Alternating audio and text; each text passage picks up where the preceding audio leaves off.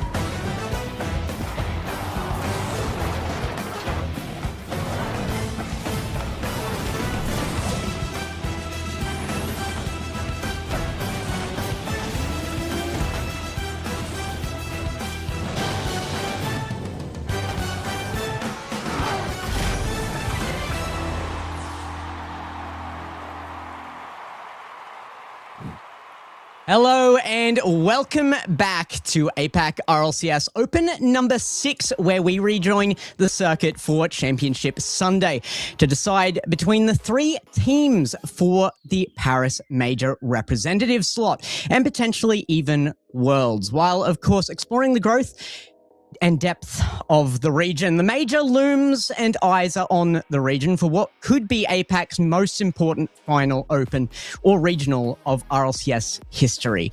Here to witness that history with me is the 2 names you'd expect to see, of course, Boy Arroyo, who's already figuring out a way to fit in the Braveheart speech today, and the resident Cash fan club representative, Rhino Casts. Welcome back, guys. Thank you, thank you. I am so excited for today. It's been a while since we've had an important grand final in APAC. It's been a while since we've had an important final event of the split in APAC, so I am so excited for today.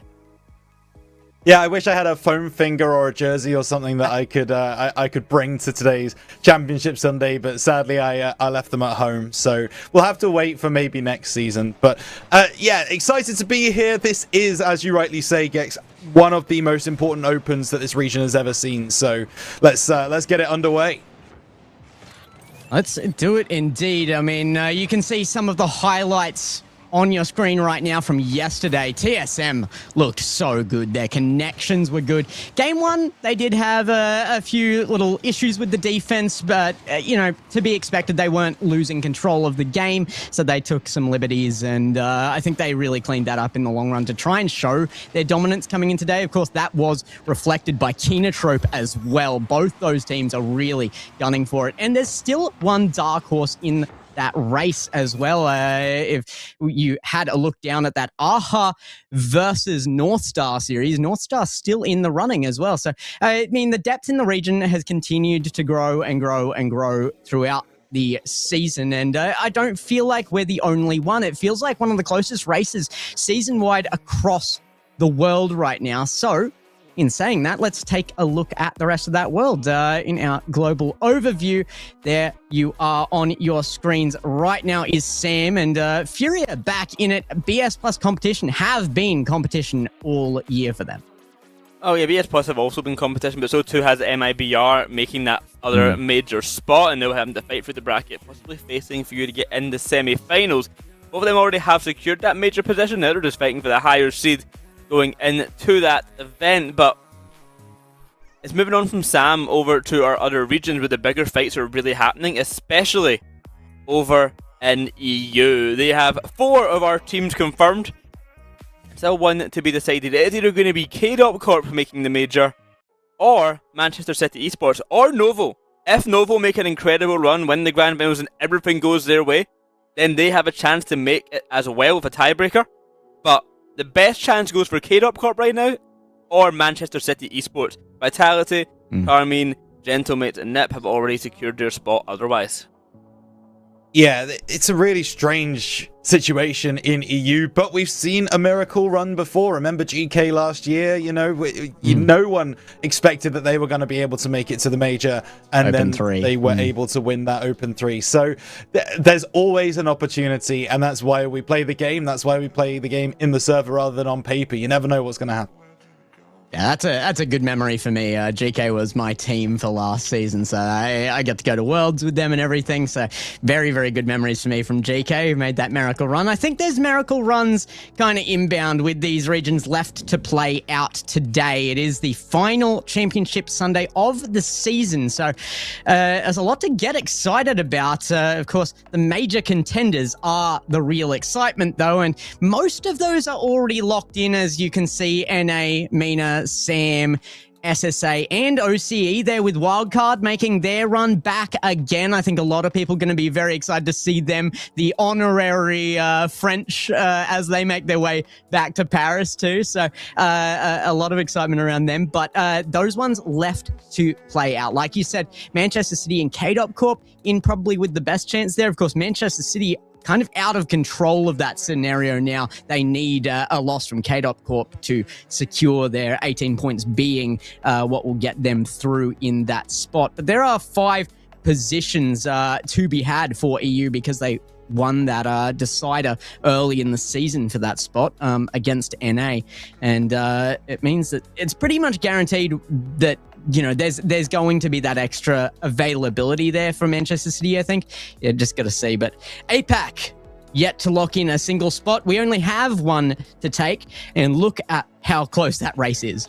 I mean, there's 4 points between first and second, and Northstar Gaming are still in with the running as well. So it is a really tight race in APAC. Of course, the main fight is between Kinotrope and TSM, but it is not out of the realm possibility for Northstar to take this. If they win the event, they're in with a good shot, presuming that Kinotrope do not come second place, and it's going to get a very, very interesting bit of a freeway tie. Yeah, if Northstar win the event, we're going to have a freeway tiebreaker.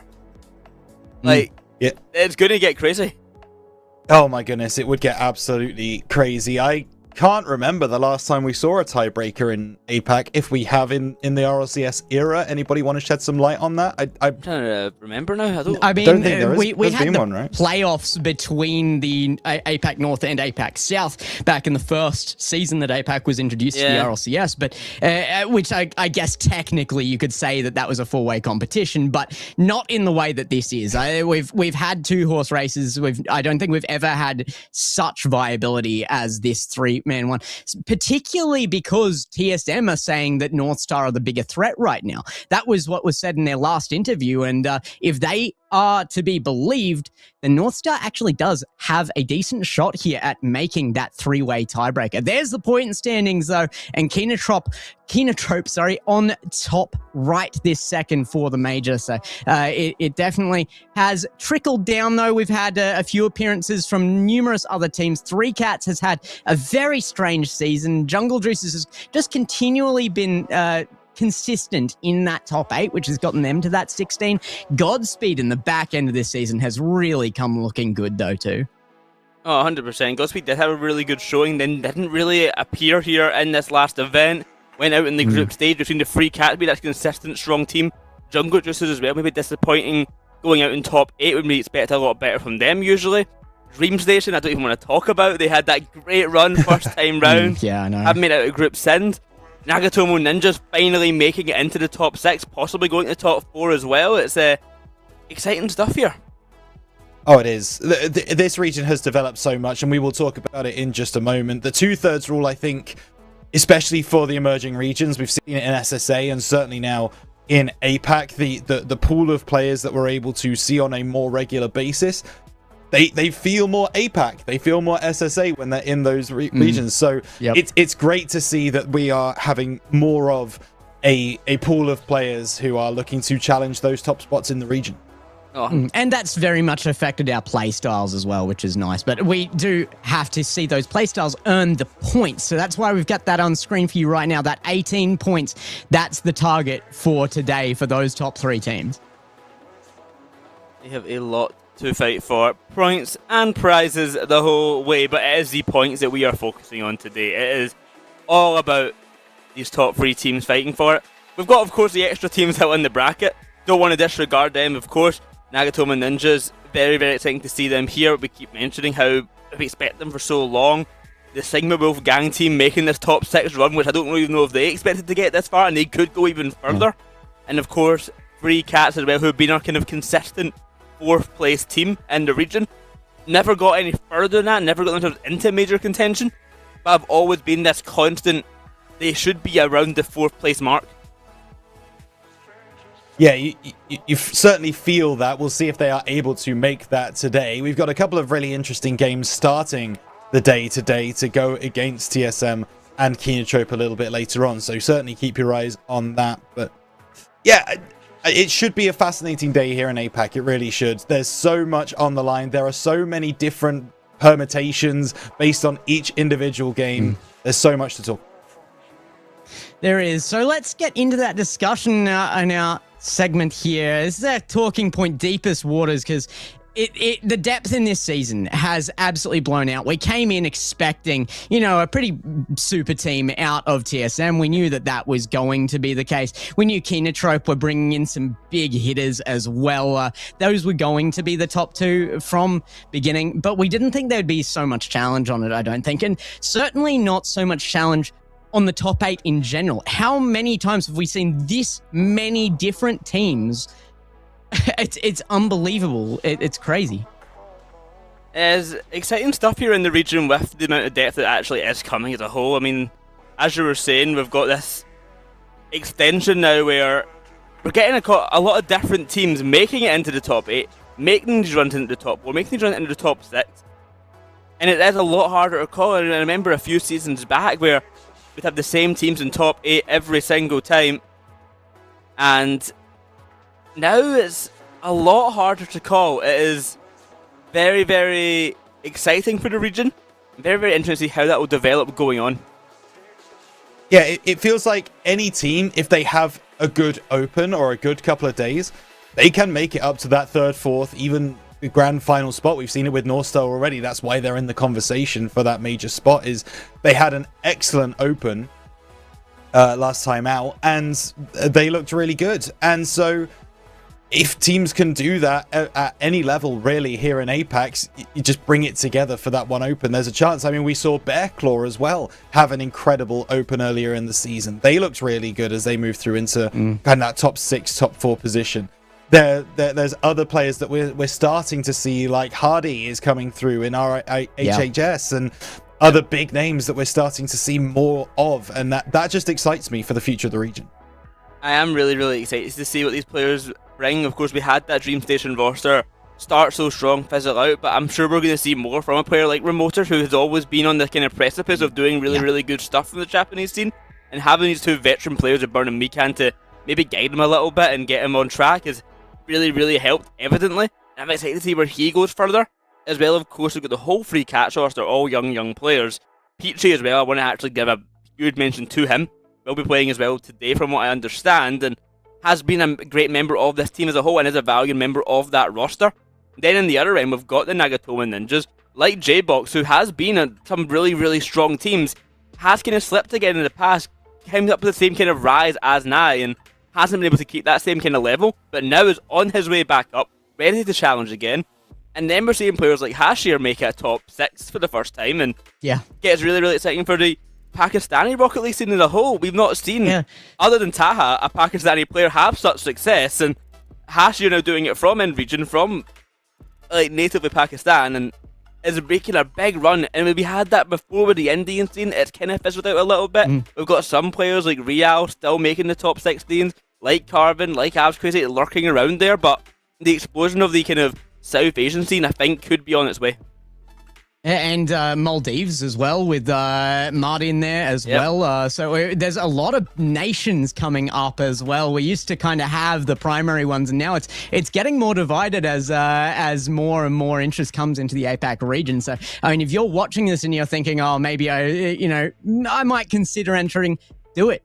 Your nations are coming up, your spots are becoming available, and the growth right now is rapid. You've got to be a part of that if you want that chance. So definitely sign up for next season. Of course, that's the only option left. But it's great to see that we still have, even in our final open, that Nagatomo Ninjas and Sigma Wolfgang coming in to show yet again difference in the top 8. It's just so much competition for it. I think with Dream Station's appearance in the top 8, we kind of thought that there was going to be a little bit more stability found out of that as well, and I don't think they were expecting to have so many teams to compete with for that spot, or they would have been there more regularly. So it is great to see that it has just kept going and going and going. But that does kind of summarize the region as it has been. So we need to move on to what it will be today. Let's have a look at today's matches and what we're going to be looking at across the rest of this. And there is only so much left to see. It is going to be the quarterfinals, the semifinals, and the grand final today. We have a lot to go through and a lot of really exciting matches. Of course, the spotlight is on these teams, Kinotrope, TSM, Northstar. But Free Cats could already upset that run for Northstar. They are a more incapable team in that matchup. And then we've got Nagatomo Ninjas and Sigma Wolfgang, who may not have the highest expectations against the likes of TSM, but for either of them to make a top 4 finish, it's their first time as this roster making top 8, let alone top 6, let alone top 4, would be a statement finish to the season, so they have so much to fight for in that match as well. Then of course TSM and Kinotrope both looked amazing yesterday, and they are trying to just go all the way to that grand final and give us an amazing match. Yeah, I mean, we're saying, the focus is on Kinotrope and TSM, but the chat is all just screaming that we're not paying attention enough to Pengoli or to Sigma Wolfgang, who the chat picked against us on and got their pick right yesterday after a near reverse sweep scenario for them. I will say as well, crazy that we're even seeing them here right now, but certainly the chat has differing opinions to us on what the focus is here on APAC on the regular. I leave you for one day and you make the chat seem like they know what they're talking about. That is absolutely outrageous behavior, right? I'm never leaving this desk again to its own devices. Clearly, there are some problems. No, but you're absolutely right in what you say. There is so much intrigue in this state because, as you say, we've got two teams here who aren't used to being in this position. They're going to have a lot of pressure on them. They're going to feel that pressure starting to build now as they start to get ready for that game in about an hour's time. And I don't know what we're going to see, but I certainly am excited to see it. It's very exciting because this Nagatomo and Ninjas team as a whole has actually got, as much as they're really young players and Kaizen, a lot of experience behind them. 2 top 4 finishes already coming the way of J-Box. Crawado as well has had some excellent results, and so too has Kaizen. Like, this is a team who have been in the top 4, in the top 2 even, I think, for Kaizen as well, possibly, if I'm remembering correctly. This is a team who knows how to succeed and has that experience against a team of, in the nicest way possible, a bunch of newcomers to the region, really. Like, they've had a few results in the past, but nothing to this extent. So it's going to be so interesting to see how they match up, because they are both insanely young rosters, and from what we got told by Omexi in our interview yesterday, very good friends. Like, these guys are all good friends and get on so well, so it is going to be a bit of a match between friends, really, is what Omexi described it to in the interview. It's just having a bit of fun about it.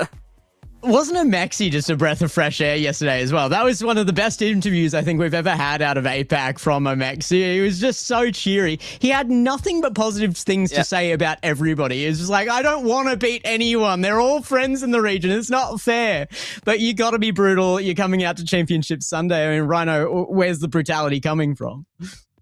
I don't know if it is, and I think that's going to be a bit of a concern, to be honest, Gex. Look, there is one thing to say. Obviously, we're playing a game with friends. You know, Rocket League is a big community game, right? You want to get involved in that, but when you are in that position on Championship Sunday, do you have the killer instincts? Do you have the competitive nature in you to be able to get past those people who you've called friends? That's what we're going to find out today, and as much as Omexi does have that nice side on interview, I hope he has a nasty side in VC today. I think you can mention this need to be harsh and to really just take down whatever comes in front of you, and I think that perfectly describes North Star Gaming. That is going to be our first match of the day against the Free Cats roster. I don't think North Star Gaming are going to let anything go by them easily. They are here to win, and they are like this little scrappy chihuahua of the region. They are always in with a chance, and they just have so much bark, and they have some bite as well, but oh man, those guys can chirp, especially Josh, or formerly known as Lunar. They've got a mouth on them, and they are here to show that they can back that up. Yeah. Well, I mean, we've got to get the day started. We've looked at the matchups, we've looked at the standings, we've looked at how many points are on the line for this, and the importance of that as well. So let's get into the first matchup of the day. You already said it. It is going to be North Star versus 3 Cats. And we did see the name matchup from Josh and Pengoli there. Ping and Pong. Taha's just tacked on the end, apparently. But I'm sure he's happy on that roster because North Star have been kicking back. They have had an excellent season in the back half of this since forming into the Paris split. And 3 Cats will have a challenge against them. Nia, Peach, and Risk. They started hot. And I don't know if 3 Cats have kept up to the standard they set for themselves at the beginning. I think more it's a case that everyone else caught up, if I'm honest. And 3 Cats have stayed the same. But of course, Valid in hospital right now. We are wishing the best for him, means that Peach will be playing. I think you make a good point about 3 Cats and maybe people catching up to them. I do also think that yesterday, although, you know, they got 4-0 swept and such, I do think they, and maybe this is a weird take to say, I think they have looked as good this regional as they looked all the way back in Regional 1 where they got second place and swept by TSM in the grand final. Because they do look like they could challenge anyone, which is why I think this is not going to be an easy match for North Star Gaming. This is going to be quite a scary one here because 3 Cats are well and truly in with a chance. Oh my goodness, in for more than a chance, I think, Boyo. Looking at history and looking at the way that these two teams play, I think this is a really, really good matchup.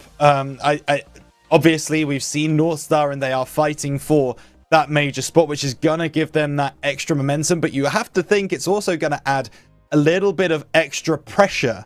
And I don't know if they've ever gone into a final open of a split with as much pressure on them as they have today. And I need to see them rise to it in this first game. Well, I think I agree with some of your points there, Boyo, but the fact that everybody is caught up is what is scaring me for 3Cats here.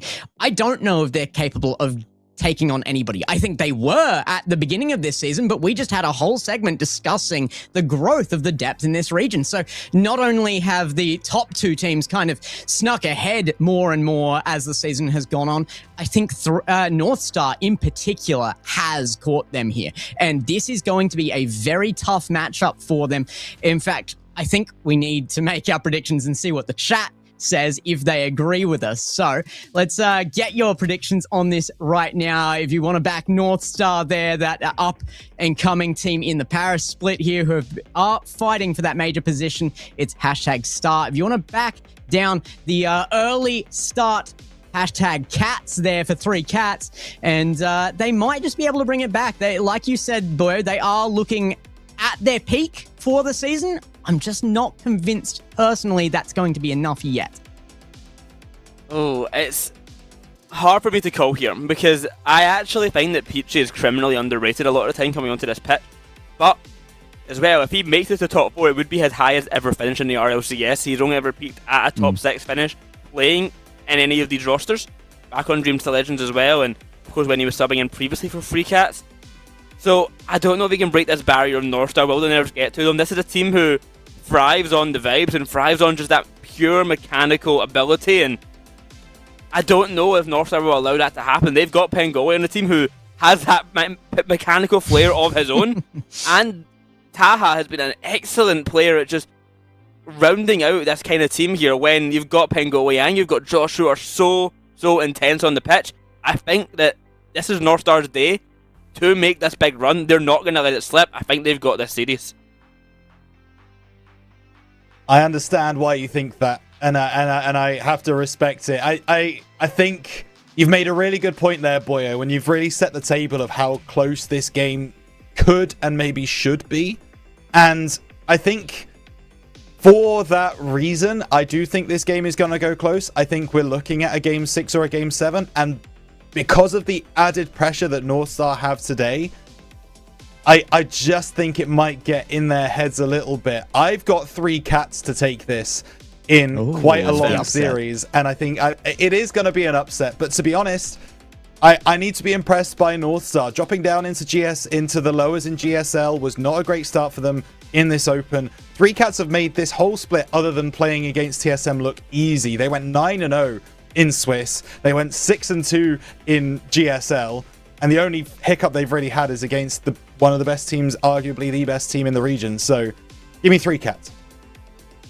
You said 4-3, right? That was the the one from you, Rhino. I'm going to back you up on that. I'm saying 4-3 as well, but I'm going to flip the table on this. I think I'm going to go North Star, and 3Cats are not going to like this, but it comes down to the same old, same old. I still think the communication and the teamwork lacks a little bit when in comparison to North Star. Not every team in the top 8 is going to match up to 3Cats even on that front, but I think North Star does, and we've seen them meet up time and time again. Yesterday, they looked fantastic. I think they're going to carry it through again. 62% North Star to 38% 3Cats. Yeah, I think that's fairly... Yeah, I think that's fair. I think that's what we're representing on desk too.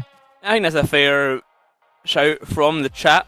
I find it quite representative of this game incoming, but I mean, speaking of, we will be getting into that game very, very shortly, just having to have a quick little change of some things, but with the North Star and 3Cats match, it is the start of North Star's possible miracle journey. They are the massive underdogs to make this major spot. They need to win this event, win every match from now on. And the one thing they have in their way, even if they win this match, it's Kinotrope, the one team that they have never, ever beaten in the region. So they've got a big hurdle to get through of 3Cats, and a bigger hurdle to get through later on if they so make it that way. So this has got to be a good series for them to get that mental in check for the rest of the day. It has to go well for them now, or else I don't see them making the run later on. So they have to do it now. Yeah, I agree. A long series actually against Three Cats here is not going to be great for North Star, right? They almost need to get this done in 4 or 5 to have that momentum and have that confidence. Although saying that, I don't think this team is going to be lacking confidence anytime soon, guys. Yeah, very, very fair on that one. Of course, we do have that match up and coming. So, I mean, look, this is going to be close. I think that one's fair. Boy, you've given it the least fair prediction there between the two, and that's still going to be a game 6 from you. So we're all expecting greatness from this series, and you guys get to watch it. So I'm going to leave it in your capable hands, and I will see you on the other side of this first matchup of our Championship Sunday. Enjoy. Thank you very much, Gex. Rhino, it is a great pleasure that I get to say welcome to our first series of Championship Sunday. It is North Star Gaming coming up against the Free Cats to make that run to the major. North Star Gaming, it all starts here. But Free Cats are in the way. Can you take them down? Such an important game to kick us off on Championship Sunday here in Open 6. Get loud, chat. You are all here to witness history in the Apac region. And North Star looking to provide that history-making run, but Risk not willing to give them a freebie. That goal will not count. Pengoli was AFK from the kickoff. We will have to start again. You know, we've been talking so much about the Pengoli reset. Maybe the real Pengoli reset is just resetting the game when the first goal was scored. Sets AFK, Pengoli reset incoming, here we go. No, but yeah, I think you might have been a few issues there. We'll get that one sorted out in a little moment. Who knows what's happening? The whole intro means absolutely nothing now. The whole intensity, who cares? We're back to talking to just little us two. But Free Cats against North Star Gaming, it is going to be a match where Free Cats, I mean, we've talked much about what North Star need. What do Free Cats actually need to win this one? Because they've got this mechanical beast of Risk. They've got Nye as well, who has been to these great heights and getting these great finishes alongside Risk, getting top 2 in the split 1. Nye as well playing with Josh in the past and having these great runs. He knows how he plays. And then Peachy coming in as the sub. What do they need to do, Rhino, if they want to take down North Star? They need to have fun and enjoy themselves. Boy, they need to not get inside their own head about the result necessarily. I'd like to see them be very aggressive. I'd like to see them challenge North Star quite a lot in those early 50s and around that midfield line. Try and get a lot more pressure and possession against the North Star side that are already going to be feeling the pressure of the day. So for me, the more you can apply pressure to this North Star roster, the better Three Cats are going to perform. 100%. I mean, if they can get into their groove here, I think they can run a game very, very well. We saw it, you know, all the way back, and I'm going to keep harping back all the way to that regional number 1 where they did make this great run, and it was because they were playing their game. They were having an excellent performance in that regard where they were just in it to win it, and no one could really stop them in territory. Open number 2 actually, where they went in this run, they took down a team like Kino Trope, and they were dominant because of how confident and how comfortable they were in that kind of situation. If they can find that same comfort, they don't have any pressure on them. They have got, other than the placement and points, and prize pool, they've got nothing to play for now. And it may be a big benefit for the Free Cats because they aren't going to have the nerves backing that. And I think there are definitely some people in the community as well who have that mindset of, I'm going to spoil your celebration as well. You kind of have that in the back of your head. Like, if you beat North Star here, they're out of the running for the major. And saying that you were the ones to stop that run, that's actually a little bit of a feather in your cap, you know? You've stopped a major contending team from getting to that point by beating them in top 6. That's not nothing. So I think Three Cats will have that in the back of their minds as well. Well, from what I see, we should be getting underway very, very shortly. I think Pengoli just had some internet issues there. I think he had a bit of an internet crash from what he had said himself in the Twitch chat, to be honest. So it seems like it's all better now by the virtue of the fact that he responded himself. So hopefully back into things very, very soon. Our first match of the day, a quarter-final matchup of North Star Gaming against the Free Cats. Not the Free Rats, they're nowhere to be found. The Free Cats are here to take their throne. The Cats beat the Mice. And The quarterfinals we go. North Star Gaming against Free Cats. This time for real. Yes, okay, they're all moving. This time actually for real, Rhino. Free Cats against North Star Gaming. Let's go. Now with a little bit of an early challenge. There's going to be Peachy, but it leaves it to Josh, and that's an opportunity right from the go. And oh my goodness, that's not a great clearance. The shot is wide, and everybody just needs to warm up a little bit. Maybe Josh has warmed up. He certainly has. What a manic start to this game number 1. A chaotic first 20 seconds there. That ball got pelted to every part of the Free Cats net it could find. The post, the crossbar, the back wall, anything else it could find. But finally North Star find that goal. Only 20 seconds in and already 1-0 up. And now looking for another. Pengoli goes over the top, but he's intercepted there. So Josh will take over the top. Again, not really getting the reset. Free Cats clear their lines, but not very far. Pass to the back post from Taha. Isn't going to find anything else. Peachy down the right-hand side, intercepted by Josh.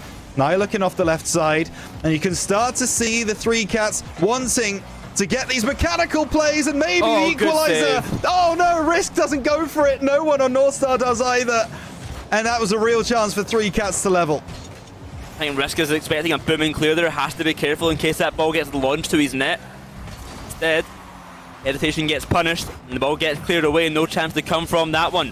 1 minute gone.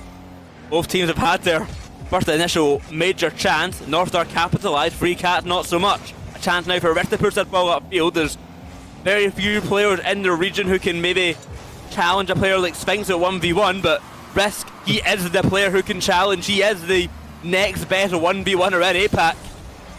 You see if that skill comes to fruition today and kind of find Free Cats these opportunities.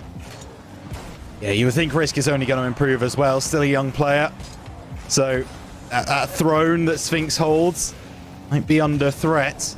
Taha, right-hand side, won't get a second. He's got no real help either. So the clearance in from Three Cats. Josh having to move back towards his own half, keeping possession and under pressure immediately, but still able to break free until the Three Cats challenge on the halfway line. Down that side, but nothing really happening, and now Three Cats trying to find that pass across. Peachy's up, goes wide. I'll say if there's one player on North Star Gaming who makes it clear that he wants this so much, it is Josh. He has been in this region for quite some time, and he has had so many highs, but never did his chance of making the major like this opportunity now. Like, he wants this bad, and he is going to fight for it, and he has made that abundantly clear. Has, and now Taha, right-hand side. I don't think anybody from North Star would tell you that they don't want the opportunity to represent APAC at the Paris Major. That being said, they have got to get there first, and already Three Cats are putting up a good defense. Josh forwards, sent long by Risk. That one is going to drop in, but Taha makes the save at the angle. No, Taha, a double save on the goal line. North Star really wanting to clear their lines. They're not really able to, and now Peachy going to be able to block them on halfway. Risk just waiting on the boost. He does finally get it, but he's not under any pressure. So now going to try and use those mechanics to his advantage. Nye over the top, cleared away by Taha. Just pitching in around that back corner. Beaten to by Risk as the ball falls out to Nye once more. Taha. Big clear upfield over to Pengoli.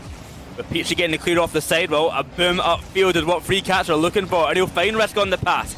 Quickly cut out along the way here, North Star Gaming, although facing a good bit of pressure now, have dealt with it really well. They've been able to disallow any major chances coming the way of Free Cats and find a counter-attack when possible. Here's Risk though.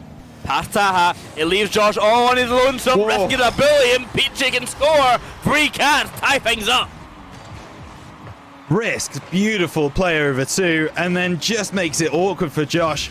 Makes it really difficult for him to get back. I mean, Josh didn't have any resources anyway, so it was going to be tough to make a save.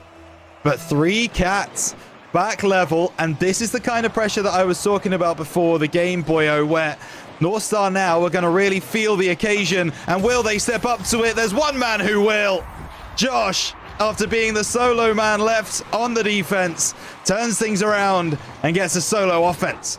It's a great bump there by Taha. Nye had an easy clear, and Taha just snipes his car out of the way, launches him long, and leaves an open opportunity for Josh to play that one solo. 2-1 now. North Star regain their lead after only about 10 seconds of having an equalised game. Clearance on now with 1 minute left to go. It'll be Risk looking to try and make a play once again, but cannot get the reset, cannot get it past Taha.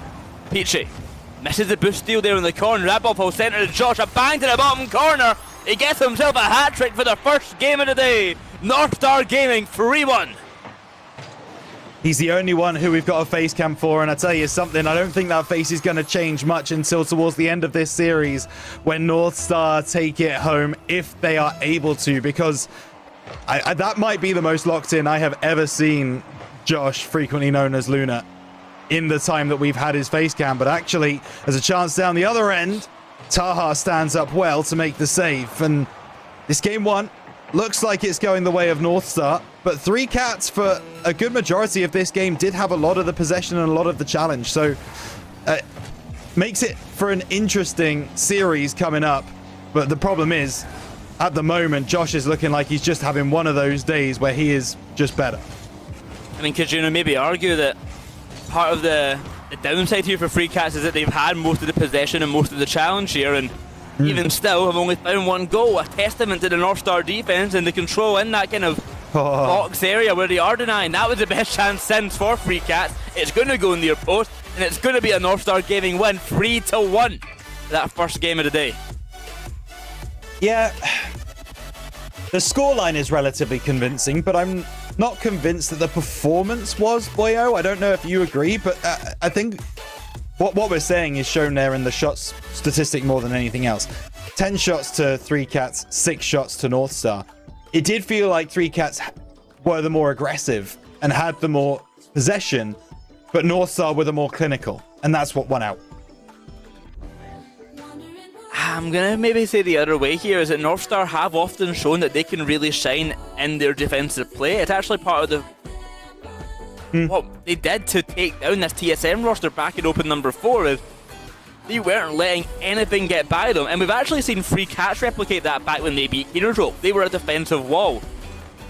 Defense for these teams, and Apac in general, doesn't come very often. So when a team is really strong defensively, and they can take a lot of pressure, it means that when they get on the offense, they'll catch you out of position and punish you in those situations, which I find North Star have been really, really good at. Can they keep that up? It is more difficult of a task because they end up playing a lot on the knife's edge, where they give a lot of space to the 3 Cats, trying to wait for them to make a mistake, trying to wait for an opening, playing more reactively. But if they can hold that kind of position and disallow those opportunities for a goal, then they are going to run away with this series, getting those counter-attack plays. Yeah, I do absolutely understand and agree with what you're saying. So North Star looking to set the wall up once again. Catch 3 Cats on the counter, and they might have done it already. Josh down the right-hand side, maybe needed an extra flick, an extra bit of speed on the ball that never came. So, excuse me. So 3 Cats get away. Round the back, well, it will go. The big launch away over to Risk. Both of these teams have had great runs in the past, but never found the championship. Could this be the day to make it different? Peachy for control in the back line. You'll find the pass off to Risk with a push upfield. Quick touch there by Josh. Sends it onto net, saved by Knight. With the help of Risk pushing this ball upfield, it could be dangerous. Taha is back for defence. More danger in the back lines for the side of North Star, and it will be Knight to send this one home. Peachy doing great work on the left side, gets demoed for the cause. Risk beats 2 on the backboard, and then Knight could just pick his spot. Top left, top right, didn't really matter. And 3 Cats lead game 2. 1 minute gone, and it's 3 Cats this time to find the early lead. The ball falling in possession of Risk. You might look for a bit more, a bit of a miscommunication there maybe between Risk and Nye with that pass. I like the idea of it, but a little bit too close to make any kind of receive on that. Josh, he fakes out 2 there, leaves an opening, the pass to Taha. That is a brilliant bit of play from North Star Gaming. It's a poor bit of play from 3 Cats, if we're being honest. A double commit going up for that play. Don't get me wrong, it's brilliant from Josh to be able to just knock that down to his left-hand side, find the free man. But 3Cats are going to be really upset that that one's got past them because it was completely avoidable. If they had 2 players back on defense rather than 1, that shot likely does not come through with the efficiency that it did. North Star back in the game off the back of a 3Cats mistake. Off to the side wall. We're falling over tonight. Trying to find that lead once again as it bounces off the side. Josh is already up. That is a wide open net. We talk about them punishing bad defense, and that is exactly what they have done. North Star Gaming 2-1. Yeah, the efficiency again. The way that they are just clinical with these clears it's suffocating almost for 3Cats, because 3Cats are going to feel like they have to spend so long to set up each of their individual offenses and plays and take 3 or 4 shots in order to get a goal. North Star down the other end, as soon as that flurry of offense is done, oh no, is that the right decision? It ends up being. But yeah, as soon as that offense is done, North Star have 1 attack. They get 1 shot, and both times so far, they've scored a goal from it. Well, saying at night, we talked about the defense from North Star. He actually was that kind of shining light in the path defensively for the 3Cats, and you maybe see bits and moments of it coming out now when he is in that back line, but the issue is they're getting forced up too much and leaving so much space for North Star when they make these mistakes. That is a brilliant shot by Josh. He is here to strike today. Third goal for North Star Gaming. It's 3-1. I think if there was a player to pick out on North Star who can stand up to the pressure of a day like today, I think most people would suggest that it would be Josh. Definitely has the confidence behind him. He's a very, very confident player, and he's showing it in the server today. Every opportunity he's had, he has buried. And you also saw the intelligence of that fake earlier. He knows when to team play and when to solo play. And that is a dangerous combination, but Peachy will bring 3Cats back into it. Remember, they got the first goal. It was then 3 unanswered by North Star. But now 3Cats do have a way back in this. Quiet game from Peachy so far. Getting into the groove of things now. Finds a goal back for 3Cats, but they still trail by 1. 2 minutes to go for game number 2. There are plenty of opportunities still to come for both of these teams. And 3Cats making the most of it, tie things up. To the back ball it will go. Peachy looks for the clear away. Josh, just trying to play disruptive here. Get in the way of things and cause a little bit of confusion for 3Cats. Let them make the mistakes and just capitalise when that opportunity comes. Pengoli dives on in, can't find a touch on that. We know the distance here, but he has no boost. Taha knows that. He's in position, ready to launch that ball upfield. Risk awkward in the corner. He's got 0 boost as well. This is where North Star starts to suffocate. Looking for the bumps, looking for the chances on net, looking for that control. Josh just stalling for time now. Trying to allow some positioning to come out for North Star, but they've lost a lot of ground. Rhino, 3Cats starting to develop an attack. Yeah, they are, and there's an opportunity. Peachy on target, well, off target, just over the bar, but follow through couldn't make it either. Knight into the middle, no one's up there from 3Cats, and they will rotate backwards. Josh, let's try and take some possession. We'll do a good job of it. Pengoli now off the right side. We've not seen what we're calling now in Apac a Pengoli moment yet. Hopefully we will be able to at some point. Off the right-hand side. It's forwards. It's dropped down.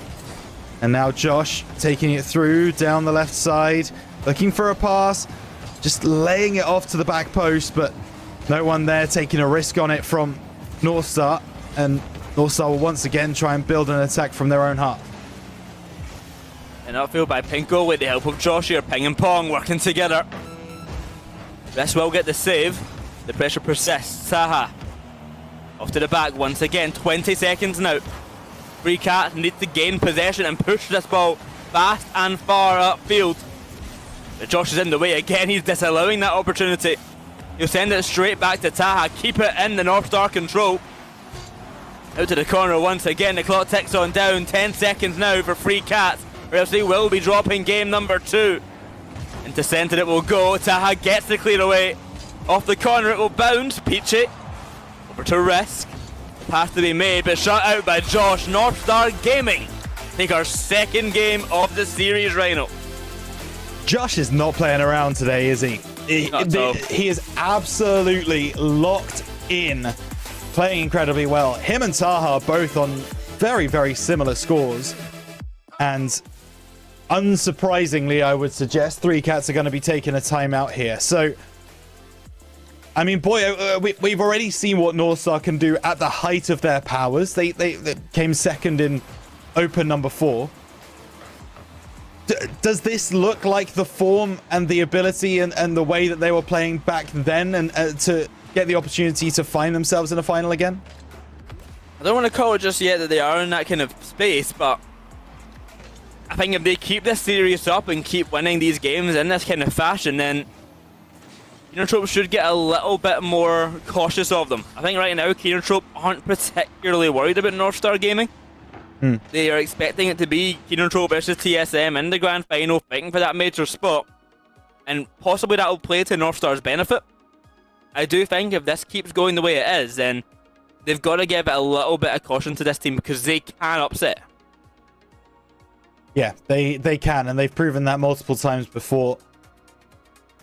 What do you think at the moment, Boyo, 3Cats are going to be discussing? Because I don't think they've played especially badly. They have just made a couple of individual errors on defense that have been giving Northstar a few too many goals for my liking. Is that what the only thing they really need to tighten up? I think they have got to honestly change the game plan in general. I think they are going hyper aggressive here, trying to make plays happen, and they're getting punished for it. They're getting caught out in defense. They're making defensive errors because of that. And I think down on the other end, if they play a more defensive style like we are seeing from them in the past, where they actually shined the most all the way back in that Open number 2, I think that is where they might actually make this Northstar team struggle, because their defense is so good. During this timeout, if we see a change of pace on them, it'd be lovely to see. If not, though, then they've got to just clean up these errors that are happening, because as you're mentioning, it is a lot of unforced errors that are causing goals coming the way of Northstar. It is. Well, moving into game number 3, the timeout buff needs to come through for 3Cats if they've got a say in this series. But Northstar, they keep doing what they're doing. They will be a challenge for anybody in this region moving forwards in the final Open of the season. As now Risk over the top, looking to follow through, but no, Pengoli gets the clearance away. Josh is straight into the attack. Northstar Gaming, they are feeling confident, and understandably so. We mentioned already, Josh, game 1 got the hat-trick, game 2 had an excellent performance as well. He has been here to play, and then it's in these kind of standout moments where you see Josh really get to a different level. He lives for the pressure, he lives for the high intense moments, and this is exactly what he wants. It is. And now Nye over to the right-hand side. In to get a challenge, but intercepted by Pengoli. A quiet series so far from the Aussie, but you just get the feeling that won't happen for the entirety of the day. Josh over to this right-hand side, fakes one, passes middle. Josh again with the extraordinary play. This time it doesn't come to anything for Northstar, but you can see the way that the cogs are turning. The team play that Northstar are finding, it's just a level above right now. They're making so many great plays in front of net, and 3Cats are having to play reactively here in very uncomfortable positions. They have made it work for now. Nye got a great save on that chance by Josh, barely avoiding that bump. And now finally a moment of breaking free. Peachy into centre, but a demo found and no one there to receive it. Nye beaten to the ball by Josh, and all the way back to Peachy. In comes Taha diving by. Reverse sending this ball along. Try and get another touch on it. Try and get it past Josh in the 1v1. Whereas all 3 players dive on back. That 1v1 quickly becomes a 1 versus 3. Yeah, it sure does. Risk trying to keep the pressure on, but with limited boost, it's difficult to do. Sometimes you have just got to take your medicine, go back and get the boost, reset, go again. Risk off his own backboard, has Peachy in front of him. Will use Nye instead, moving through the heart of the field as Pengoli picks it off and plays it into the corner. Now Taha, bit of a heavy touch, gonna invite Risk into the play. Backboard, double, no, but is there a follow-up? Not really. Pengoli should be able to clear this away. 3Cats really building a lot of pressure, but not getting a lot from it. Long as we've been in one of these games so far without a goal getting scored, half the game gone, we remain 0-0. It will fall out tonight.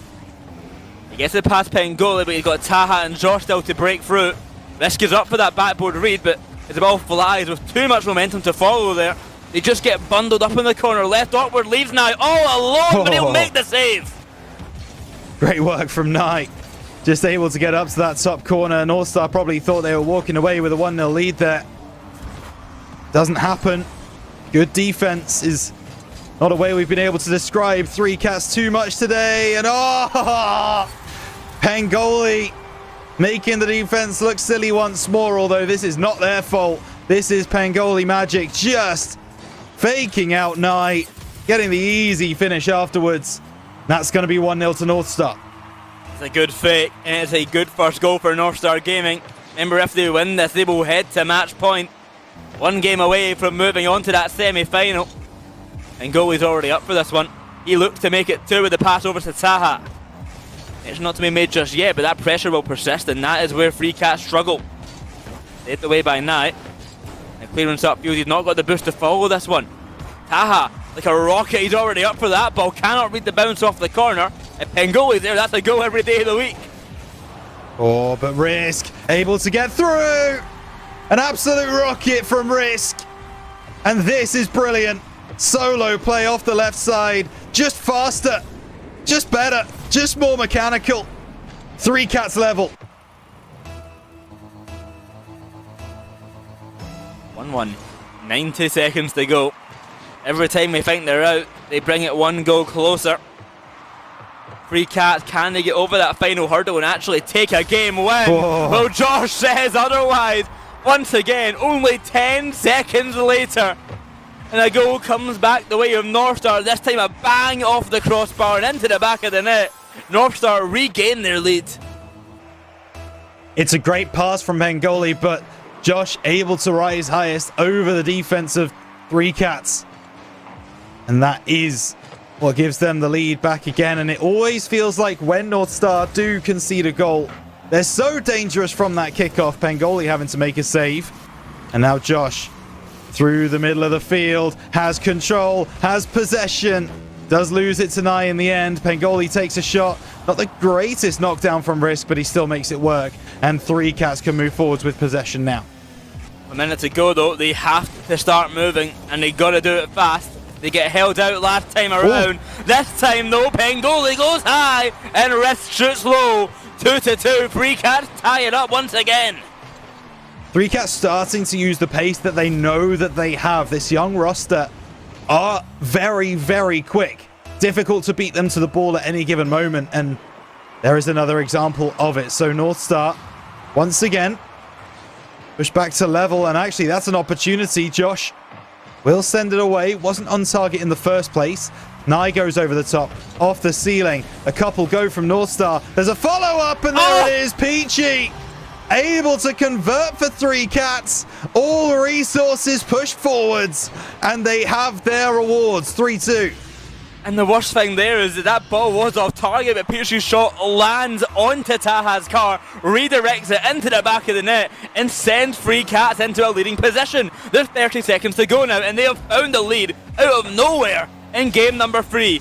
Pengoli's up though, wants to regain this game, send it back to even. Shot on net will be saved by Peachy out to the corner. Here's Taha looking for Josh, finds him, and it's of course going to be Josh who scores. This is 3Cats. Just hold your nerve. Nye off the backboard. Does not read that.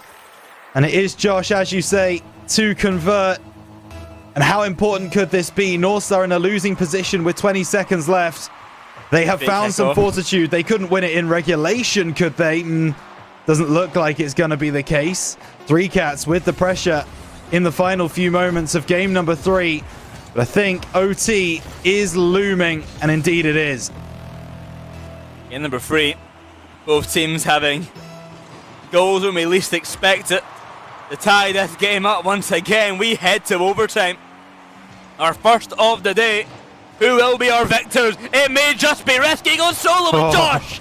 He's calm and collected, he stays low. And now Nye has to run. Pengoli takes him out. It's Risk on, he's lonesome, he can make the diving save. But the pressure persists, the ball falls centre. Peachy gets it away, but here comes Pengoli. He'll send it high.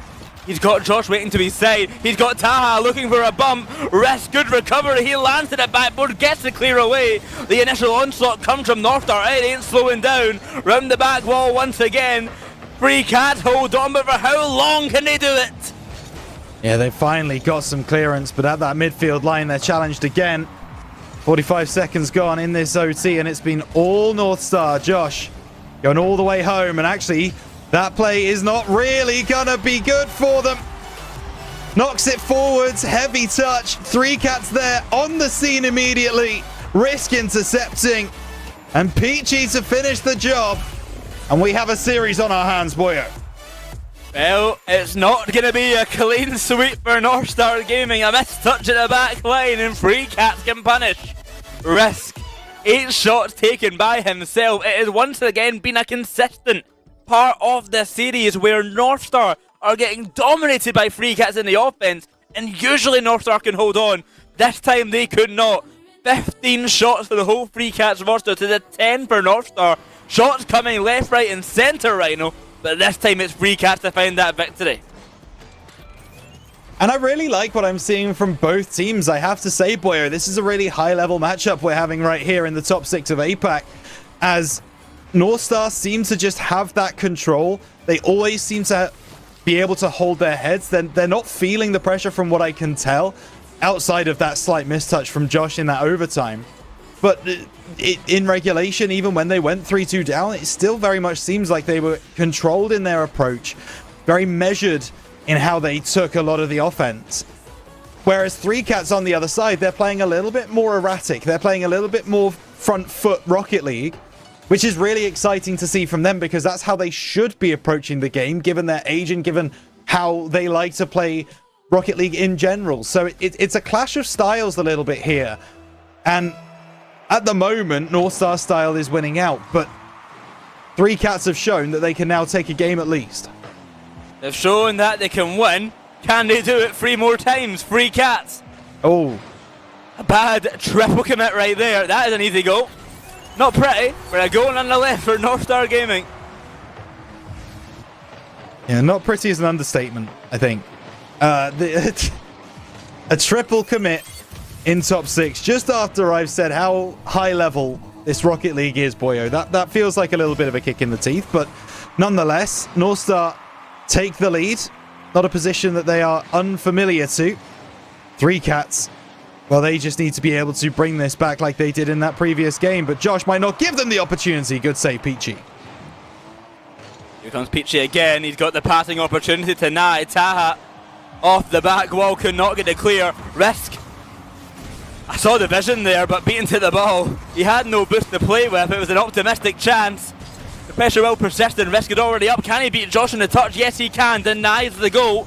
The pressure will persist. Here comes Taha, looking for a pass, looking to find that touch once more.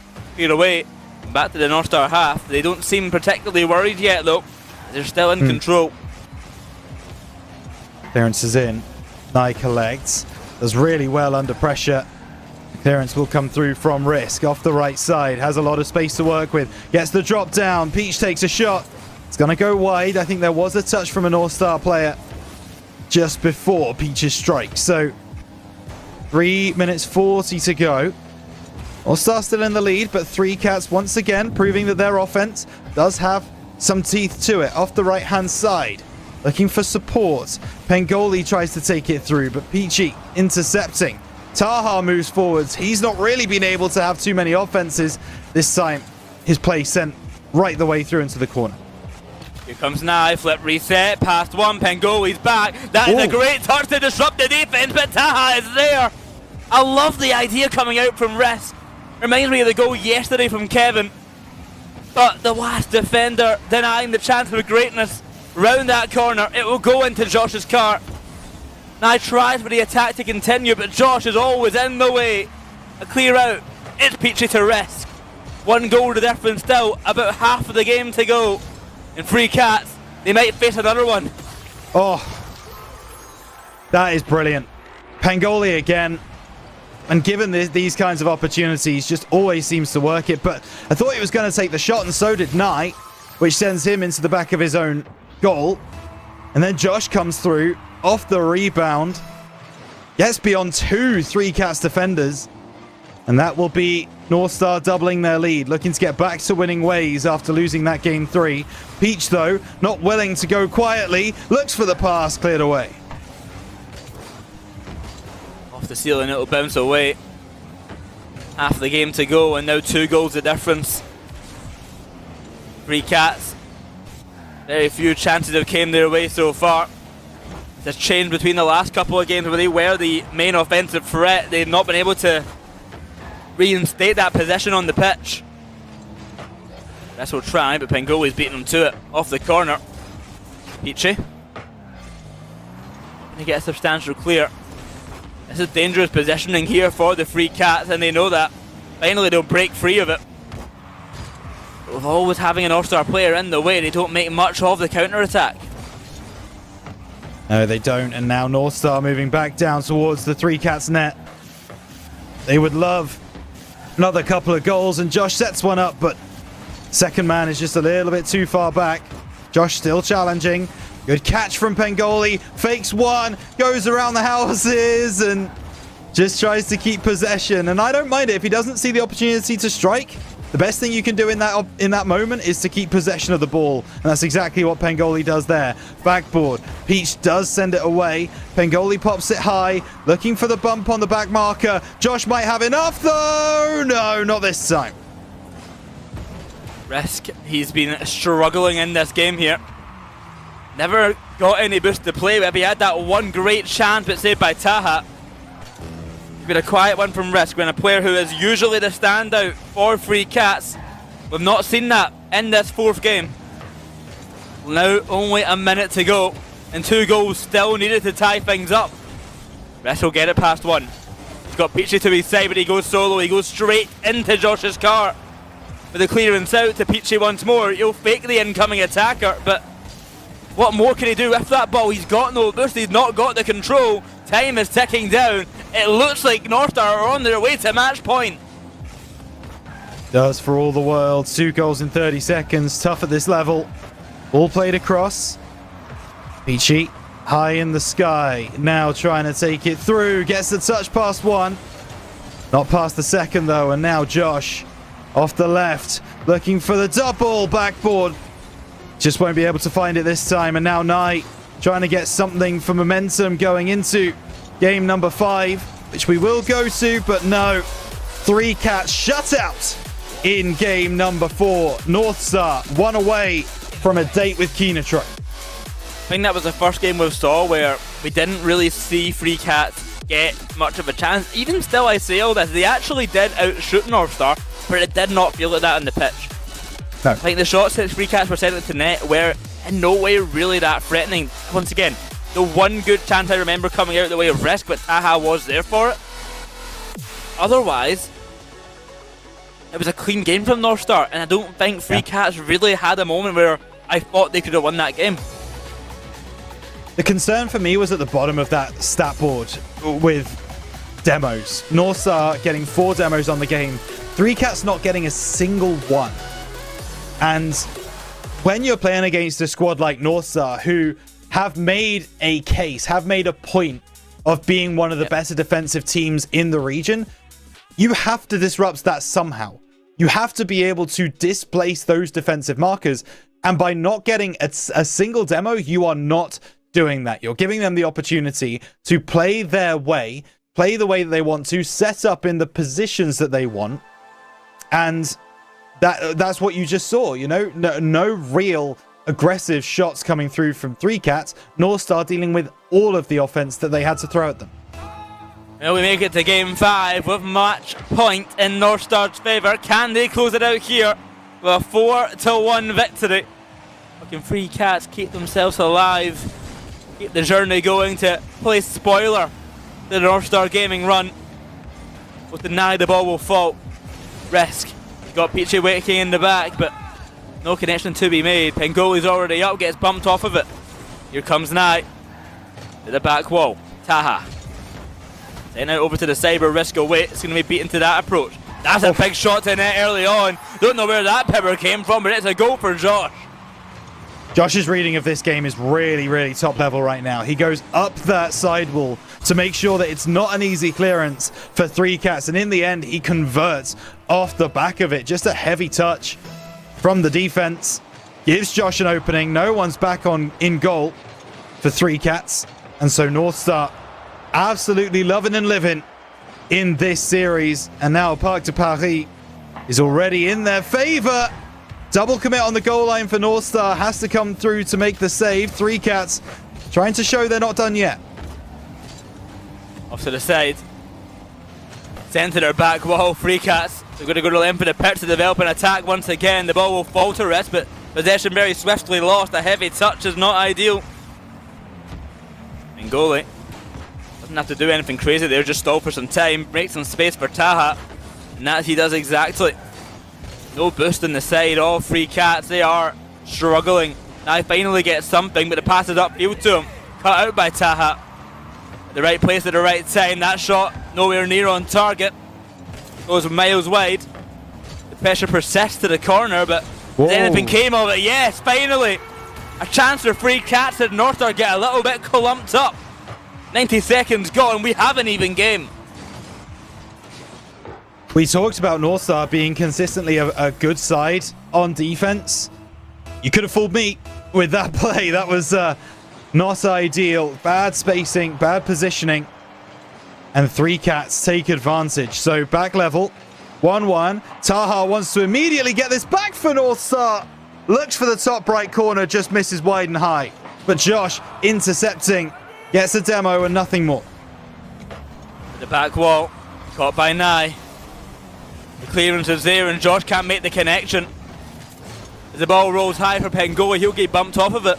Peachy into centre, it'll be bouncing away from the back wall. Pengoli once again in position, but he can't make the connection this time. Nye. Beaten by Taha. Josh is up, but so too is Risk. He gets the reset to try and go the distance solo. That's an optimistic play. A pop shot to net will force Pengoli out of it. But Peachy, that might be an own goal. Oh no, Peachy, it's disaster! It just looks the whole time like it was going to go. Pengoli moves forwards. Peachy's trying to get the challenge.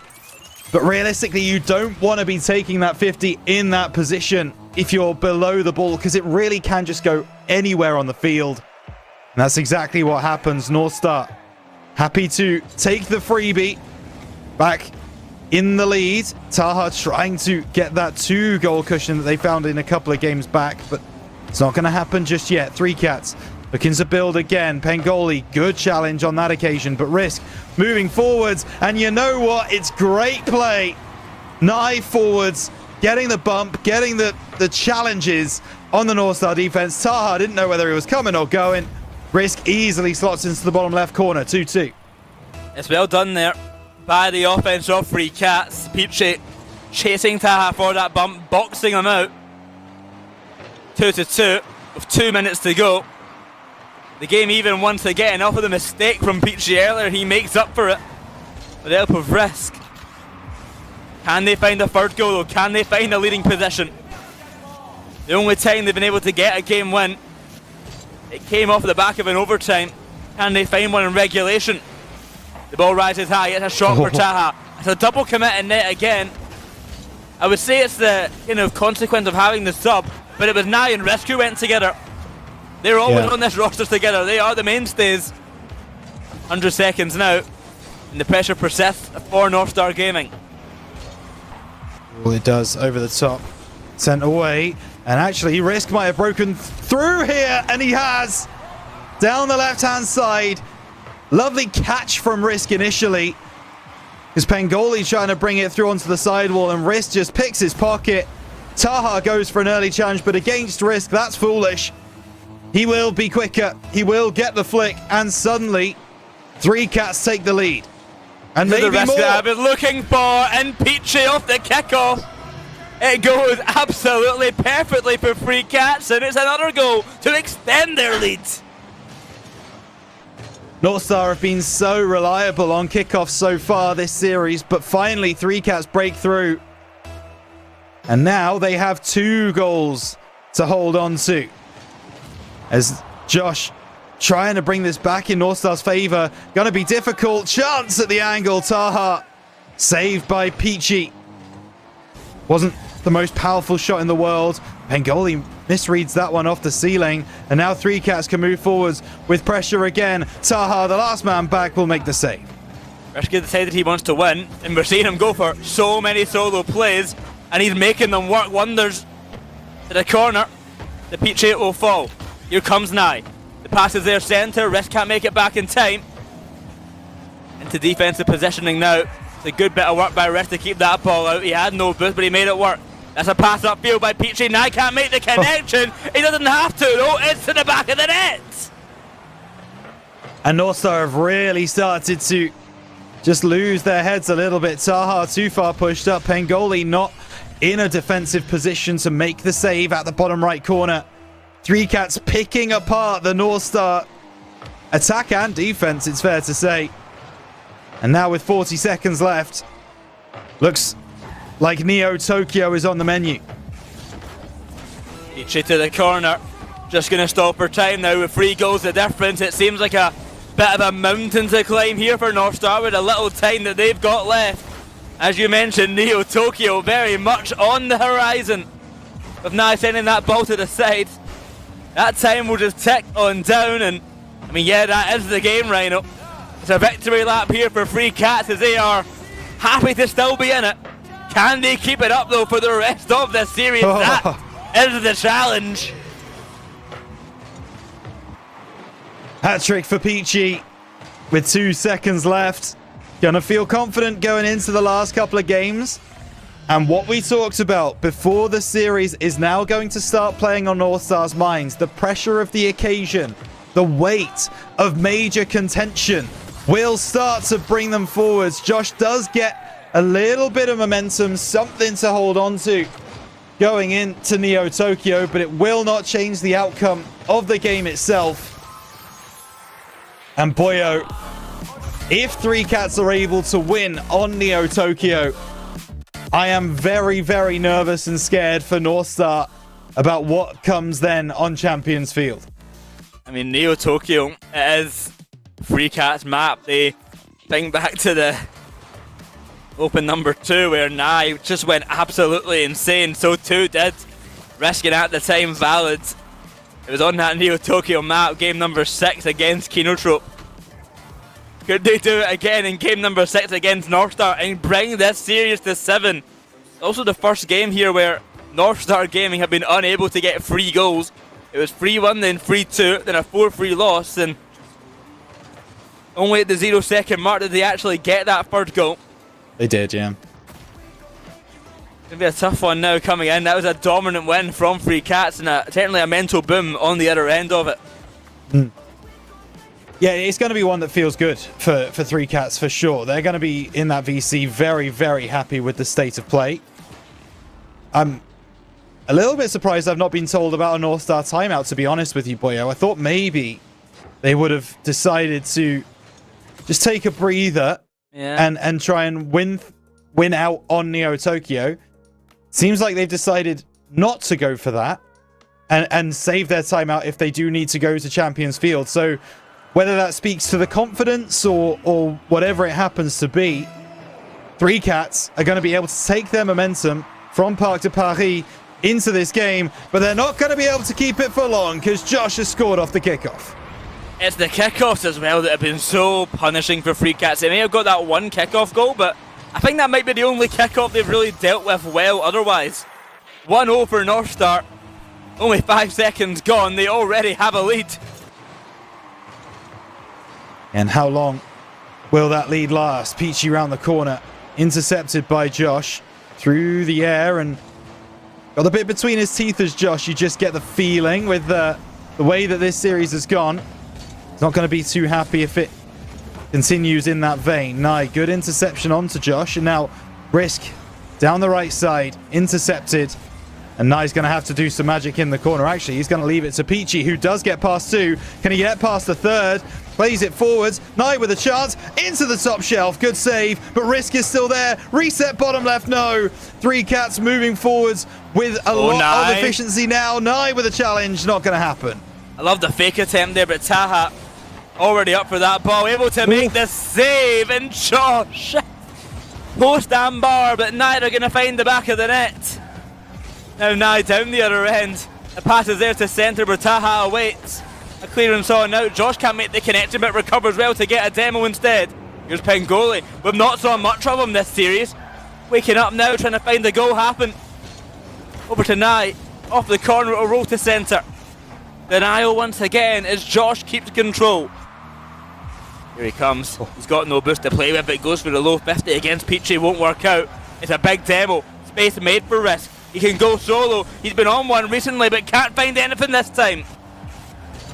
Yeah, Risk always looks dangerous when he's moving forwards with the ball on his bonnet. Interception here by Knight. Pinch forwards. Josh gets past 1, gets past 2. Won't get past the 3rd. Knight back in a good position and gets the demo downfield as well. North Star trying to keep the pressure on. Pengoli going to misread that one though. High pop. Taha intercepting. And now Josh down that left-hand side. The danger man so far today for North Star. Intercepted by 3 Cats. And they're going to try and build another attack. Challenge does favour the 3 Cats, but in the end, North Star still bring it away. Pengoli looking for one of his solo plays. Can't get it done. Comes Risk. He's got no boost in the tank. The wall dash has got him a good chunk of the field made up there. It's then all the way back to his half once again. Looking scarily similar right now to game number 6, where 3 Cats are just not finding anything substantial. May face another one here.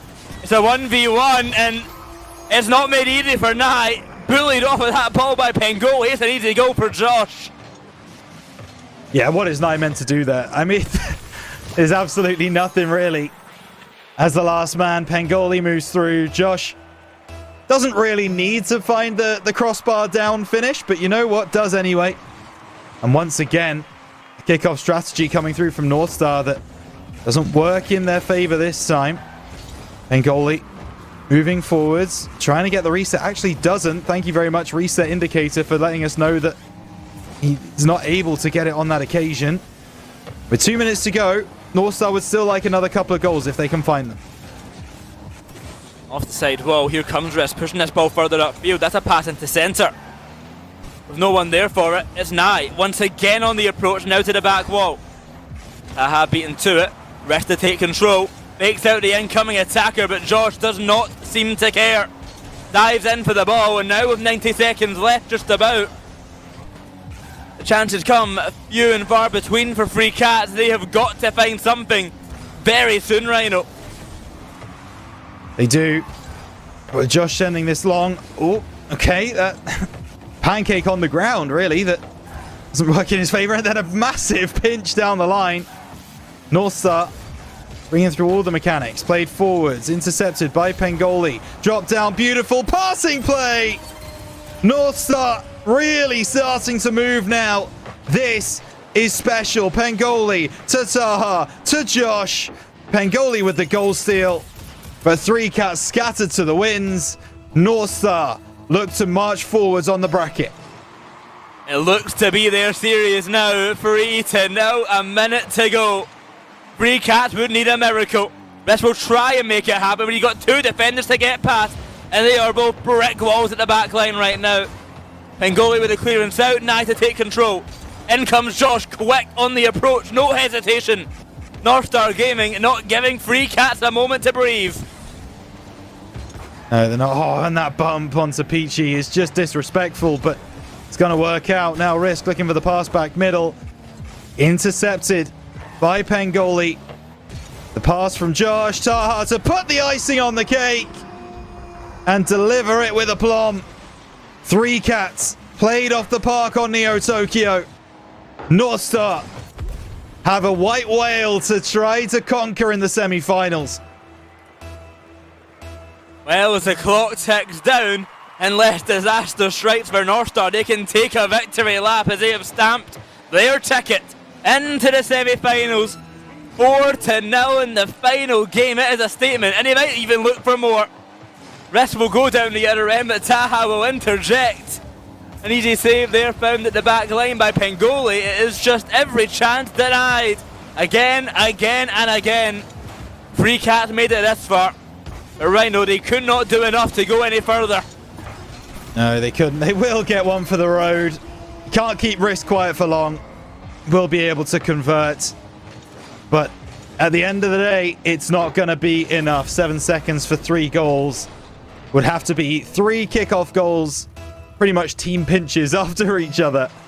Which, yeah, just... Oh, okay. Northstar just going to give it to their opponents off the kickoff. And, yeah, that just slows the game down. Take some time off the clock. The ball will drop. Northstar take the victory. And, well, they make Boyo actually look intelligent, which is very annoying. It is a win for Northstar Gaming, and Pengoli and Josh sharing the MVP title for the very last game. Free Cats, their time in this season of the RLCS ends here. And Northstar Gaming move on to the semi-final, where Kinotrope awaits. Or is there any more dangerous character in Apac than Josh with a revenge arc on his mind? I don't know if there is. The one team they cannot beat, they have not beaten, now stand in the way of Northstar and a potential qualification into the major. Well, 3 Cats put up a good challenge. The games that 3 Cats won were relatively convincing, I would suggest. Actually, there was an OT victory, wasn't there? But the other game they won was pretty convincing. Yeah. And so you just wonder whether Northstar are going to be able to use more of the opportunities they had in the games that they were able to win and win by a fair berth, as opposed to the games where they didn't quite look as good. Well, it's all going to have to come to fruition later on today for Northstar Gaming. As we said, 3 Cats, that is their time. And this season of the RLCS over, they finished top 6. To end off this season, Northstar Gaming move on to that top 4 position. But right now, we need to find our last top 4 team. We've got 2 underdog stories coming our way. Which one of them will make the biggest Cinderella run? We have Nagatomo Ninjas against Sigma Wolfgang coming up after the break.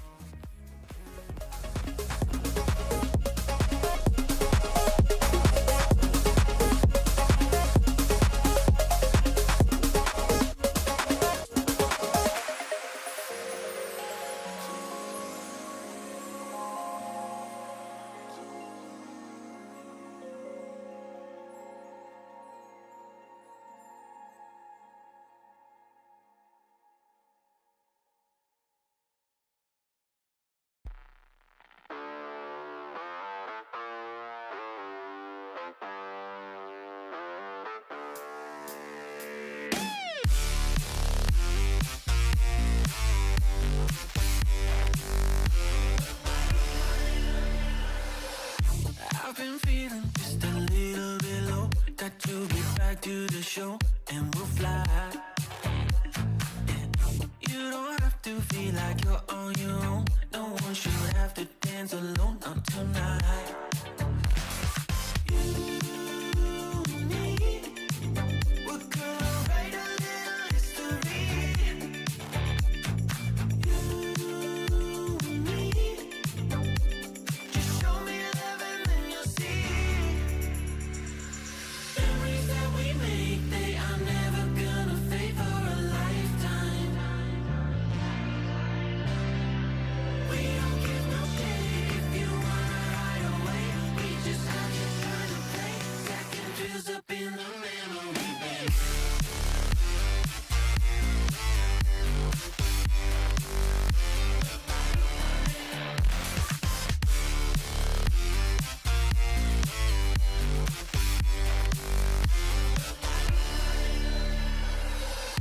I've been looking for somebody to make memories in the bank forever in time. There's no reason to be hard to find, 'cause we've already lost our mind. You and me, we're gonna write a little history. You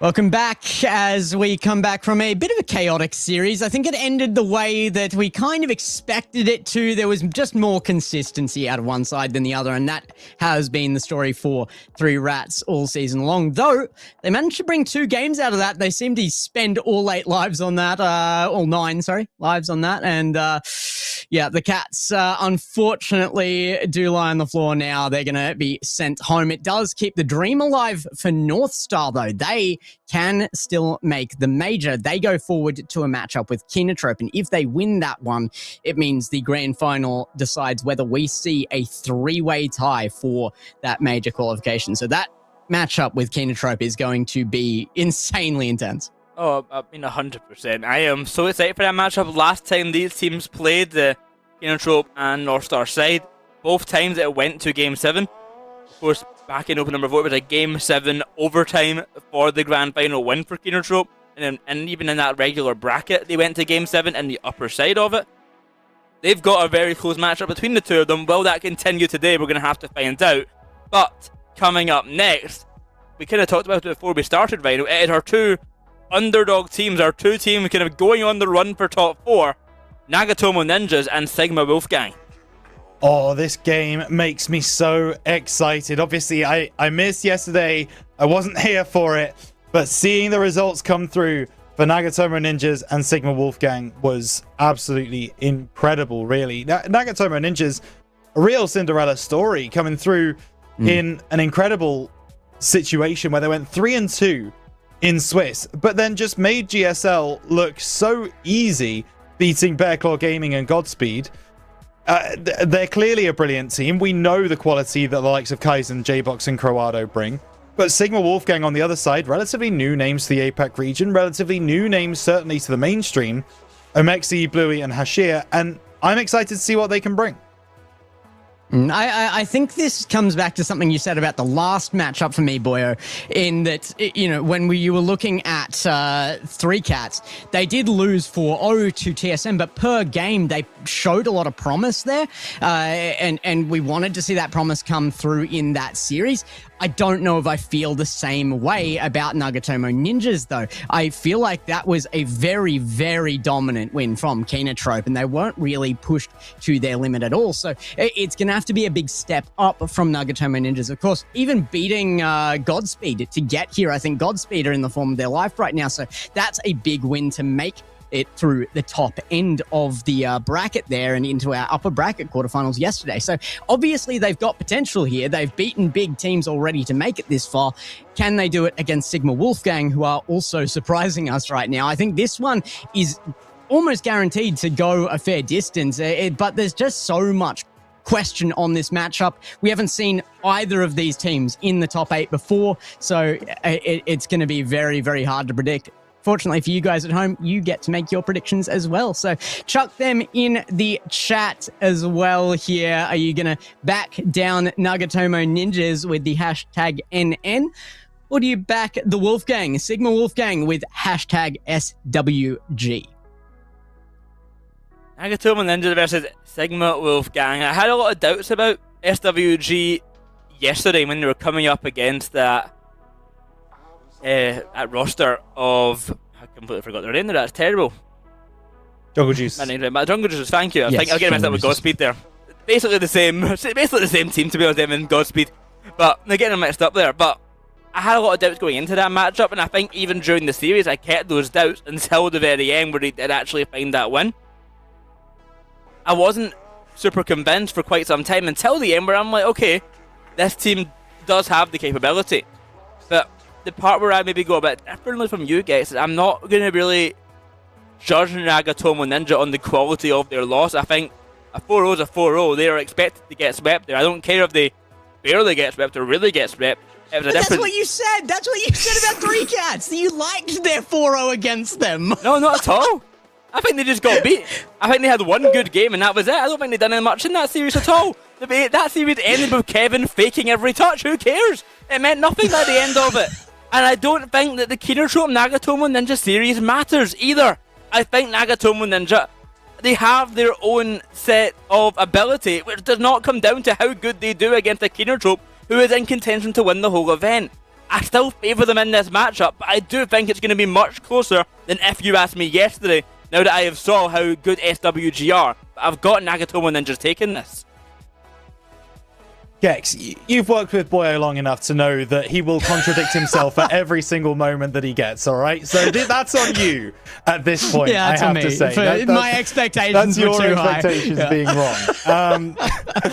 I have also got Nagatomo Ninjas, actually. There's a lot of points there that Boyo was making that I absolutely agree with. I mentioned before the GSL stage that Nagatomo has. I don't think you can just disregard and disrespect the way that they were able to beat the likes of Godspeed and Bearclaw Gaming was very, very impressive. You can put some stock into the performance yesterday, but I think it's also a little bit of a wake-up call to kind of be like, you got to be better today. You've got to be able to get through this. And Sigma Wolfgang have been fantastic. They have been very, very good, but I do think their journey ends here. For me, I think I'm just leaning the other way based on stream performance. Getting into the top 8 and being on broadcast changes the way that you perform, and I would have liked to see the potential for a game from Nagatomo Ninjas, and I didn't see the potential for even a single one yesterday. I think maybe that pressure is the killer for them. On the other hand, Sigma Wolfgang looked like they were going to go out 3-1 and then overcame the pressure against them to win the entire series. And they did it looking fairly convincing to me. So I'm going to go the other way here. I think Sigma Wolfgang, they did show me what I need to see for on-broadcast performance here. And they are on the main day. They've got to step up to the plate. This is the last chance to perform for either of those two teams. We've already seen the likes of 3 Cats go home. Yesterday, we saw Aha and Jungle Juices go home. So one team here will go home again. And according to the chat, it's going to be Nagatomo Ninjas by a massive margin. I'm not sure where the 82% I'm not is surprised. coming from. I mean, we talked to Alexa yesterday, and he was talking about how many good friends he has in the Apac scene and how close he is with so many of them. I think they have came out swinging. Sigma Wolfgang in general. I mean, Hashir is filled with fans in the chat as well. I saw from yesterday and today. Same for Omexi and Blue. I'm not surprised to see SWG so high up here, because also most likely, and also a good segue here, the Nagatomo Ninja fans are going to be in the Kokken channel over on twitch.tv/Kokken. If you want that Japanese coverage, you can go and watch over there for that Japanese broadcast, and that is where the Japanese fans are going to be. So I do expect to see this more in favour of SWG. Yeah, and that's exactly what we see in front of us, right? I mean, it's starting to come back now to a more somewhat sensible percentage, you know, 67% to 33%. It's flipped what we are representing here on the desk, but as you rightly say, Boyo, I do understand where that's coming from. So I think Sigma Wolfgang also earned a lot of fans yesterday in the way that they were able to come back against Jungle Juicers. It's a difficult team to beat. It's a difficult team to get the better of, and they were able to do it yesterday, as Gex said, when the lights shine brightest. So we'll see if they're able to replicate that performance again today. Well, Rhino, I mean, again, though, we've all gone with the same predictions as last series. Unfortunately for us, Boyo actually got his prediction right with the 4-2. So we have to yeah, I don't know. I don't want to give him the credit for that, but we have to. So whatever, enjoy that one, Boyo. But we've gone with the exact same thing again. Boyo with a 4-2 and both of us with opposing 4-3s here, Rhino. So I think that chat evening this out, it being 2-2 here, again, is looking quite good for those that long-term run for this series. That prediction should go the distance. I think minimum game 6 is a correct prediction on this. I think as a wise man once said, that wise man being me, if you predict game number 7, you are a coward and you do not believe in what you are saying yourself. That is why I'm going game 6 for Nagatomo Ninjas. I think they have that higher quality. I think SWG more than truly deserve to be here after what I saw yesterday. Do I think they can make top 4? Yes. Do I think they will? Not today. And unfortunately for them, not for the rest of the season, because this is their last chance to do so. Maybe I'll be known, maybe I'll be proven wrong, but I've got this for Nagatomo. I am so sure we're going to see Croado and J-Box especially rise to the challenge. All right. Well, that does mean that our predictions are made, and the chat certainly locked in theirs as well. It started a lot more dominant than it finished, I will say that, but the 65% that we've rested on there, I think that that's fairly representative of the fan base in the chat. So, for the fans, you got to hope there that Sigma Wolfgang can hang in and that it's a little bit more convincing than having to reverse sweep just about like their last performance. So we will see it very, very shortly, though, because we're moving on to Field. Rhino, we'll see you after this one. It's going to be Boyo and I moving in for Nagatomo Ninjas versus Sigma Wolfgang. And this one, there is a lot on the line here. As you said, Boyo, last chance to prove yourselves on the first appearance in the top 8 from both these teams.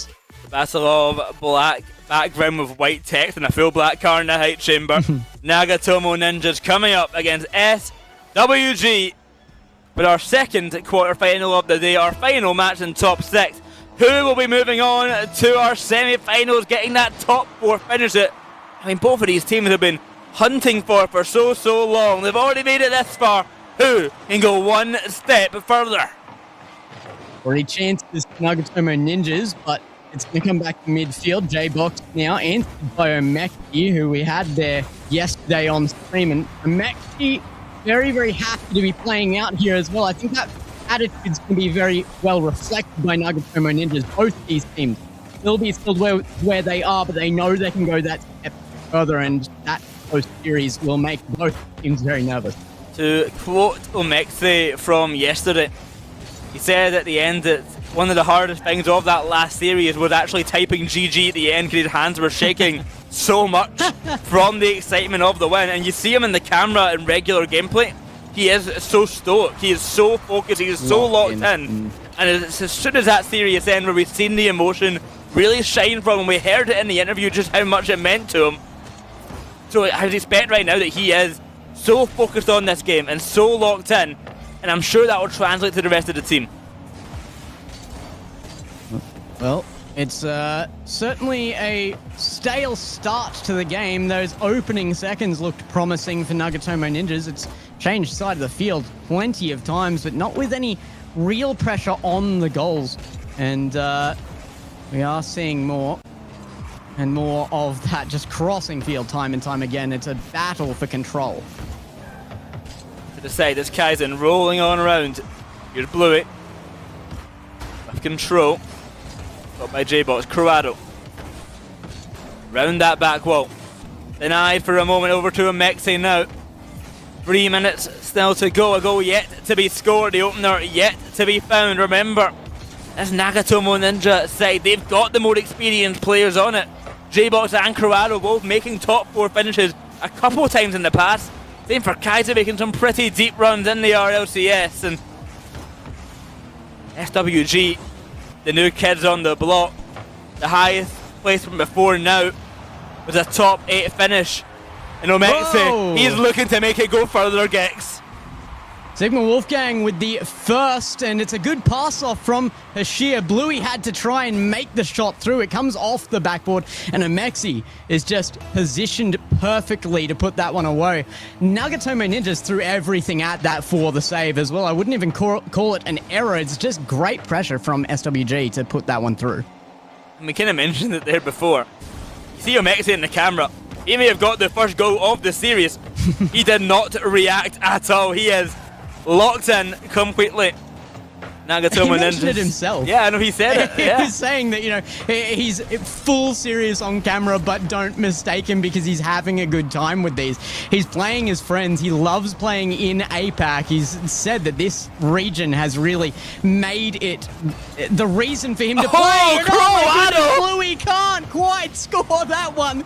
Top pin's shot, but the save comes out from Croado. What a save coming out from Croado there. The young Japanese player, he was poised for many a time to be that player on the come-up with Sphinxton. Never reached those exact heights, but has always surfaced around that top end. Had his great moments, and he's looking to do it once again. Needs a goal though. Nagatomo Ninja still trail by 1. Bluey with the post pinch clear there as well. SWG also managing to just hang on the line, and this is an incredibly close first game. This is what I was expecting out of the series, but it's reflecting itself very, very quickly in the first game here. Hashir tries to back pass. It will go to Omexi, but it came off Kaizen with power. Makes it a little difficult to control here. And Bluey backflipping, trying to get in position to gain control, and they do get it. Hashir forces the situation, can't find the bump on Kaizen. 1 minute to go. SWG hold on to their lead, but it is only one the difference. Asher might be the man to change it. Onto the back where it will be J-Box to catch it. Kaizen looks for the clear, but the ball slips on past, out to the corner. Over to Croado. Ball rises high. Clear away. It's J-Box. He's up for it. Second touch, all not found. It's not enough to make it through. I mean, it has been close. The defense has been excellent on both ends of the field in this game, and it has produced that back and forward gameplay. A single goal lead is actually somewhat convincing here, simply because nothing is allowed past. Bluey, again, showing that defensive nature, cuts through to hold the boost for the backline. And SWG do hold that backline here. The flick forward from Bluey.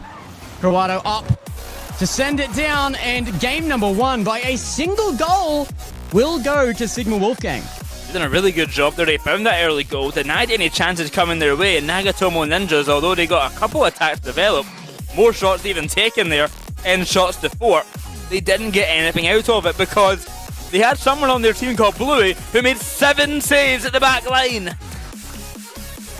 Yeah, I mean, it was just such an overly defensive game in general, and I'm surprised we didn't see more from other players, but Bluey has made up the saves for an entire match of players in any other regular game. So it shows how much offense was being held by Nagatomo Ninjas at times as well, but maybe they need to put less shots on target. I think they need to be working around that net more often, push out the defense, and get clearances before they start taking shots on shooting lanes that just aren't there. Well, here's that early goal coming the way of Omexi. And since then, it was just defensive work.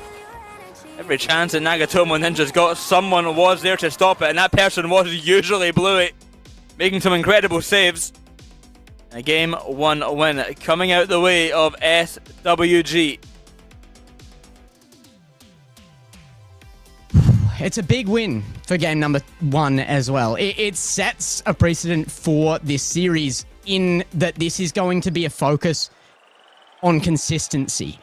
A single goal lead may not seem like much, but if you can do that time and time again, you can actually turn what is a close series into still being a sweep. So let's hope for Nagatomo Ninja's sake that they can find gaps in that consistency and force those gaps, in fact, to make some goals out of game number 2. Well sent high over to Kaizen.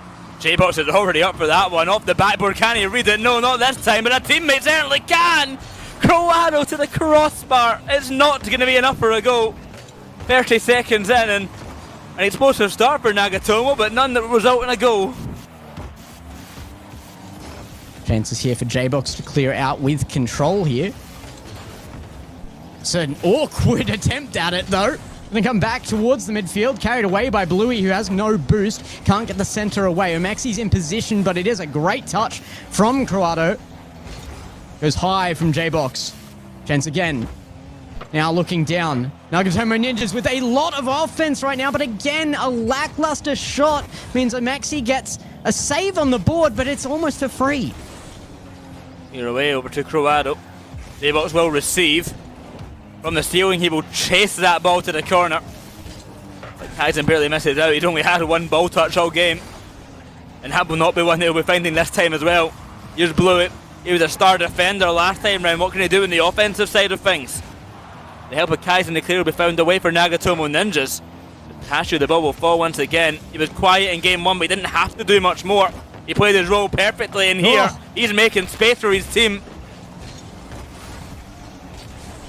Over the backboard again. Croado, regardless of the space for SWG there, able to get a lot of space on field. It's going to come out of their corner now. SWG chase back out of their own end. That's awkward control. Mexi gets bumped back into a centering position, and Cruado will lead the charge. And a bump on Hashir as well, but already the ball gone at that point. Will not be effective in maintaining an offense. 0-0 as we head towards halfway in this game number 2. And we're just looking down the fact that both these teams are desperate to not let go of a single goal. No, the goal remains. It's a low-scoring series so far, Gex, and I must say I'm actually quite surprised. We saw quite a goal fest coming the way last time for SWG in their last series, and both at the sides of the pitch, Jungle Juices and SWG getting quite a few their way. This time though, the pace has quietened down. The defense has been the main focus, and the struggle to actually find the goal has been the case. Great setups here for SWG. Oh, Maxi can't sink it. It's set back up again, but Cruado with no boost left will be able to get that one away. Cruado in the midfield. He's had such an individual impact on this game for Nagatomo Ninjas, but they need a step up from somebody secondary if they want to punch through the midline defense from SWG, and there it is. The step up comes from Kaizen. Kaizen will find the first and break the deadlock of a 0-0. Bluey off the backboard cannot take control, and no one recovers in time for the save. Nagatomo Ninjas find themselves in the lead. And it's a convincing one at that, because SWG have rarely had a look in at the net of themselves. It's looking very good now. Cruado, one-man play out of the kickoff, gets some control. It's a great kickoff from Kaizen, but Cruado's 50 back to himself, and the bump on Hashir means that's going to be a 2-0 lead for Nagatomo Ninjas. They extend their lead. It took a long time to get that first goal of the game. That first goal of the series for Nagatomo. The very swiftly they have found a second. It's a good save on the line by Kaizen. Denies a chance of a game coming back. Cruado to the backboard. Here comes J-Box. Another goal will be found. Nagatomo Ninjas 3-0. I was just about to say, we've had the step up there from Cruado all game. We've had Kaizen for the goal, but J-Box was looking a little quiet. He decided to step up and make that a negligible statement. He is there. They are all on the board. 3-0. Nagatomo Ninjas leading this one in a dominant fashion. SWG just seem to be capitulating here.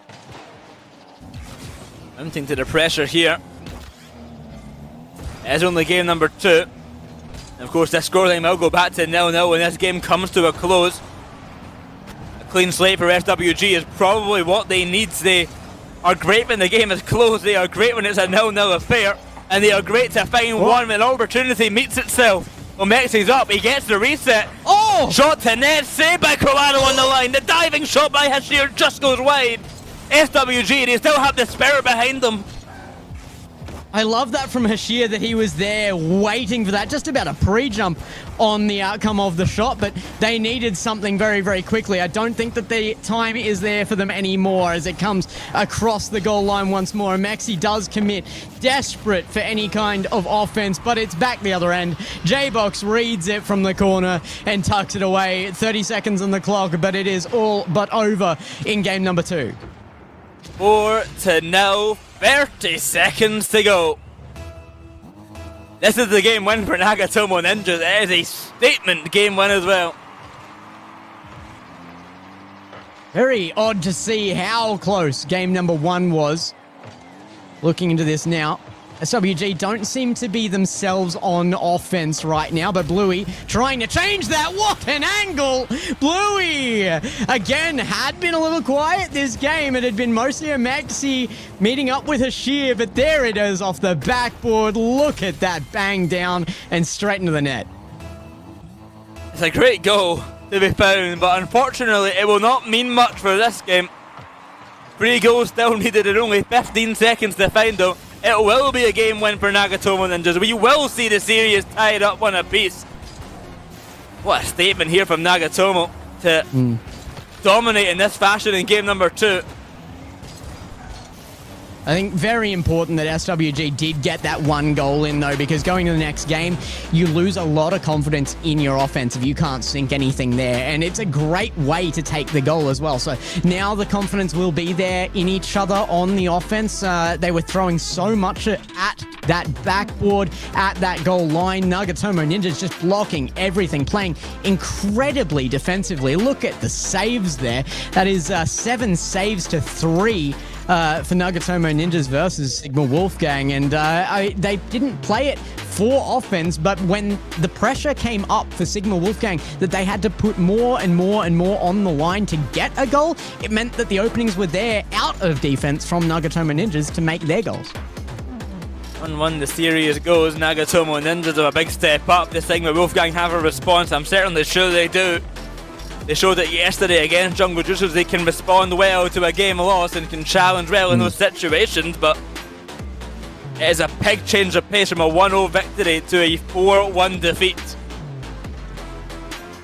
With some absolutely awesome goals in that as well. And I mean, the statement to say that the comeback is there from SWG came in the quality of that one goal they did get. So it should still be on the minds of Nagatomo Ninjas that those kind of goals can be scored. I mean, they're only 1-1 in the series right now. It is a dead heat and very early in this series yet. So it's anybody's to be found. Sigma Wolfgang with a little bit of momentum gained back from that one, but Nagatomo Ninjas, they were so dominant in that game too. They really just have to keep that mentality that they, are capable of near shutout games with high score lines.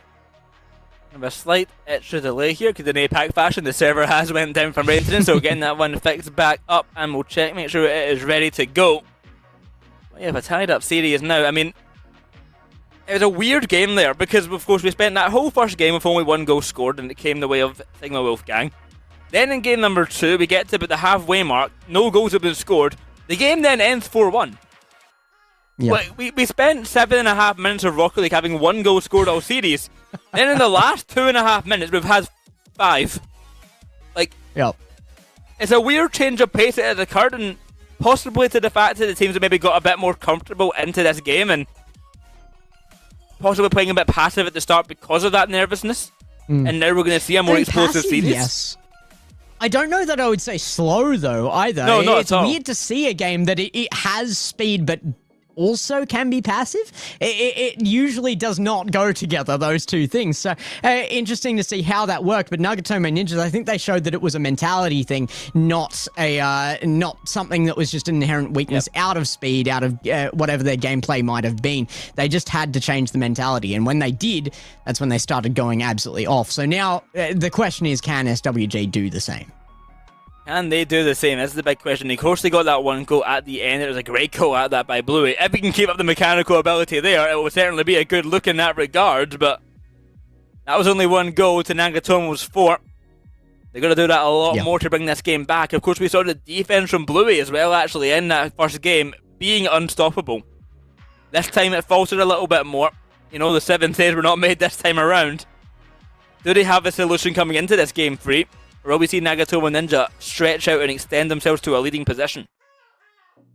Yeah, I mean, still a lot of saves for any one game. It is very defensive between these two teams, even when it is proactive. So, there does have to be a big change made here. I mean, looking at the pings on the field as well, Nagatomo Ninjas just won that with close to 200 ping per player. So they are absolutely flourishing under bizarre conditions, and SWG don't have the excuse, so they absolutely do have to make the most out of that 1 goal. It's hard to say to do because, I mean, it's an avalanche against them. They've taken a snowball out of it, really, but the 4-1, they've got to take what they can out of it and roll into the next game.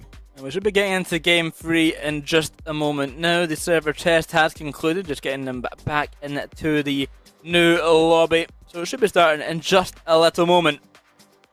SWG against Nagatomo Ninjas.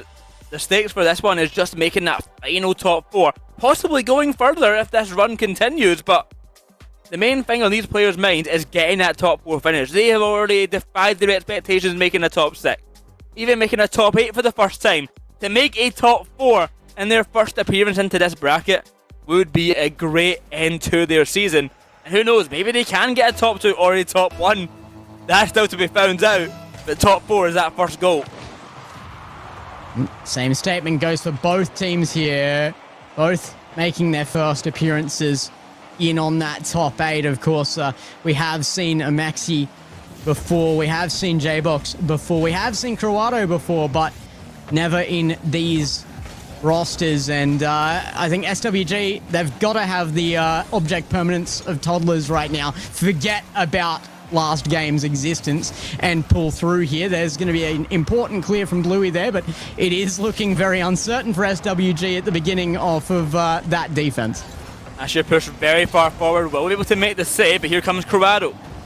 Diving in to his J-Box, and a chance or maybe something could have developed, wasted by a double commit. Big demo. Makes it at the back, gets it past one. 50-50 with Corrado, will fall out to the side, sending it long as Hashir.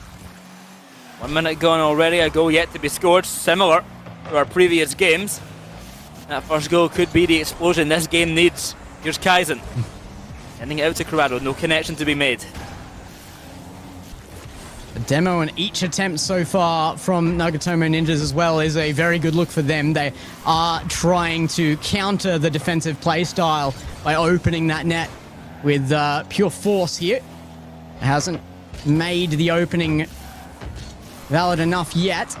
SWG continuing to be on that back foot, though. They need to push out and hold control of that for some time. And oh my goodness, that ball is absolutely gone. They said get it out of there and straight into their opponent's half. Can they lock in that offense? That's the question. It hasn't been done yet. They won't do it here either. To the side, here comes Hashir. 50-50 will get it past J-Box to the back wall. Now Croado will wait. He's awkward with no boost. Needs help from a teammate. Ties into the corner. J-Box can't recover. Oh, Mexi keeps the attack going. He's got Hashir waiting behind, but in comes J-Box finally to get a piece of it. A bump there as well. Amaxi over the top. Can he find a teammate? Kaizen with a weak clear, but it does fall into his own control for a 50. Not enough to keep it away from the defensive line. SWG finally with their chance of an offense, and it looks promising. Oh, shit! Has sent that ball so far over the goal. No chance. It's a big miss. Half of the game gone. We remain 0-0. Very akin to game number 2, and if you're SWG, you hope it ends a little bit differently. J-Box launched to the back wall, caught by Omexi, not this time. Here comes Kaizen. It's a save in the line by Blue. He was standout in game number 1, and he's doing it again here in game 3. A sheer over the top. It's an open net. Kaizen fills the gap. Barely there in time. Gets the ball away, but it's not over yet. Huge 50 from Bluey now. Sits in front of the net. Croato should have enough control, but no. Hashir removes it. Takes the dribble. It's underneath one, but not in the net. Backboard found. Another chance. Omexi secures it. Sigma Wolfgang up 1-0. They won off this scoreline in game 1. Can they do it again? On the line defense coming the way of Nagatomo Ninja, but finally they falter. Omexi here, he actually could have went for a flip, but it would have been saved by Kaizen. Saves his flip, hits the ball just with the top side of his car, finds the back of the net, and gets Sigma Wolfgang 1-0 up in game number 3. They might get it 2 now as well, with a big launch to net, but saved by J-Box. That's just about a pre-jump to save that as well. Brilliant by J-Box. SWG have struggled for games to find this level of continuous offense, and finally they're looking good for it. But Nagatomo Ninja's defense continuing to hold the line as well for the most part. That one goal could make the difference here at this rate. A minute 20 on the clock, and it's forward for SWG, but control from J-Box. As a clear out to the side, Kaizen rushing for the boost, going to leave that ball up for J-Box. Send it long, you will have to beat out Omexi, and that he cannot do. To the side, it's for Hashir. He backs up, playing it careful. There's a minute to go of this game, and it's a 1-0 lead for SWG. This is what they did in game number 1. They found their goal, and they defended like their life depended on it. Oh, Amaxi. Oh. Great backboard defense from Croato there. Really, really ready for what SWG was about to throw at the net, but there it is reflected as well by SWG. Another boom. They are, like you said, dedicated to defending that 1-goal scoreline. They just do not want the ball in their half right now. And every boom takes a little chunk of time off the clock, but it doesn't bring them to control. And Nagatomo Ninjas want to take advantage of that. They have been back into the half of SWG time and time again. It continues to ramp up. How has Omexi sent that off the crossbar? It looked like a guaranteed goal. The backflip barely hits the ball high enough, sends it to the crossbar, and with 10 seconds left to go, the attack continues. J-Box with a 50-50, send it high for Corrado. He'll get it past the sheer, can't be the save. The ball will makes it, it's a goal for J-Box! Third man was there. Sigma Wolfgang looked prepared, but not for this setup. Corrado to J-Box. And the last man, Bluey, just too close to the play, sent at net with a bouncer, and 5 seconds to go means this is not likely to finish in regulation time. It was 1-0 in game 1, dominant in game 2. Game number 3, we go all the way to overtime. Both teams have heroics on their side, but overtime, Despine 2 gets the lead in the series. It might be Corrado one-on-one against Bluey, cannot get a flick past them. Kaizen takes control, beaten by Omexi. J-Box starting where he ended that last bit of regulation on the attack, but it's not enough to find the goal. Out off wall here. Comes off a huge redirect there for the Nagatomo Ninjas, but left in midfield for only SWG's control. Comes out off the wall. Center. Chance here. Bluey down. Can't quite get the angle needed to secure that off the bump, but with 33 seconds, it has been all SWG so far for attack on the overtime. Here's Bluey. Challenged well by Kaizen in the air. The ball falling out to the side. It is Corrado chasing into the corner, looking for the bump in the defender. J-Box off the back wall. Kaizen shot the net. Save again. This time by Hashir.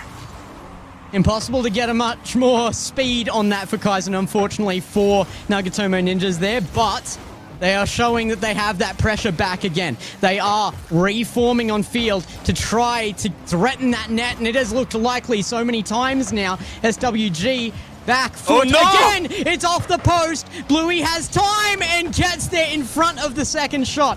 Omexi now under it with 0. Pops high. Chance. Kaizen with the waterfall. Bluey out to left-hand side and chases it for a double. Huge double it is as well to chase back down and put SWG in possibly a scoring position, but it just keeps going end-to-end now for them. Both of these teams putting some work in the back line. Here's Hashir trying to make a play happen, trying to find some space for his team, but it won't. Kaizen not going to make it to the ball in time. Bluey's already on 7 saves, just like game number 1. Will it be enough this time around? The defender gets faked, but in comes Bluey. Takes control of that ball. J-Box beaten, but Omexi's here. He's up for it. Over to Kaizen now. Corrado, can he get a clear on now? Yes, he can. He's not confident though, because Omexi was in the way. It's down to Hasher. He looks for bumps. He looks to clear out the defense. Here's J-Box. He's got boost. He's got the ball. He's got Corrado waiting in behind them. Nagatomo Ninjas take game 3. I think a big error from Hashir to send that ball so high on their last attacking opportunity. Tried to make something out of it with a bump, but it was full control. Found from Nagatomo Ninjas. They took it forward, and with that field positioning, they were able to make something brilliant out of that. It did not matter what happened in that 50. There was going to be a second man there to put that on target. And the net is just not heavily defended enough to stop that pressure. Nagatomo Ninjas handle that overtime with aplomb. 16 shots to 6. Nagatomo Ninjas in the last about minute of the game, then going into overtime, we're sending shot after shot to the Sigma Wolfgang net, and although Bluey once again gets a monumental 7 saves, it was not enough. Also, I've got to credit Bluey, doing that on 200 ping is crazy. Yeah. To get 7 incredible saves, to be honest, on the line kind of saves here. Mental. Yeah, absolutely insane there. Sigma Wolfgang, I mean, it just puts in question what can they do against Nagatomo Ninjas. I don't think I've seen them on form like this. They certainly could have put more against their matchup yesterday had they been playing like this, but they are absolutely... It's hard to fault them right now. Oh, I mean, 100%. They are playing so well. And as we come in for game number 4, do SWG have a response? That was a much closer game this time around, and assuredly they can keep it close after watching that. You'd almost be tempted to take the time out there if you're SWG as well, but they seem to be happy with the push they can make here. And Kaizen gets that one through Bluey towards the net. Comes back very, very far to midfield. That not the center they're looking for, I'm sure. Off backboard, Corrado forces it through. Kaizen with a chance. Backboard found. J-Box with an opening here. Going to play it slow into a 1v1 scenario, but Bluey comes off the backboard for it. Kaizen from the corner, going to wrap this ball around. Chances to be made. Corrado, it's a big fake. One defender left here. Bluey can recover. Gets the save away. Nagatomo Ninjas on the attack early on. It's nothing that can surprise us here, Gex. They love a bit of offense, Nagatomo Ninjas, and they are great at sustaining that pressure. I mean, nothing surprising me on the offensive performance of Nagatomo Ninjas right now, but I mean, some really, really well-made saves from SWG. They're holding the line extremely well when Nagatomo Ninjas are making plays specifically to pull apart that defense. They just refuse to make the wrong commits. Their communication is always there, it seems. And SWG might be able to make something out of this. Ashir, there, the block on J-Box, not into the net, and Omaxi has to reform the attack, but not if J-Box has anything to say about it. Oh, Bluey has a scramble on the back ball right there. Won't get punished as the ball gets sent straight back to the Nagatomo Ninjas half as a demo on the keeper. Big demo. No one there to take a shot. Provider will look for that clearance away. Demo's all around. I like the aggression coming out from SWG, trying to make some space for themselves, but they're finding these demos at inopportune times, not actually developing a chance from them. As that ball falls out to Corrado. Omexi, quick on the approach. Corrado going to let that ball fall. Here comes Bluey, sending it long, upfield. 3 minutes still to go. A goal, once again, Gex, yet to be scored in the early half of this game.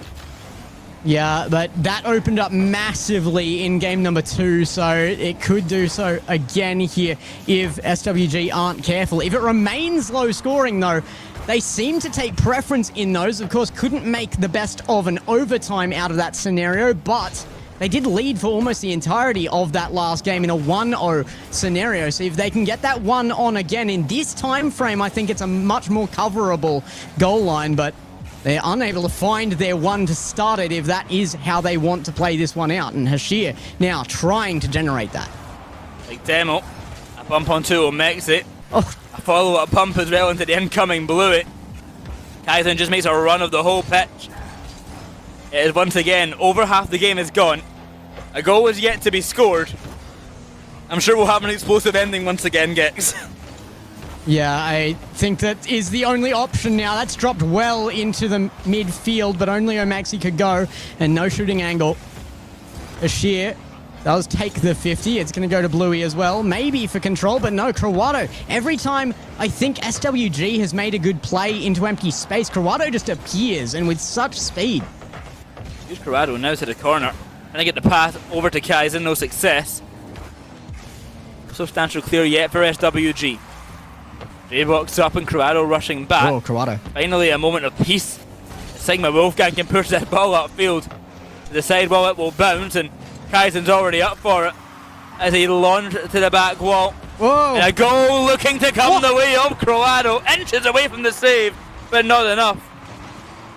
Yeah, I mean, you've got to be spitting that this isn't a save here. Sheer must have been a pixel off this being out of the net, but it is the first goal for Nagatomo Ninjas. With a minute 12, they've also proven that they can hold close score lines. They don't need any more than that right now, and they will take what's given to them, but Hashir might have an opportunity with the Bluey there, misses the mark, and Bluey has definitely been needing that bit of a step up in this series. I think really feeling the pressure right now.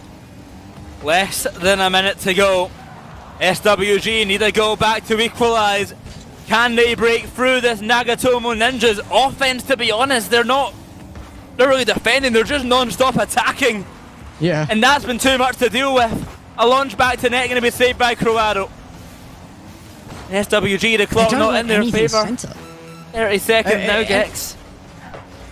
Yeah, it's hard to see it changing in this time frame. I mean, Nagatomo Ninjas have let one ball, it feels like, in front of their net the entire game. And sure, SWG have had some pretty fantastic defense themselves, but it's been all Nagatomo Ninjas in the offensive performances.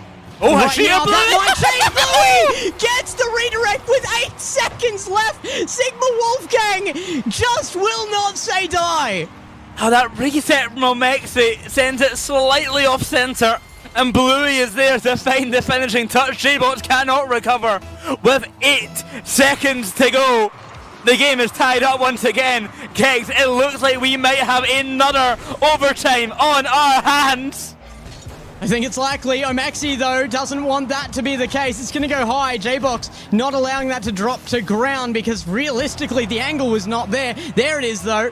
Nagatomo Ninjas do not want to carry that one any further. Drop it to ground. Go to overtime here. And the kickoff not going in their favor, though. They might regret it. Omexi now looking for the center. Bluey will make an approach on that. J-Box can't find the clear. Kaizen will out to midfield, but Hashir now with control. A bump potential in the net. Unfound, and that one defender makes the save. Bluey trying to hold Croado down the net, not let him escape. But the pass is there, and it's saved on the line by Kaizen of all people! He saved his own teammate's shot and kept this game remaining in OT. Off to the side, the ball will fall. Croado once again to the back wall. No one there for the shot. Here comes J-Box. Round the back wall, it's a pass into centre. Croado denied. The ball bounces away out to the corner, and a chance for Bluey to send it long past one to a sheer, but he can't make it in time in the corner. Drop on down to centre. Bluey to the bar. A follow from Omexi to the bar as well. Can he get it in? Yes, he can! It wasn't looking likely. Omexi misses his chance on the first one as well, but comes back off the backboard and just squeezes it into the corner. Sigma Wolfgang get another game for themselves, and my goodness, if this is not your entertaining best of 7. Oh, what an ending to that game. Sigma Wolfgang will find the game win. We'll find the series tied up to a piece, and oh my goodness, guys, what a match it has been so far. It's hard to find the words. I mean, realistically, Nagatomo Ninjas were in the winning position in that overtime. Again there, Sigma Wolfgang get locked out by a 4th defender. And then after that, they just started connecting with each other. The passing plays started working. Bluey, though, that one there, unbelievable to make it to the overtime. Oh, what an interesting ending to that OT. Chaos in the net, but Omexi makes do of it. It was a minute gameplay there for that overtime. And a game win for SWG. Series tied up to a piece, Gex. I don't know what way it's going to go anymore. I don't know if you feel like this, but I feel like I was playing in the match. I'm dripping sweat. I'm trying to catch my breath. This is a mental series, and these two teams, for their first performances here on a championship Sunday, or even in the top 8, absolutely incredible stuff from these teams. Yeah, let me tell you, these teams both want that top 4. They want to even possibly go further. And they are certainly showing it now on the pitch. This is a fight to the bitter end right now between a big group of friends. As we were told by Omexi, it is a match of friendship, but a match of just wanting to take them down. It's a great pinch out from Omexi. Oh, Man of the no hour way. has been mentioned time and time again. Omexi got the shot on, but nearly the redirect at the last moment to put it away as well. Just comes off the corner. No way, it's not a goal early on. I mean, it's in the spirit of the series, Gex. We can't have a goal until after 2 minutes, 30 seconds has gone by. J-Bots will certainly try and break that rule with the help of Kaizen. I'm sure that save of his own teammate shot will be haunting him there in that overtime. They have to get a new game going here. Screw on the new head, forget about it. A minute gone, and of course no Massive goals clear. have been scored. Here comes Hashir, but nothing to be found of it. Yeah, I mean, Kaizen was nearly bumped off the play there as well. Had that been found, very threatening position for SWG to be in. And now they're in a threatening position against them here. Kaizen forming the attack off the side wall. They continue to just maintain possession in their opponent's half, and that has been very, very problematic for SWG. Nagatomo Ninjas, if they can do that again, will still be in this with just as much chance as ever, and this one not going to be put on target. Sigma Wolfgang did a good job last game at tying things up at the dying seconds and winning that That one OT. Can they find an early lead to get themselves in the driver's seat rather than play from that back foot? Well, you know we've got to wait 30 more seconds for a goal to be allowed to be scored. When that will happen, who knows, and who will be scoring it? I have even less of an idea.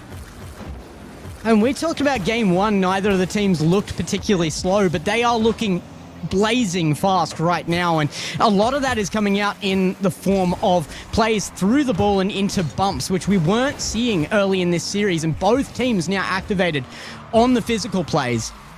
Ashia going to dive back and reset for defense, but it's a poor touch given away to J-Box, who has a chance to center here, but Bluey takes the low 50 and keeps it in corner.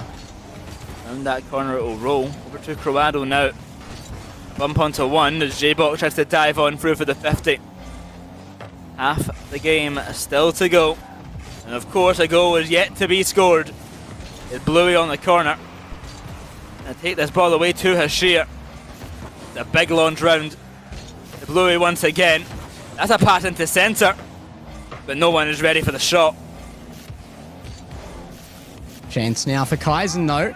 Trying to 1v2 here. The 50 is good to keep it in front of net, and there will be two more attempts. Cruado's goes to nothing as well. The 50 goes forward. Nobody there to take it. J-Box back into offense again. Off the backboard now. Bump not found on Omexi, and the clear will come away. SWG hold the line again, and yet again, it is the same story time and time again. The play styles of these teams is so evident on the field. Nothing is allowed past. Nothing to allow pass, but eventually it has to break through. Croado trying to make a shot to centre, nothing to be found. Here's J-Box, back to net he'll go. Kaizen's up to take control. We're approaching that 1 minute mark now. And we remain 0-0. This next goal, so vital for whatever team can find it. The ball goes high for J-Box. Oh. Shot saved by Balui. It's not going to be so easy for J-Box. Or Kaizen, apparently there. 50 to wait. Omexi trying to look for control out of center field. Will whiff that one. Kaizen picks it back up. He wants more. J-Box as well. It's behind Cruado though, and that ball runs a long way. Bluey trying to make offense out of this. Goes low under Cruado, who does drop the ball there, but it's straight to offense. Kaizen hammers it. 38 seconds, and there is a lead. 1-0 for Nagatomo Ninjas with 38 seconds left. Time is not on the side of Sigma Wolfgang. Can they make a comeback again? I do not know, Gex, but they've got 38 seconds to do it. Quite the back and forward series, but SWG doesn't seem to activate on offense on those passing plays until they are down already. Right now, they are in that position. Can they find the connection? No, not this time around. Skim, not quite into the net off the backboard. And Hashir chases this one up, looking for the center. It will be third man to dive. Cruado gets taken out of the play. Bluey over the top, 12 seconds on the clock. Can they make something of it? No, back down the other end. It will be scored against them. J-Box just squeezes it through the line, and a 2-0 should secure the game with only 6 seconds left. 2-0, 6 seconds to go. That's game secured for Nagatomo Ninjas. They're heading to match point get. And SWG, they have got a mountain to climb now. Both these teams want it so badly. It is so clear. Neither team willing to make the overcommits. It is just plays that are forced through that make it in this series. Neither of them giving an inch but always taking it when it's available. And Nagatomo Ninjas now, that is the win they needed to make Sigma Wolfgang take their time out. And it just might be too little too late. I think realistically, that's why you take it when you lose 2 in a row. And that happened in game 3. Now we're forced to a position where they need an immediate win and both teams will be coming in cold. It turns it into even more of a coin flip, in my opinion. Well, Sigma Wolfgang, they've got some work to do coming into game number 6. Can they do enough? A timeout has been called for Sigma Wolfgang, understandably so. It is match point against them. We have had an incredible series so far. Can they go the way the game 7 guys? Or will it end here? I mean, it's been so back and forth, despite the 2 games just to reverse who kind of was in the starting position of that back and forth. It has been that kind of feeling of a series that should go one way then the other. I think the timeout will give enough mental advantage here to Sigma Wolfgang to be able to get back into this. We already know that they have the ability to make a 3-game comeback, let alone a 2. So I think it's the right choice still to make the timeout. But like I said, it does kind of make a coin flip scenario out of this. And obviously one side of that coin continues the series, one ends it. So it's very, very dire for Sigma Wolfgang. They've done it many times this series. I do not want to count them out just yet because they have shown what they can do when their backs are very much against the wall. We get ready for game number 6. We head to Neo Tokyo. You could say the stomping grounds for Nagatomo Ninjas. Like, will they find the series win here? Move on to that semi-final where TSM awaits. It's not getting any easier along this run. Or will we go all the way? Champions Field. I mean, Amaxi playing out of Japan right now as well. He's not going to be unfamiliar with Tokyo. So Sigma Wolfgang, though, I mean, it's dire times for dire wolves, and that's what they've got to be right now. Come up big. Hashir had the opportunity, absolutely destroys the opportunity off that cheat up. Does not get the shot through. It was a dominant kickoff win. Dominant start, but no goal to be found. Will we get a goal before the first half of the game concludes? That is the question of the game. Will someone score before halfway? Of the series. Yeah, that's the question. Maybe Croado. Off to the backboard, chance for Kaizen. No, that's an easy save for Bluey. It does seem like the nerves still on display here from SWG after their timeout, but also a little bit more offense here. Nagatomo Ninjas seem like they do have a little bit of warmth out of their tires after the timeout. They don't seem to be quite as quick as they were before, and that is allowing SWG into their half a little bit here. Still no promising opportunities for them, though, and Nagatomo Ninjas maybe making some of their own here. That is a great pass off Kaizen, denied the ball. Hashir misses it again here. Hashir really losing control of this right now. Passing towards centre. Here's Hashir now. Louis waiting at that side. Ready to ping that ball a little bit further forward. And Big high. bump. Big miss by Omexi, leaving that ball for Hashir. He's up for it, challenged well by Croado. Brought towards net, going to be saved by Kaizen. 90 seconds gone, no goal scored. J-Box has no boost to push that further, but what can Hashir do with it now? I do wonder if that shot to target there was on the call of a bump. They don't need it this time. There is an opening. Nagatomo Ninjas show that the fear is in their eyes as well. They have the opportunity to shut out here. And the choke factor is available. Sigma Wolfgang get one. That's it. It's been done. A goal before 2 minutes 30. 1-0. SWG break the curse of the series, the sequence of the series. But will they be answered back by Nagatomo Ninjas? J-Box is already on the attack. So too is Croado. Guys in wait to keep forcing this ball further forward. Continuous pressure from Nagatomo Ninja. That's a bad double commit there. It gives so much space. And Kaizen gonna leave this ball centre. Tries to get the bump on Omexi but cannot find it. Bluey? Chances there for an upfield play go to nothing. SWG have been struggling to make those work. it is off of the rare pressurized plays that they've been finding their goals for the most part this series, and they need to find that more often if they're going to make those work. Bluey now trying to do so. Another shot direct to target, though. The wrong choice. You have to make the plays last. Put Nagatomo Ninjas into defense. Put them out of boost and hold them there until the space opens up. To the back wall, trying to get it clear away as J-Box. That ball just going wide of net. Corrado, recovery is not ideal. Bluey is quick up on the approach. 2 minutes to go now. Nagatomo Ninja still trail by 1. It is their match point game. They win this game, they go on to top 4. SWG doing all they can to make it to Champions Field. Nagatomo Ninjas, I mean, they have had their opportunities to do exactly what I was just saying. They have had the boost of offensive pressure scenarios, and they haven't been able to do a lot with them across the length of the series. So realistically, there was one game where that was working predominantly, and the rest has been an answer from SWG against it. So much harder answer to find for Nagatomo Ninjas than I think is there for SWG. How is that not put away? What is happening to Nagatomo Ninjas? Capitulating at the worst moment. That should have been a goal for Kaizen. J-Box reads the bounce badly as well, and another chance denied.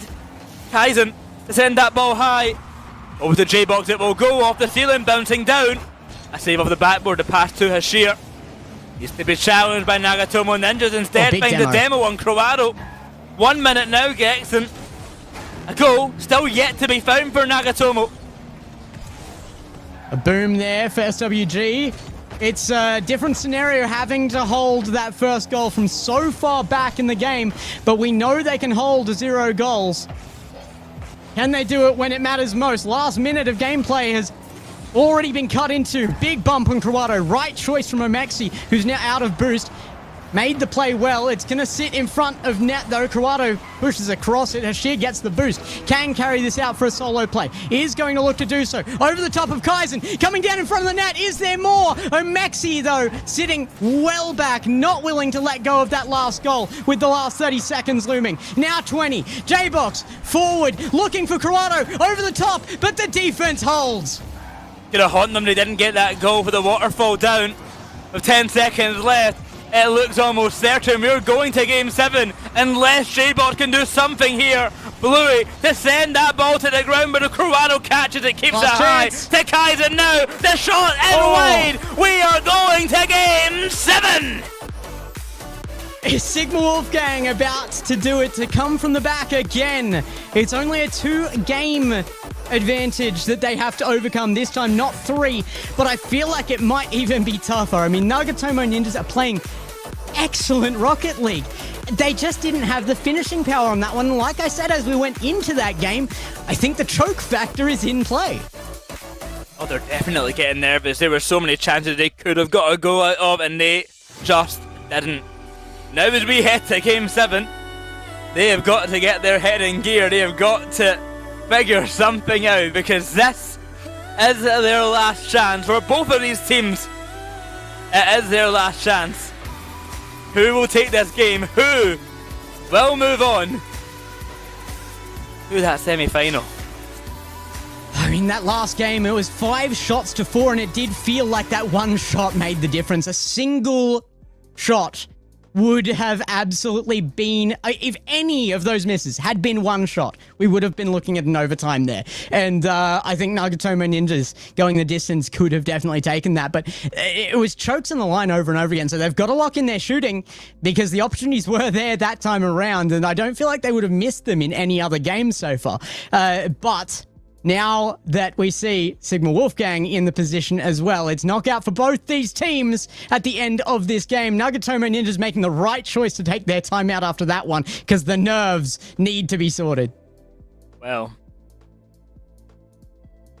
timeout as it came the way of Nagatomo Ninjas.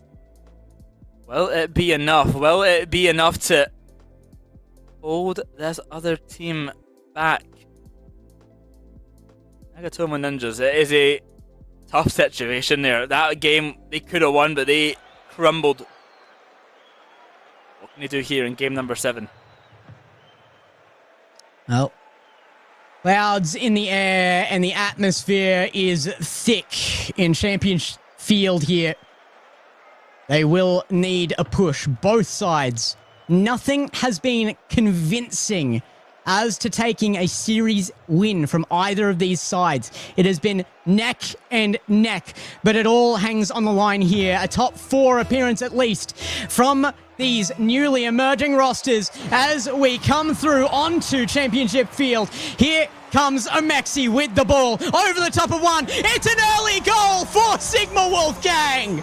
It only took 5 seconds, but Sigma Wolfgang already find the first. Not a smile. Omexi doesn't care. It's all lock in from here. Not enough. Not good enough. Omexi wants more. It was a quick, explosive start, and Omexi might try and find another straight off the kickoff. 1-0 for SWG, and they are here to play. Kaizen and J-Box hunting for the clear away. Kaizen past one. Here comes Croado. A bump by Kaizen. It's great work by Nagatomo Ninjas.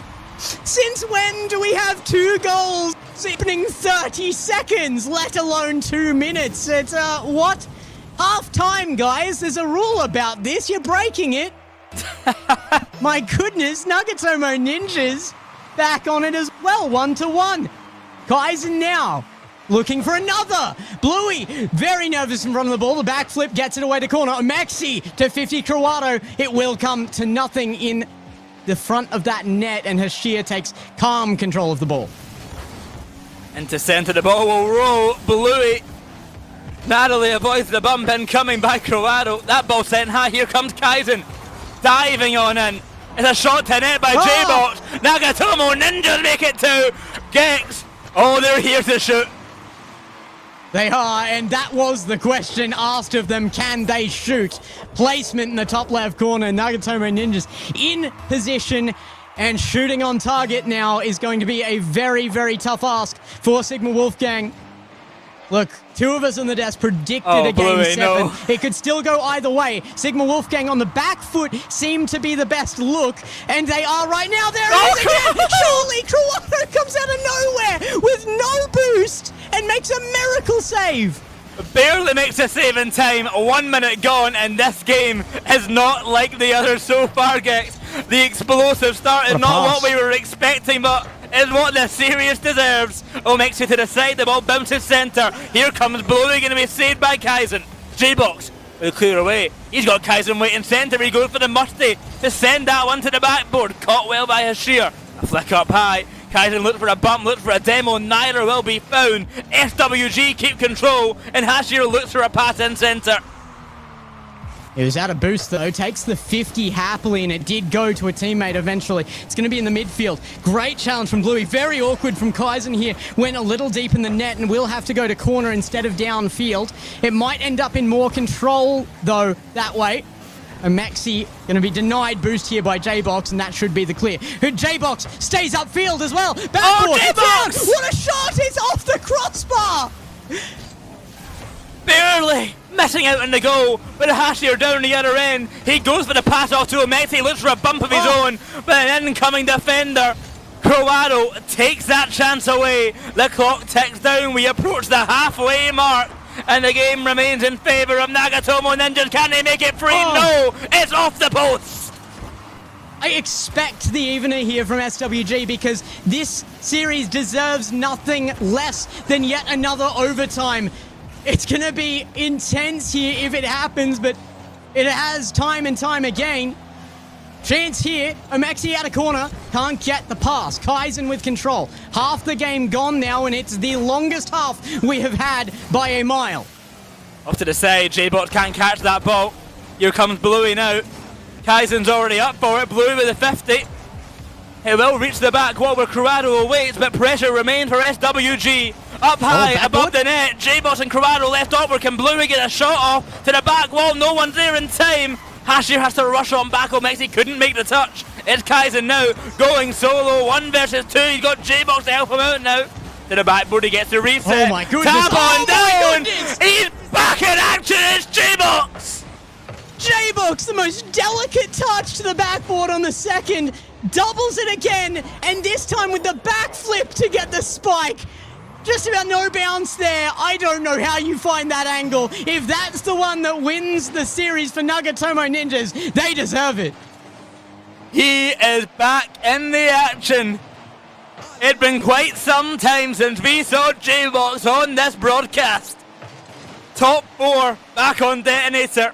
Had some great runs. Mexi. And he's back here to show what he can do. But Mexi of Sigma Wolfgang said, I can do it too.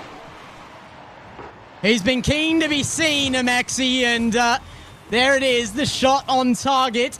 It is given away a little bit here. Nagatomo Ninjas do succeed that one, and they are going to need a little bit more to secure it yet. But a minute 20, not the most time. It's going to feel very, very long to the players on field, though. 1 minute. One goal between these two teams. It is our 7th and final game of the series. Oh, sheer. To make a top 4. To go further than you thought possible. Bluey to the back corner, going to be beat to the ball by J-Box. Caught by Ashir. Cruado will avoid the bump, avoid the demo. That one sent to the back wall, bouncing high. It's a launch out to J-Box. It might just be a goal. Can Omexi make it back with Bluey instead? 40 seconds now, and still 1 goal the difference. Omexi upfield, going to be caught by Kaizen. J-Box awaits in the corner, ready for a clear away. One mistake and it could spell disaster. Bluey had made that redirect before, and they didn't want to let it happen again. Denied there. 1 shot forward, blocked immediately. Maxi now, though, with boost, with control, gets it past the field. The center there. J-Box in net, takes immediate control. Out off the wall. No time left. Last opportunity for Sigma Wolfgang. Can they make anything of it? 10 seconds on the clock. Bluey now. Chance. Boost. Can he center? It's there for Sigma Wolfgang, but the clear found. Bluey can't keep control. And Nagatomo Ninjas in Game 7 take the series. It went all the way to 7. But Nagatomo Ninjas hold on to the better end. 3-2 for the final game. And they move on to top 4. And what an offensive game it was. Both teams wanted to come out of the gate swinging there. We had an instant goal and then a shot back against it. It was 11 shots to 7 on the scoreboard there from Nagatomo's against Sigma Wolfgang. Nagatomo Ninjas, as a result of that, do get the extra goal they needed. If we didn't get to see the overtime, then it deserved to be within that 1 goal. It's basically what we saw the entire series long. I would watch series after series after series of these two teams play each other, because that is Rocket League. What a fun series it was, and huge congratulations to Nagatomo Ninjas making it to the top 4 position, making it to the semi-finals. And commiserations, of course, go to Sigma Wolfgang. What a showing they gave us this whole tournament. All the way to Game 7 in this match as well. All the way to Game 7 against Jungle Juices in the series before. They should be very proud of themselves. They had a great tournament. But that is the end of their run. Yeah, I mean, you couldn't ask for a better way to end it if it had to end there. So I'm sure they're not going to be disappointed with their top 6 finish here as their first entry into the top 8. But the top 4, just that little bit further away. In fact, just realistically 1 goal away for them as well. I think very potentially that would have made the difference. But Nagatomo Ninjas, they've earned their victory. I think they had the better offense throughout the series, and it came back as just a playstyle matchup that was to die for. Again, I would continually watch that. That is so much fun. But we have to continue forward. There's more fun to be had. In fact, we're going to see more of that pretty much immediately, because the winner is going to face off against TSM. We'll see you there for that after the break.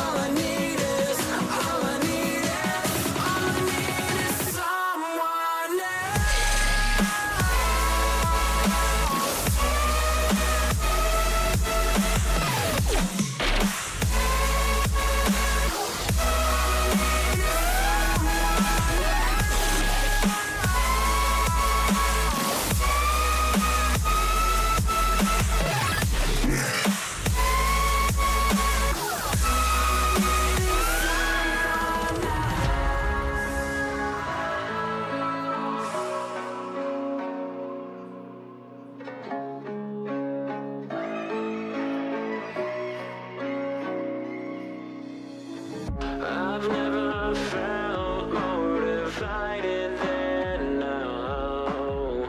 Every word that leaves your lips never means how it sounds. You've conquered the best of me, could have just set me free. Games that you play are just second hand. And now I'm beside myself, no one in hell. Let me just go, let me just go. And don't you lie to me and say it's all okay when it feels like I'm drowning. I hate to say goodbye, but it's time to go. All I need is someone else.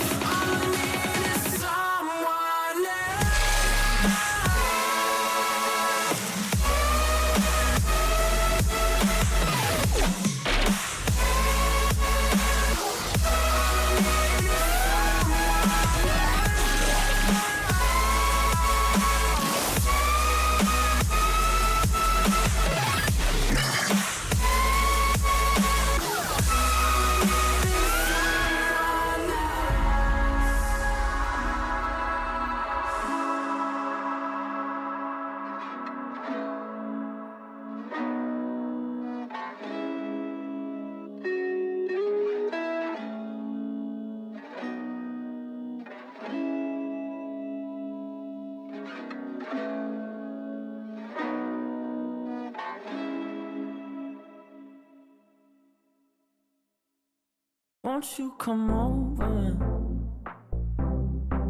Dying to know where you came from. We're breaking open. Feel like our future's just begun. And all I know is that we lost time. If we stay right here, we could free ourselves inside. We'll stay awake forever. We'll hide away where no one knows. Let's run away together. Just lead me into your world. We'll stay awake forever. We'll hide away where no one knows. Let's run away together on our own. Just lead me into your world.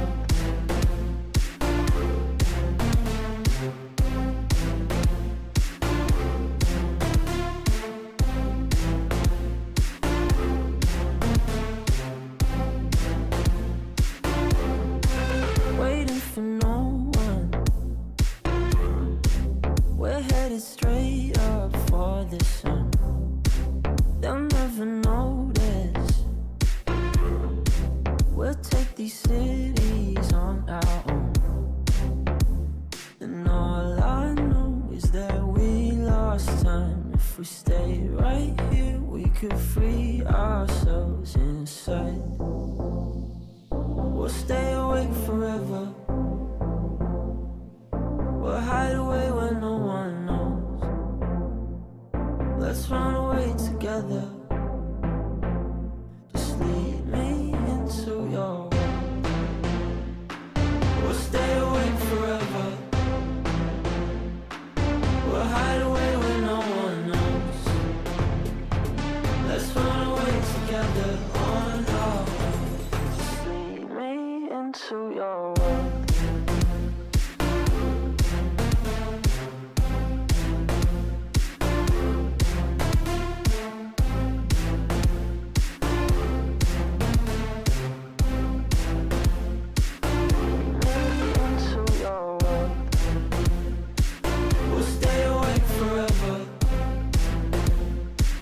We'll hide away where no one knows.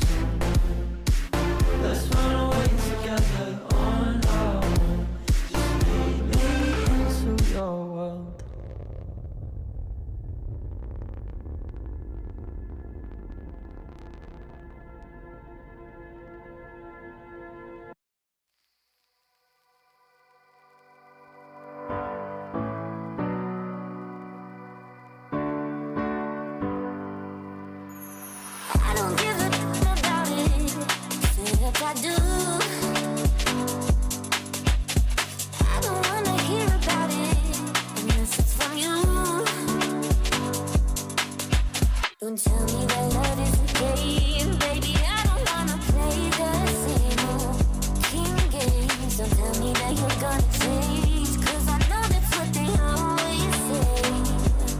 Maybe it's dangerous for you to try to control me. It won't be safe for us. That's not how love's supposed to be. The fact that you know me, you act like you own me. You're gonna be lonely soon, you'll see. Baby, it's dangerous. It's dangerous.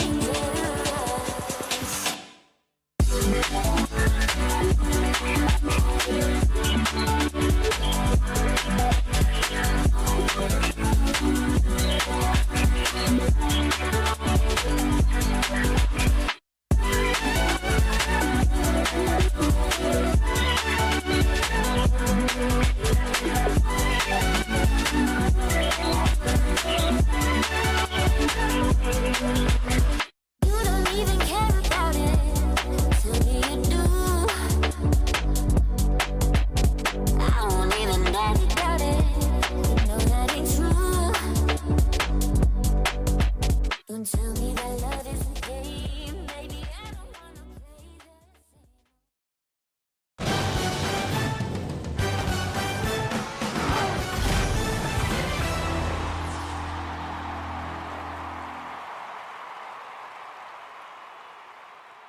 Welcome back, and we did have an extended break. I'm still not sure I've caught my breath from that last one, though, because what a series. I mean, if you have to make your final appearance here and now, you got to make it look good, and both those teams did. I mean, it could have gone either way, and you got to respect the efforts of those players, everybody giving their absolute best. But I think player of that match, for me, it had to go to J-Box with that absolutely establishing goal in that final game. He really did set the expectation for our next matchup, didn't he?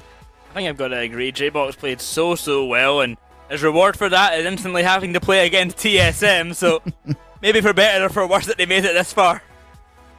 Yeah, it's a tough call, isn't it? You've just played one of the toughest games that you're going to play, 7-game series.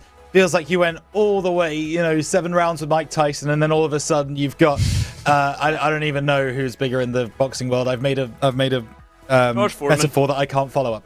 But point of the matter is, this is not going to be easy for Nagatomo Ninjas.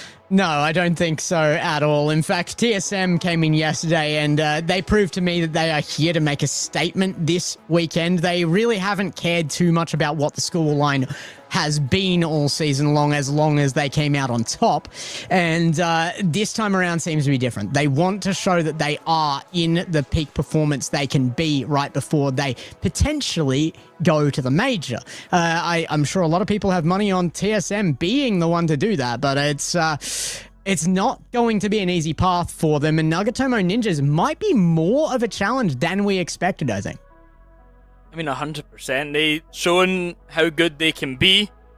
Will that be enough to challenge TSM? That's a whole different story. Of course, TSM, we know them so well, that roster. Sphinx, Catalysm, and Kevin with Coach Trill in the back. And then we just saw them just a moment ago, J-Box, Kaizen, and Croado over on the Nagatomo Ninja side. These are players who've all played together many a time. As I mentioned before, Croado and Sphinx, they were the duo, basically, who were expected to be the top 2 players of Apac, and Sphinx definitely reached that height, and Croado not so high as Sphinx, but also reached some incredible heights. Yeah, absolutely. Yeah, for sure. And I think the difficulty is Nagatomo Ninjas showed what they could do in an offensive standing for sure. However, they also showed frailties.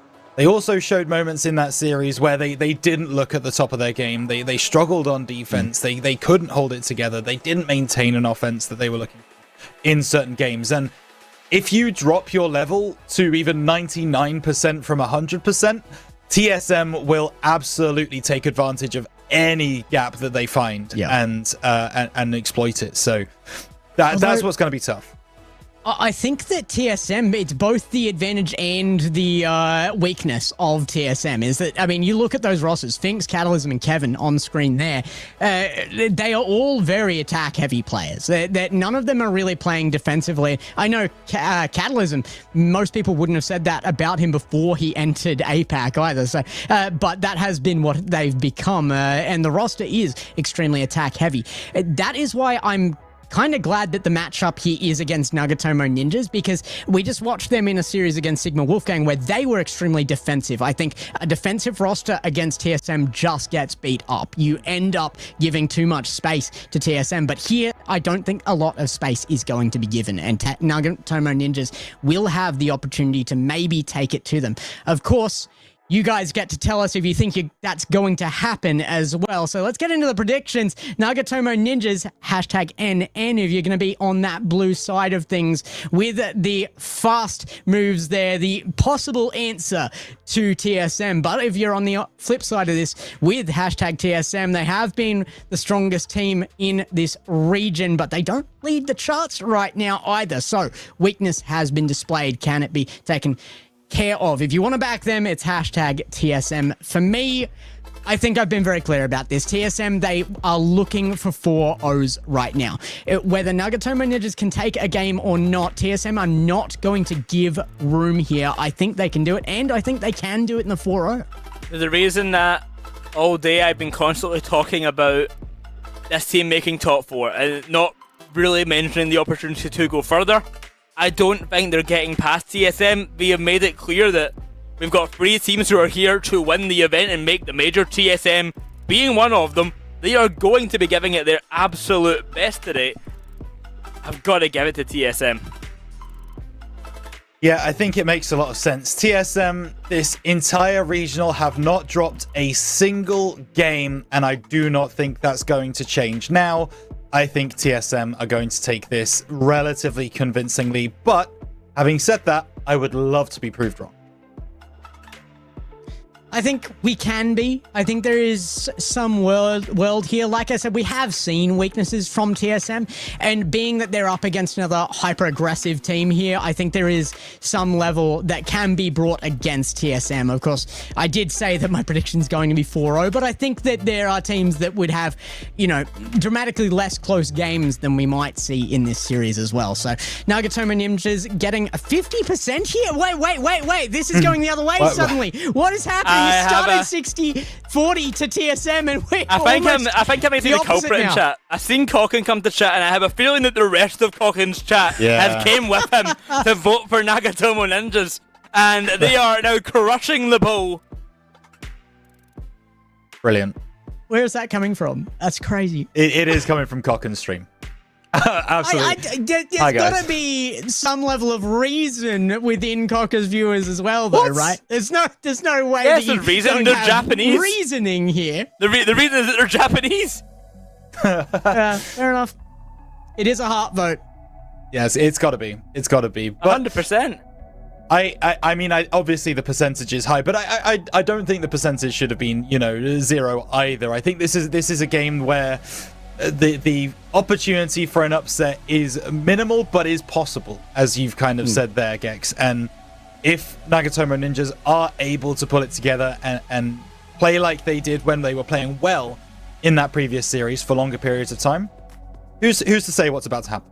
Okay, but Rhino, I mean, every time we've had that upset called, it's been by Twitch chat. Do you think there's any world that happens here? No. A simple no. Yeah, that's fine. Cool. Good. We're good. We're moving on. In fact, we're moving on from you, Boyo. I unfortunately will be having to leave you here. We're going into our first viewing of TSM for the Sunday, and we are expecting more, but that can be denied us now. Rhino, we are about to see Nagatomo Ninjas with their opportunity to do that. We are, and this is a game that a lot of teams in the region either cherish or dread. They look at it with the opportunity to upset the apple cart and beat the big dogs in the region, or you look at it and you go, well, it's been fun. It's been a really good regional. Thank you, everybody, for joining us, but it's our time now. So depending on the mindset that Nagatomo Ninjas go into this game with, I think will depend a lot on what actually transpires and happens. It would be seriously something even to get a game off of TSM. It would. But it's also a little bit terrifying for TSM. This is the last opportunity for them to be actually factually and right now held away from the world spot. Yeah. If they don't win this and Kindertrop win their lower match spot, it's gone. It's all over for TSM. So they have to lock in here. They have to make that win, or they don't even have a shot at that. Kindertrop can still take that away from them with a open win here and then performing well at Worlds, at the major, sorry. That is a way they can earn that spot back away from TSM. However, it's got to be earned, and that can be denied. So I really hope the TSM are aware of that, are willing to lock in here and just make sure they still have their chance at not just the major, but Worlds. Here we go then. It feels like a big game. TSM need this to secure at least an opportunity to play at the major. Nagatomo Ninjas here for the first time this season, looking to upset the norms and get a surprise victory. The 4-0s across the desk. We now go into game. Will it be as simple as that? Oh, J-Box has brought the camera on as well, and as we all know, cameras equal success, so maybe chances here more than we thought for Nagatomo Ninjas. In fact, they are attacking well off the bat. J-Box, inspired by his goals at the end of the last series, already going for something a little bit special. Can't quite pull it off. Yeah, not for the moment. Kevin intercepting, and it's a double commit from Sphinx and Catalysm. That will leave Croado with an opportunity. Kevin, the last back, will have to send it long, and actually won't get it too far long as Kaizen now collects. Sphinx off the left side, pre-jump early. TSM are back on your screens, folks. As if to announce who they are, they scored this goal. I mean, it is so TSM. Catalysm, pre-jump, Sphinx on his nose, and straight into the net underneath the final defender. Nagatomo Ninja's not ready for this level of offense right now. No, they're not right now, and J-Box has been bumped off that play as well. Kevin's done a really good job to cut that rotation, as now moving off the left side. Won't be able to find much more. Croado's got some space, playing this one off the backboard, looking for the back post. Oh dear. Nagatomo Ninjas get their wires crossed. Demo through. Opportunity again for TSM to double their lead. It doesn't happen just yet, but Kevin keeps the play alive. Waterfall down, Kaizen into the corner. I think the biggest concern for Nagatomo Ninjas could have been out of the last series. Winning it, but winning it slow would have meant they had no chance here, but they do have the pace. TSM, though, they're putting away another one and securing an early lead. Croado bumped off the play there, and that does leave the goal open. Yeah, I think he was bumped, but I think he had the opportunity to hit the ball before he was bumped, and I would have suggested putting it into the corner rather than a little bit further out towards the middle of the goal. Would have been the better place for that ball. Nonetheless, TSM do take a 2-0 lead, and well, if there's another one scored relatively soon, you just wonder whether we might be watching cricket instead of Rocket League at some point. Catalysm willing to wait upfield maybe a little longer than he should have there, but Sphinx will take a solo play, leaves it for Kevin off the backboard, and a third goal secured. They are looking dominant. We did see them start to have a little bit more fun with the series once they secured the 3-goal lead. We might see it again in this series, but something tells me TSM are here to win and nothing but win. Feels that way, for sure. And you can already see it, right? For a couple of opens now, TSM have conceded some games in Swiss and GSL, and they've not looked like that same absolutely dominant team. Oh my goodness. There should be one back here, actually, for Nagatomo Ninjas. There will be a little bit of an overcommit coming through from TSM. But as I was just saying, you know, that Kaizen kisses the camera. Love that. They have been showing signs of weakness, right? They've been losing a couple of games. They got third, fourth in Open 4. This Open, I've not seen any of that. They have looked like the dominant force that Apac realistically needs them to be. I love that. Kaizen knows he's got fans in the chat. That one was for you. Only a 2-goal lead now. Certainly not insurmountable, and definitely not in the time frame available on the scoreboard. But TSM will like the look of that lead And, I mean, it really does come down to the fact that once they're up by 3, they're willing to just make those overcommits. And now they've got it again. We might see it one more time at Capitalism. It's just a runaway goal. That's huge. Yeah. Yeah. Okay. You didn't see it, did you? Capitalism's runaway goal, though. No. Yeah. May have missed who made that touch, yeah. I mean, Sphinx was laughing there, and then luckily, so were the side of Nagatomo Ninjas. Oh, goodness me, guys. And just watching that ball to see if it would drop over, it didn't, and so had to deal with it. And now, another overcommit from TSM will be cleaned up by Kevin, you would think, and yes, indeed, pushes it over to the left side. So, Gex, this is starting to turn into a bit of a rout, and especially now if TSM do score this one, but goodness me, this is... Yeah, this is not looking pretty early on. Kevin did not want Sphinx to have a shot there. Removes it from him. Catalysm, boom, outfield. Kevin looked for it, but no boost to reach the bounce. Comes very low. J-Box will be off that one with 0 as well. Kaizen to beat. That's a great challenge there, in fact. And a boom upfield. Straight into the net. Crawado, what a snipe. And J-Box is thrilled. Yeah, Kaizen kissing the camera again. There's the kiss. J-Box sending a kiss to his fans. Yeah, they. I love what I'm seeing right now on the side of Nagatomo Ninjas from the perspective of their player camps, because normally we would be, speculating on what the mood was like in the Nagatomo Ninjas, VC. Are they a little bit frustrated? Are they annoyed? They absolutely are not. They're here to have some fun. They're enjoying their Rocket League, and why not? They've scored a couple of goals for it as well. So that makes me happy. I'm really happy that I get to see that. There was an opportunity there for TSM that goes begging, but in a minute and a half, still TSM lead, but Nagatomo Ninjas only 2 goals away. Evan looking for the back pass, does find it to Catalysm, but the bump keeps it safe. Crawado will have safe, slow, cautious control of that. Gets demoed out of that speed, or lack thereof, and it will not be lacking out of Sphinx. The pre-jump again, tucked under the crossbar. Yeah, this is, just a little bit silly coming through from Sphinx, but again, Nagatomo Ninjas just maybe not quite as locked in as far as the defense goes as we would like to see. Listen, TSM are a difficult team to beat at the best of times. Don't get me wrong. And if you are having fun, then why? What? Sphinx has come out of absolutely nowhere. Goodness gracious me! It doesn't go over the line. Good save from Nagatomo Ninjas. But those are the kind of plays that we expect to see. Now TSM are back to being 3 goals ahead. Sphinx is going to challenge that early, but it's great control from J-Box. Should be a goal here from Catalysm. Does find it in time. 6-2 is looking very, very convincing for TSM. They have had their chances to just kind of play around with this at times, but they clearly are serious about winning it. They are not letting go of a dominant lead at any point in time. Yeah. It has only ever slipped back to 2. Yeah, at this point, I'm packing my bags. I'm getting the swim shorts ready. I think there could be a potential for a holiday to either South America or Spain on the cards in this series if TSM continue playing the way they are.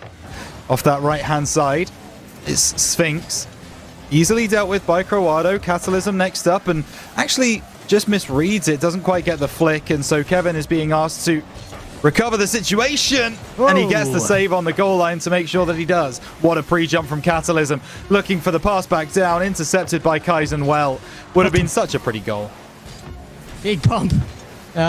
It's not going to lead to anything for TSM, though. They might get 1-0 here. Potential for it, but a full commit there will not be held up, and TSM take a 6-2 win in game number 1. I mean, I'm still doubling down on my bet that this will be a 4-0. Yep. However, it could be the timeline of a 5 or 6 game series just based on goal scores.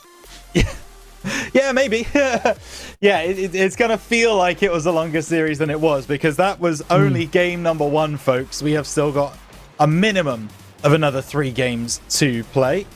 So, yeah, TSM came out of the blocks firing, didn't they? They really looks like the team that were going to take this game by the scruff of the neck. And then as you rightly say, go 3 goals up and then start having a bit of fun, a couple more pre-jumps, a little bit more aggressive, pushing more resources forwards, getting caught out on the counter a couple of times, as you've seen here. And, you know, TSM know that they can do that in this semi-final. They need to know they can't do that in the grand final if they get there. Yep. I do like that it's still somewhat measured. They did get caught out, but it's not full limit testing like we did see earlier in the season as well. So TSM, they definitely know what they have to do here, and that's the difference. They really weren't expecting to need to in earlier events, and now they know that Apac's not going to be a pushover to them. If they allow goals in, they will be taken, and so the lock-in is there. And a 6-2 scoreline certainly shows that they are taking it that level of serious. Forbidden Temple, here we go. And Nagatomo Ninjas starting strong. Kevin having to play this one over to the corner. J-Box hopping high, looking to go the distance, and he's got the pass to Kaizen at the back post. And Nagatomo Ninjas, there you go. The kisses come out again, and a little bit of talking as well coming through from Kaizen. I love to see it. Nagatomo Ninjas are thrilled on that one. TSM weren't expecting the quality of pass that came out of that, I don't think, and they really earned that. Nagatomo Ninjas, very, very quick play off the bat. Here is a lead. Not sure how long they'll hold it, though. TSM are hungry for this, and you saw it in game 1, how quickly they got a hold of that. It's not being allowed to them in game number 2, and I like that.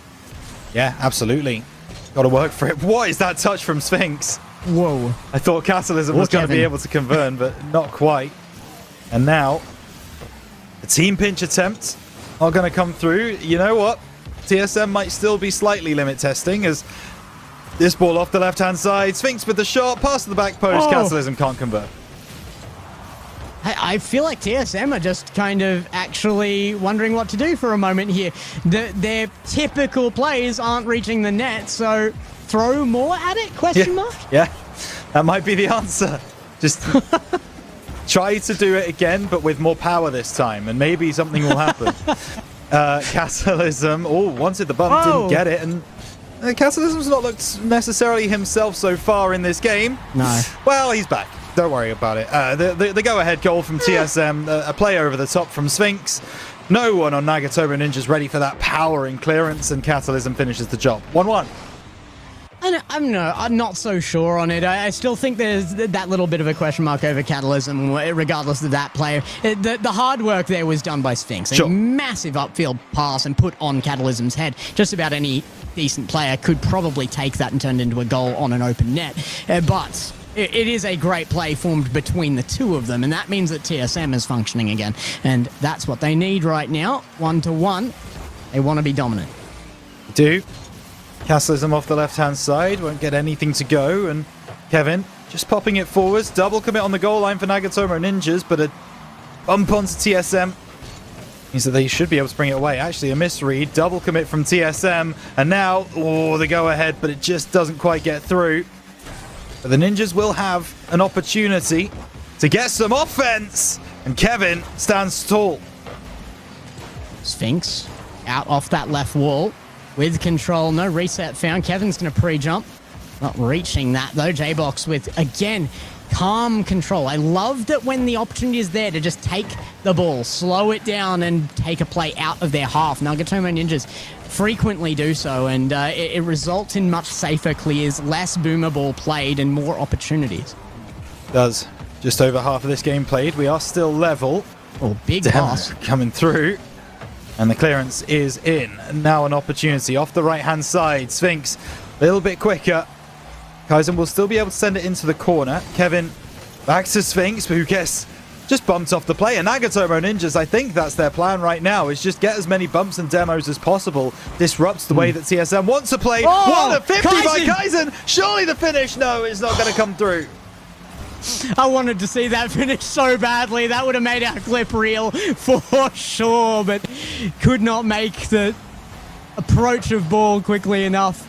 Comes away from net and back to their own half, but they are clearing again and again. Sphinx, though, Back to Kevin now. Looks for the bump on Kaizen. Finds it.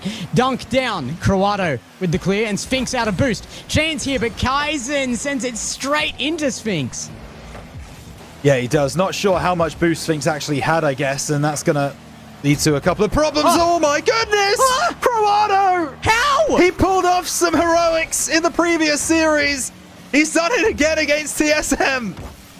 I honestly thought he destroyed himself by slipping into the goal too early, but somehow the pixel of his car left outside the net does make a save. It's not to be for long, though. Sphinx gets it back up the other end, gifted to him. J-Box, not quite the clear he was looking for. Too focused on Kevin, and Sphinx takes advantage.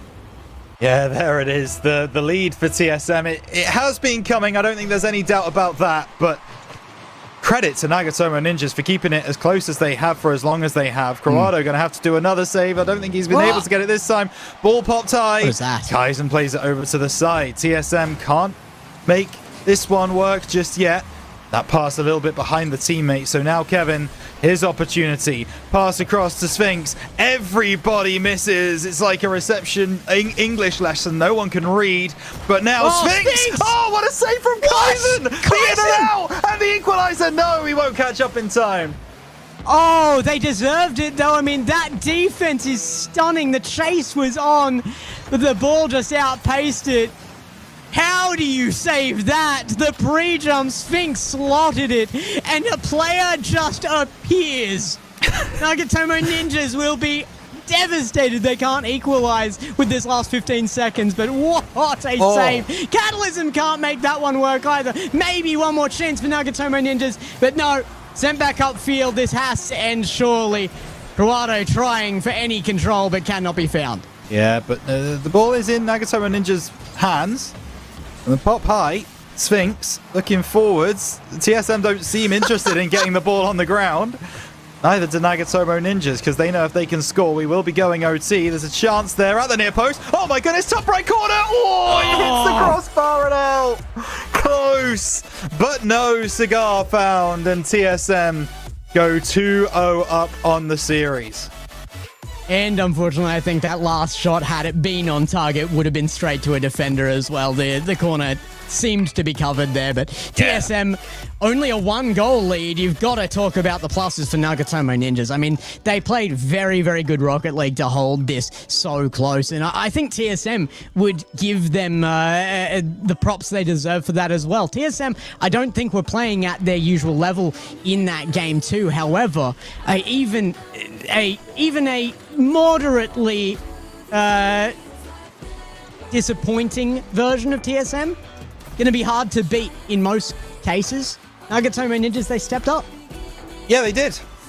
And we were going absolutely crazy about a couple of saves that they were able to make, right? Like, as much as maybe, TSM dropped the ball a couple of times, and oh my goodness. That save. Ridiculous. And, you know, they didn't get the free-flowing offense that we've seen from them previously. They have still been able to kind of go against the team that are rising in their level. That was definitely a better Nagatomo Ninjas side than we saw in game one, without any question. So if they keep raising their level to that point, then we will get the opportunity. Now, once again, it is Apac, so the servers have gone down for maintenance. We will be getting you back in as soon as we possibly can. But yeah, you're absolutely right. Positive signs for the Ninjas.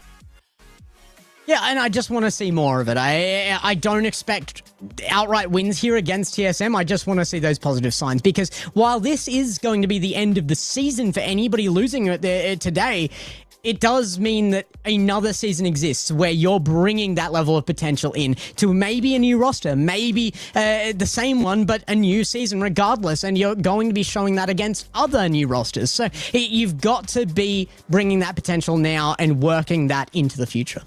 And this is one of the benefits of having that 2/3 rule in place is you know that at least a lot of these players who we're seeing this season, they will be back next season, right? We will be seeing them in a similar format in the coming year or multiple years. So that really helps give us an idea of what the state of play is going to be going into RLCS 2027. And I think if this Nagatomo Ninjas side do stay together, which it's Apac, it's unlikely, but if they do, then, you know, who knows? Sky could be the limit for them next year. Yeah, I'm loving what I'm seeing so far. It seems like a top-level team. It's just that TSM rise above even that. It is the cream that rises to the top for TSM, and they just want to keep going with that, keep rising, keep bubbling, and I think they definitely have the chance to do that in this series. It certainly went a little bit flat in game number 2 for TSM, so they'll be looking for more. Yeah, and I would imagine this kind of break is actually going to help TSM quite a lot, because they will still be able to discuss that, you know, what went wrong, what they need to be doing, how they need to improve. So this is going to benefit them a lot, and we'll see just how much in a moment as we move on to Utopia Coliseum. What I miss? No, nothing. It's just the game mix-ups in the team mix-ups in the test lobbies are always interesting to me, and TSM love to play around with their extra player. We actually had an entire Friday played out with who was it? Tank played for TSM for an entire Friday at one point. So I'm just loving to see how they play together, even in these little test lobbies. So there's always so much potential, so much depth coming out of Apac at the moment, and it's interesting to see who's willing to just have a bit of fun with who. Yeah, for sure. Well, at the moment, CSM having all the fun, but it might not be for long. Goodness gracious. Croado with the first opportunity at goal goes by in game 3, and TSM going to be breathing a bit of a sigh of relief, because if this game started the same as it did game 2, then they might have felt like they would have been in for a very, very long game indeed. Well, the passing play with Sphinx tries to reach Kevin, but it's a little bit of a high touch. Kevin would have had to be massively pre-jumped, which I'm sure next time he will be. That does seem to be the ticket for TSM. Yeah, just jump early. And then whatever happens afterwards, you know, it's fine. We'll figure it out. Left-hand side, J-Box intercepted by Catalysm, but following through is Croado. Good spacing between the two Ninjas players, looking for a team pinch pass to Kevin. Pinch. No way! Oh my goodness me! TSM! What is this? Worlds were coming! Sphinx and Catalysm pair up, meet up with Kevin, and slotted into the net. TSM, they're absolutely peaking again. Hi, Esports. Good to see you again. Oh my goodness. J-Box gets the immediate response. Never mind. Yeah, just pack it up. You know, there you go. But, hey, the Ninjas are loving it, right? I mean, this is great from J-Box. Lovely touch forwards off the backboard. Didn't need to hit the double, but you know what? Wanted the style points, and I appreciate that. Yeah. I mean, it's tough to conserve the boost to get back to that. It was quite a long way right of where his car was originally headed, so getting back to that was no simple task, but did preserve enough of that boost and gets back to it for a brilliant double off the backboard. But oh my goodness, out back to the corner at TSM, looking for more and more out of this one. Pop from Kevin was lethal. Power he found in it. Absolutely incredible. TSM starting to look like the TSM that we know. But Nagatoro Ninjas doing well to save off, and now the pass middle, like they're doing a TSM against them. I can't believe it. It does go wide, but goodness me, both teams starting to pre-jump now. And it might work in this scenario. It's Kaisen with the bump. Look how Nagatoro Ninjas are performing, even when TSM is available for defense. Low boost scenario there for Cat. No, it wasn't actually. Catalysm was well prepared. Yeah. Nagatomo Ninjas just remove him. The bump on the goal line from Kaizen. That's exactly what you're looking for. And suddenly, that might be the indicator for TSM just to start thinking a little bit more about each individual play. As now, Nagatomo Ninjas have 2 on the board. What? I don't understand how the ball gets where it does out of that play, but TSM does. They round it back into their own half and look for the play again. J-Box, concerning touch towards the back, but it is a pass backwards to Kaizen for control. Nagatomo Ninjas trying to get this away from Catalysm now, but it gets to Kevin instead. Pop goes nuclear. Finds the ceiling, finds Sphinx. Does it find Kevin? Yes, but Kaizen with the save. And another one on the goal line. Incredible from Croado. Kaizen to bring the ball away now down the right-hand side. Has Kevin for company. Kevin puts it middle and Sphinx will clear it away. TSM very desperate for a goal now. Backboard opportunity. No one there on the second. And now Kevin looks for the pass across. He's giving it straight to Nagatomo Ninjas. Catalysm just make sure to make the save. 2 minutes left, and this has been a long-held advantage for Nagatomo Ninjas now. They're going to be very, very happy with the look of this, but it is still a single goal, and TSM, they can convert at any moment. We know this. Nagatomo Ninjas know this, so they are going to have to shut down absolutely everything. J-Box to do so with the help of Corrado now.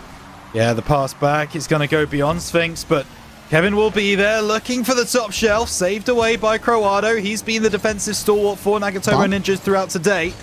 Bump and the pass will not go through, and so now off this right-hand side, Kevin just can't follow that through. Had a lot of resource, but it was difficult to make that play. Now Sphinx rises highest, pass to the left. Kevin, backboard, no, cleared away by Kaizen. TSM starting to turn the screw. Now, chances still for clears out from Nagatomo Ninjas. They have done very well on goal line, facing the absolutely most oppressive offense in this region. And now might be enough. Catalysm with no boost can get just the touch required to slot it underneath the defense. Nagatomo Ninjas, they have laughed through every goal so far, but not this time around. They know this one is winnable. And that might actually go against them a little bit in a weird way. Like, you're not having the fun like you were before, you know. You start to feel the pressure, and that lends itself to making mistakes. That lends itself to feeling like, oh, goodness, we have to win this game, and that pressure does build. So we'll see what happens. I mean, they do believe this is winnable, you know. They are level right now with best team in the region on paper. So Catalysm, left-hand side, looking for an opportunity. Won't find it right now. But TSM, they know they need another goal, which could give Ninjas the opportunity to break downfield. Close, but it's not going to happen for J-Box this time. He has been just looking better and better all season. J-Box absolutely is coming forward as just a massive star right now from the Japanese side of things, and he might be able to peak again. It's just off target, and that would have probably been a winner here in this game, and the first in the series for them. It could still be a shutout at this rate from TSM, but they need a goal as well. The setup! Kevin will keep this going back to Catalysm, sent very high. It's still in the air. Sphinx will not go. Croado will catch. Neither team willing to drop the ball. They both have confidence in their offensive capabilities. This time around, it's Croado to backboard off his own side. Kevin forward, and to ground it goes. Overtime in game 3. Finally. Finally the ball hits the ground. Goodness gracious, and tell you something, Ninjas have possession from the kickoff. Oh my goodness, what a save Sphinx! How does he get there? That is absolutely ridiculous speed. An inhuman save from Sphinx, and does keep them in potential for the sweep here that they did look to be in the hunt for. Can they find it? Croado is just going to be sending himself to his own backboard, but he wastes all his boost doing so. There's nobody back for TSM. Oh, sorry, for Nagatomo Ninjas. The respawn gets the boom upfield. What a touch. That's on target. Kevin with the save. Yeah, lovely idea. Double commit in the air. That's problems now for the Ninjas. Catalysm, left-hand side. Pass to Kevin. Oh, it's wide. Just to the left. TSM, real opportunity to win the game there. Ninjas had an opportunity to win it a moment ago. Who will break first? It looks like it might be TSM here. No, Catalysm up to Sphinx, taking it forwards. Opportunity saved by J-Box. Why is Kevin there? I need to learn to stop asking that question. Kaizen puts it forward. Kevin up to Catalysm. Kevin again out of the corner to center, but it's just too basic a play, which is not something I'm used to saying about any TSM play, but it is the case in this scenario. Off the ceiling, Kevin looks for the bump, can't find it, and Kaizen will clear. Yeah, we should make a Why is Kevin there soundboard so that you can save your voice when you need to just press the button and it'll be fine. Off this left-hand side, it will be Kaizen to intercept. J-Box popping it high. dealt with by TSM. Almost 2 minutes already played in this it's a OT. bump on No Kevin. way. Oh my goodness. Kevin with the recovery. It might still be enough. No, Kaizen able to make the squishy. And the clearance is in, and Kaizen's downfield. If this is on target, he's got an opportunity, but he takes a little bit too long. Oh no! He just blocked No! Kaizen just blocked the winning shot from his own team. 2 minutes 10, there's another chance here. Catalysm doesn't have the boost. J-Box does! And he pops off as it pops off backboard. Well, I think it's fair to say this is not the game that we were expecting. This has not been the series that we thought it would be. Nagatomo Ninjas are the first team in Open 6 to take a game from TSM. That much is locked in, but what a way to do it. J-Box dropping a 700 score game. Yeah, I don't understand what the decision-making was there. I knew that was likely the moment it started to cross the other end because Sphinx was sitting on the Nagatomo Ninjas backboard. There is such a thing as great, trust in your teammates. Yeah. That was a little bit too much, I would say. Yeah, I agree. Yeah. It's tough to say, isn't it? You know, we're sat up here and we can't really... No, it's not. They got scored on because Sphinx was on the backboard. It's not hard to say at all. No, TSM not so symptomatic of this. Sphinx is making that save there. It's absolutely incredible. I mean, J-Box, it's a lovely finish. It's a great goal. Catalysm didn't have any resources to try and make the save. But, maybe a couple more resources on defense in overtime when you need a goal would be beneficial for TSM. But we move into game number 4, Gex, and well, I've given up trying to imagine or think of what we're actually going to see in this series now. Well, certainly some good plays from both sides at the very least. I mean, we have seen the warm-up from Nagatomo Ninjas. It seems like whatever gets thrown at them, they just step up to the mark of it. It definitely wasn't the case yesterday. I will say that. We did not see this level of play from them at all yesterday, and now they're coming in just looking like their absolute peak. It's the best we've seen any of these players individually, I would say, this season, and suddenly as a team they're coming together. So if they're stepping up to the play, you can be guaranteed TSM are going to make their plays as well. So it's just down to consistency at this point. Yeah, I mean, oh my goodness, that's a very aggressive challenge, and Croado down the other end, backboard, save and cleared away. TSM don't get found out there, but there are so many moments across this series that I'm looking at and I go, well, if you're playing Kinotrope, you're gonna get scored on there. Sphinx still finds a goal, but I still don't think my statement is all that far wrong, Gex. No, I don't at all. I mean, Kaizen nearly reads that. Croado does get a touch there, and it is about a single pixel from clearing off of the crossbar and post there. So it's an epic effort on the defense. I think I would trust Nagatomo Ninja's defense on just about any other team, but TSM, they are overwhelming on their offense, and that unfortunately is sometimes all they care about. So TSM have to be more careful just to take this series seriously. Yeah, but how many times have we said that, all right? Kevin able to get a goal, and this is a little bit of a more standard game. This is a little bit more of what we expect to see from TSM. Kevin taking the shot, Croado still able to get a hand up, just can't prevent it from going into the back of the net. So 2-0. And one more until we can start seeing TSM do some more pre-jumping shenanigans.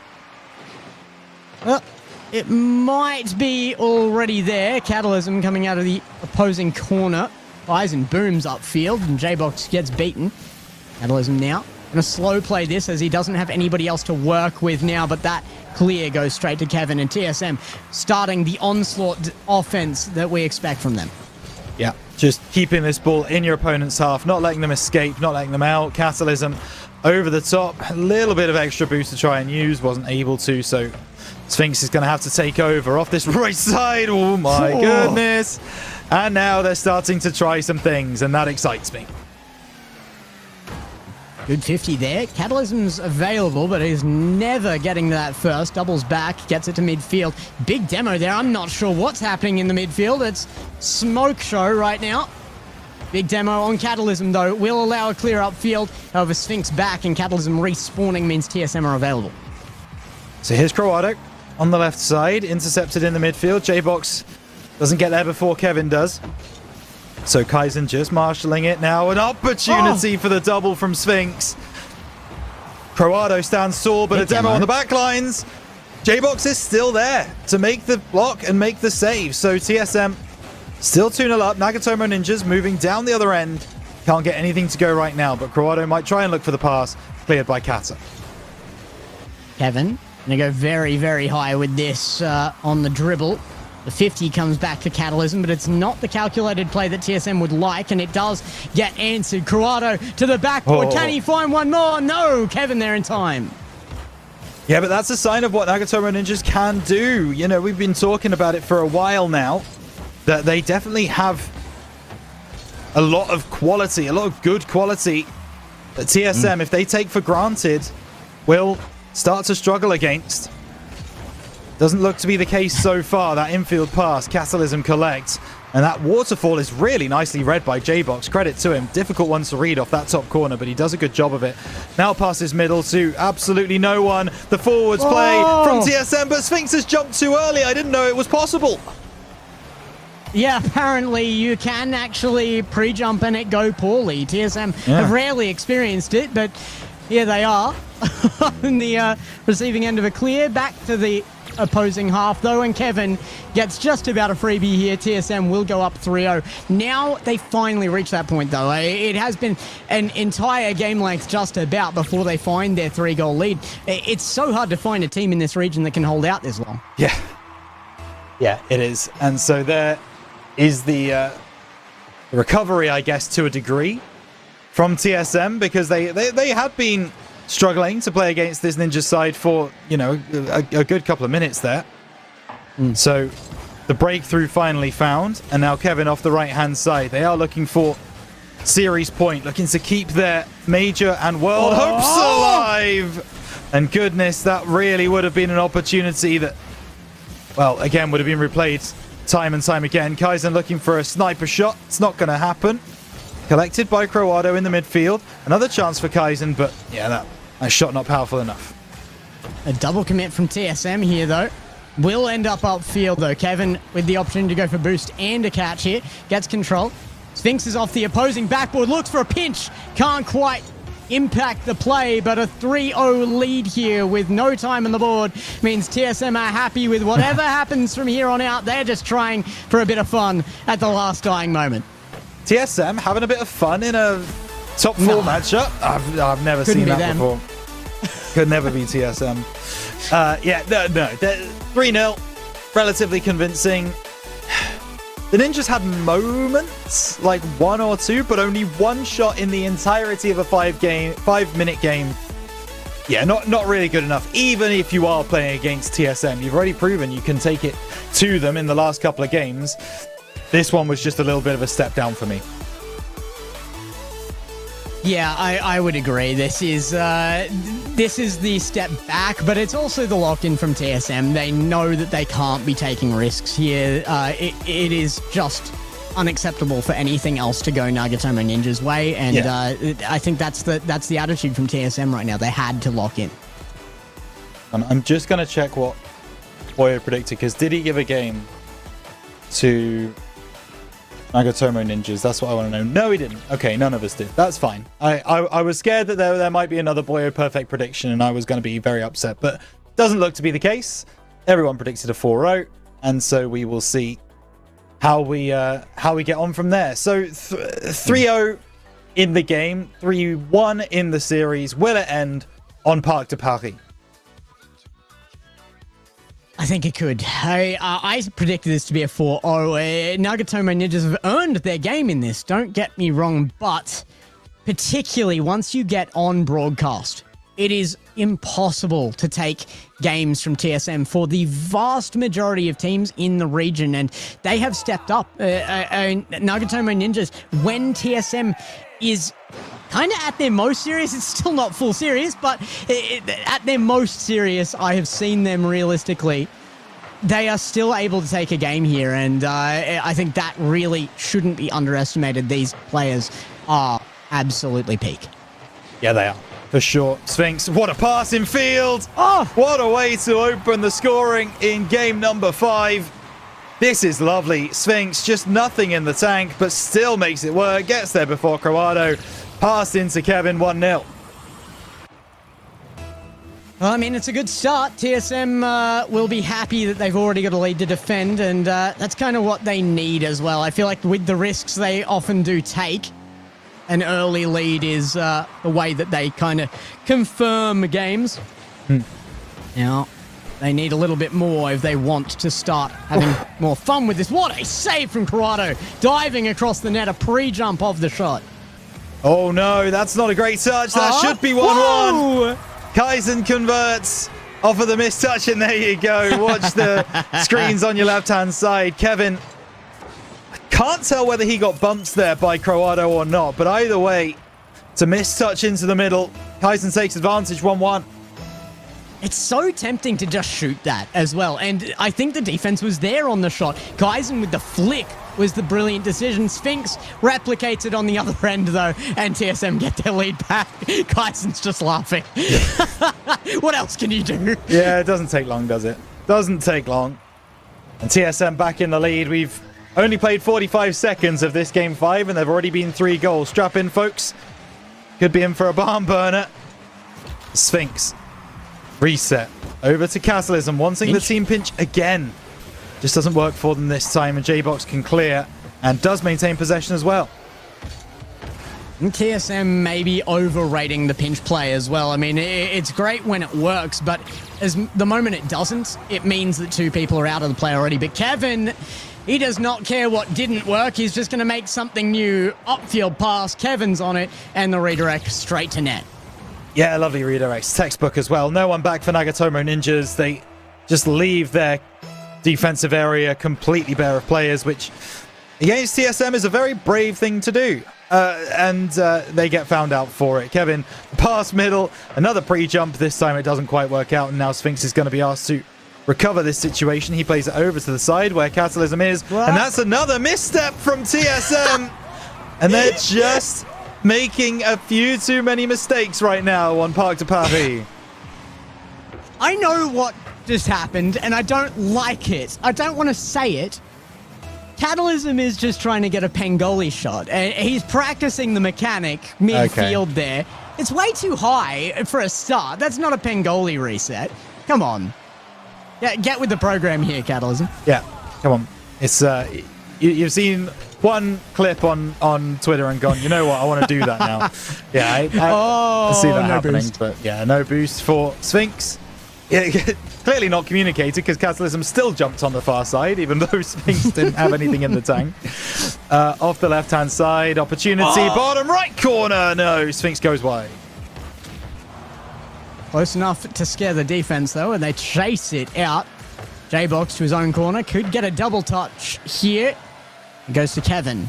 Catalysm with that pass might have secured them something if it weren't for Kaizen. Backboard defense holds. Oof. Catalysm, though, off target again. Yeah, but now the pass across. That's lovely. That's TSM. They find the gap. And this is just special. Look at Catalysm's movements here. He knows he's still got an opportunity. Doesn't rotate home. Kevin finds him on the back post. And that is gorgeous. 4-2. Yeah, Catalysm is an experienced enough player in multiple regions to know when he's usable still. That call for the pass, absolutely premium play out from TSM. They just connect once again. Their teamwork is where the dream works, and they have to just make sure from here on out, particularly if they are the team to go to the major, that their defense works as well. Yeah, it needs to. Because that is the pain point right now for TSM. We've said it many, many times before. Their offense is so good. And certainly when it starts flowing and you start to feel like all three team members are on the same page, there's no one better in the region than TSM. What a double. That is a crazy redirect off the self-setup. But by the same token, they need to up that defense. What? Oh my goodness. How does that not go? Kevin keeps the pressure on, but no, cleared by Corrado. I think they had 3 touches that were going into net there, still kept out. TSM up by 2 right now, but they'd beg for another one. And they might not need to if they can form this. Another upfield play. Ooh. Catalysm. Oh, 50 down. No shot found. That's well away. Yeah, Kevin. Oh, he's going to want that one back. Let's put it that way. Yeah. Corrado sends it long. Picked up by Kata. Played high. Double commit from Nobody in TSM. defense. Catalysm, please don't go. Oh, my goodness. Okay, he did go for it, as it turns out. But either way, the clearance will come through. TSM, break downfield, and a team bump as well, just for good measure. Okay, they're playing around too much again. I'm not enjoying these ones where TSM risk it. But, I mean, they have the lead in the series to be giving things away. They have the lead in the game, technically, but I would love to see them lock this in. If they're going to take the series, then do it the right way. And 40 seconds to see if they do. Yeah, Sphinx with, as we say, all smiles, laughing as the series goes on. An opportunity that goes by. Kevin gonna have to try and stop this attack at the midfield line and does a really good job of it. So now Sphinx tries to find Catalysm, but the interception, and that's what's been causing TSM the problems all day long, is Nagatomo Ninjas reading those passes. I mean, Corrado is so high to be able to get that intercept. You got to be proud of that as Nagatomo Ninjas. They're answering TSM for an off-ceiling play. Rare to see that from anyone, and Nagatomo Ninjas do it so well that they get a goal out of it instantly. Catalysm now into his own corner. In control. Kaizen shot across the bow. Nearly evens up, but goes to corner. Catalysm pre-jumping again. Sphinx the only one back with boost. They're risking it still with a single goal in this, and they have to secure back into their opponent's half. That should be it, but it's gone high. Chance. Catalysm looking for Sphinx. It's a triple commit on 0. Still chances for Nagatomo Ninjas, but that should be it. To ground it goes. TSM take the series 4-1. Well, they are the showmen of Apac, that's for sure. And we hope you enjoyed the show. They will be back in the grand final after taking down Nagatomo Ninjas 4-1 in the series. But Gex, I feel like I say this a lot when we finish a TSM series on Championship Sunday that isn't the grand final. If they play like that in an hour's time, they are likely to get found out. Yes, yeah, they are. We said this last time around, though, as well, and they locked in the grand final against Kinotrope, who, you know, they are gearing up specifically to play TSM, and yet that was a 4-0 series. So TSM, they leave a lot in the tank, but it does mean that what is there is still available. So I think that it is still available to them. They will need to dig in deep and prove that in the grand final, though, because if TSM are, once again, to be the major representative, the world's representative, they have to be our best team, and they have to be it in all aspects. I need to see that defense. Yeah, me too. It's the biggest question mark for me right now with TSM is, can that defense stand up against Kinotrope? Whether we see that or not is a completely different discussion, and we'll talk about it in just a moment's time, because, of course, that might not be the grand final, and we might be getting ahead of ourselves. But for the moment, assuming that that's where they're going to end up, does this TSM team, playing like they just have, beat either Kinotrope or North Star? I'm not sure. I mean, to be fair, I was only talking about Kinotrope in that they were the competitor for that grand final last time. But, yes, correct. There is a 50-50 chance here, at least you would argue on paper, for both competitors in that lower bracket. So, Most likely our two most important series of the day ahead, and you could not expect otherwise. The chance here for the upset of all upsets from North Star. We'll see if it can be done after the break.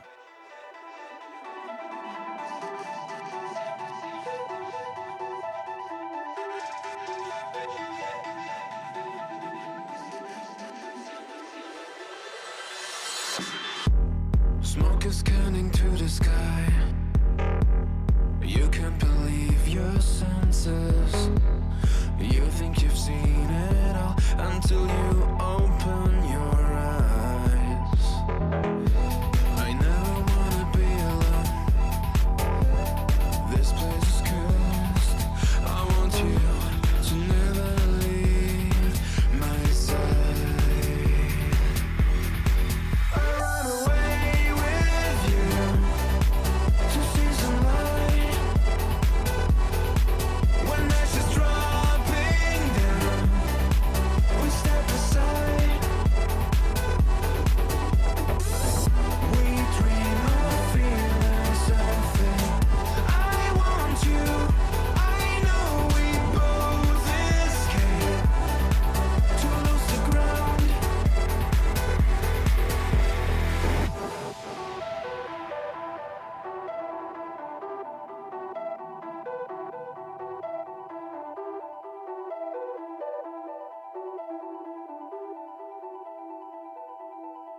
The world we used to know is burning down. We're always strong enough to build our own. We've been running for ages to search some light. I want you. I know we both escape to lose the ground. We've been running for ages to search some light. We can feel every day after running for nights. We feel so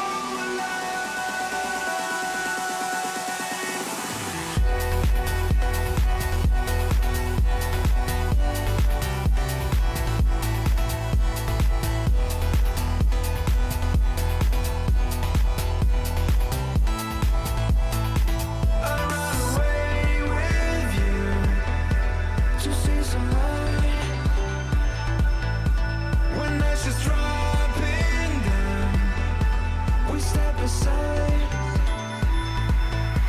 I run away with you to see some light. When ashes dropping down, to build our own.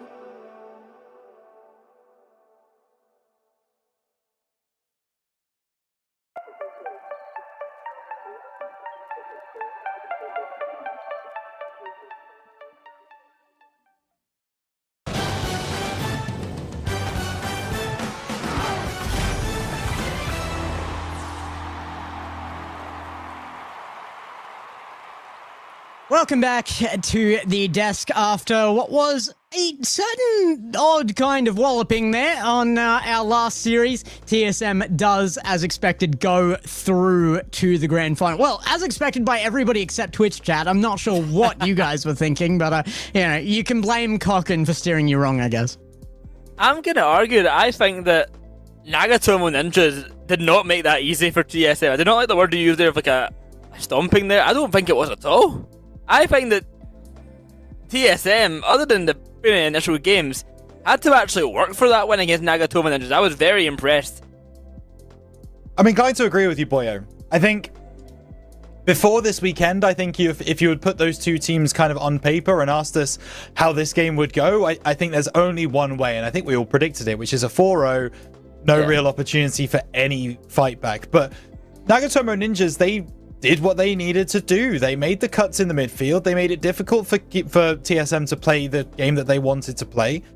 I totally agree with you. I think there were moments there that did feel like a little bit of a stomping. Certainly game one felt that way. But for the rest of the series, I thought it was relatively close based on what we saw on the screen, at least. Yeah, it was a scenario of you've got close per series, you've got close per game. And in that one, it was like you've got close per challenge. And that's what it felt like, that it was close per challenge. And they were just moments away from scoring or, making the brilliant save that was required at any point in time. So they're going to go home with a good result regardless. I mean, not only did they make the top 4, they then made a really good showing against TSM, who, I think in most people's mind, particularly the players in the region, would be that top team to make that appearance against. So let's take a look at the next 2 teams on that list. I suppose you would say it is Keenatrope and it is North Star. Furlash, Max U, and Cash Kami there with Homie as the coach, and Josh, Pengoli, and Taha there. North Star have come to play. They are really here to cause that upset. You expect them to have something to say in this. If they can pull it off, they are in for the potential of the biggest upset I think I've ever heard of in any region. It's going to be an exciting one for them. They have showed us a great match already in that quarter-final matchup, making it here to the semi-finals, making it here to play against Keenatrope. Can they go even further? Or will Keenatrope get the chance to defend that major spot? Because they are currently in a leading position for it. Can they hold that top spot into the grand finals? Or are we going to get chaos? Oh, give me chaos. It's APAC. Are we going to get chaos? What sort of a question is that? That's what we're looking for. Look, this is... I mentioned it earlier today. This is their white whale, right? This is is the big game that North Star have wanted to win since the very beginning of North Star, and they just have not been able to get it over the line. Open 4, they couldn't do it in the grand final. Open 5, I believe they played each other in the semi-final. They couldn't get it over the line. So this is the game, really, that North Star in their head have been getting ready for all Open 6 of... we want to beat this Keenatrope side. Yeah. They are going to have to show their absolute best look if they are going to do that. In saying that, though, I think this is the ultimate time that you want to be the underdog. That you don't want the pressure on you of people expecting the win. And that is the scenario they've got in their favor right now. So...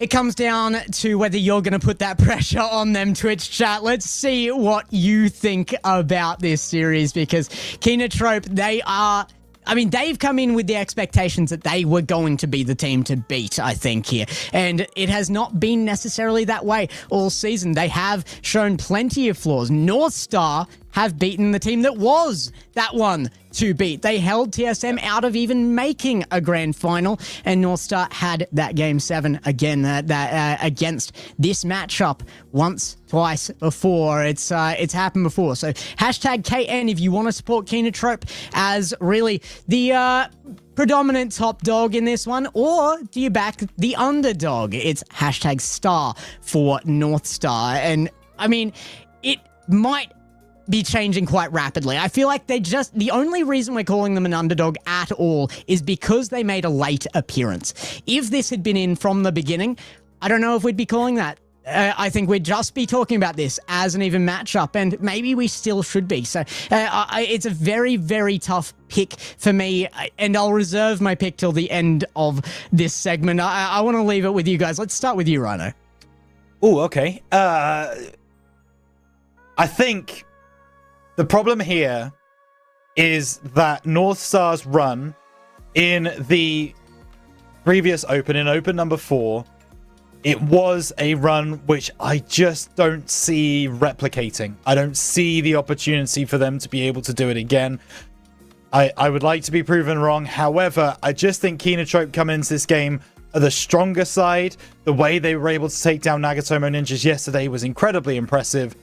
And so for that reason, I've got Keenatrope. I had a little thought about this series because last time these teams played, it happened twice in Open number 4, and both times Keenatrope won by 1 goal in game number 7. I'm going to give it to them as well. I think that North Star are well, and I'm 50-50 on this series, to be honest. I'm going to slightly go the way of Keenatrope. I've got it going all the way to 7 again, but I think they're going to take it. Yeah, I back that again. Game 7, I think that is definitely on the cards for me here. But I'm going to flip the tables one more time. I think North Star, I think it's the first time they'll do it. I think Game 7, they will finally come through. And more than anything, I want it to happen so that we have the potential, at least, for our three-way tiebreaker. A three-way tiebreaker. If North Star goes on to win the tournament from here, that will come into play. But what did the chat end up thinking? Yep, it's what I expected. The North Star fans are here. It is 65 to 35 in favour of North Star. I like to see it. Yeah, I love to see it. Why not? Listen, North Star have been gaining fans this entire split, and why not? They've looked great when they've been playing. Josh looks like a man possessed in that 3Cats game earlier, so I absolutely believe that they have the potential to go ahead and do it.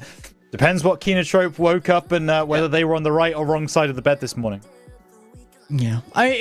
This is, if we include chat as a member of this broadcast, which we never would, that would be disgusting, No, of course not. Then we would look at this as a 50-50 split here. And I think that is what this series deserves. I think North Star have come up to that point now that this should be a coin flip. I think that Kenotrope need to be ready for what is being brought. If they have any underestimation of their opponents whatsoever, they will get upset here.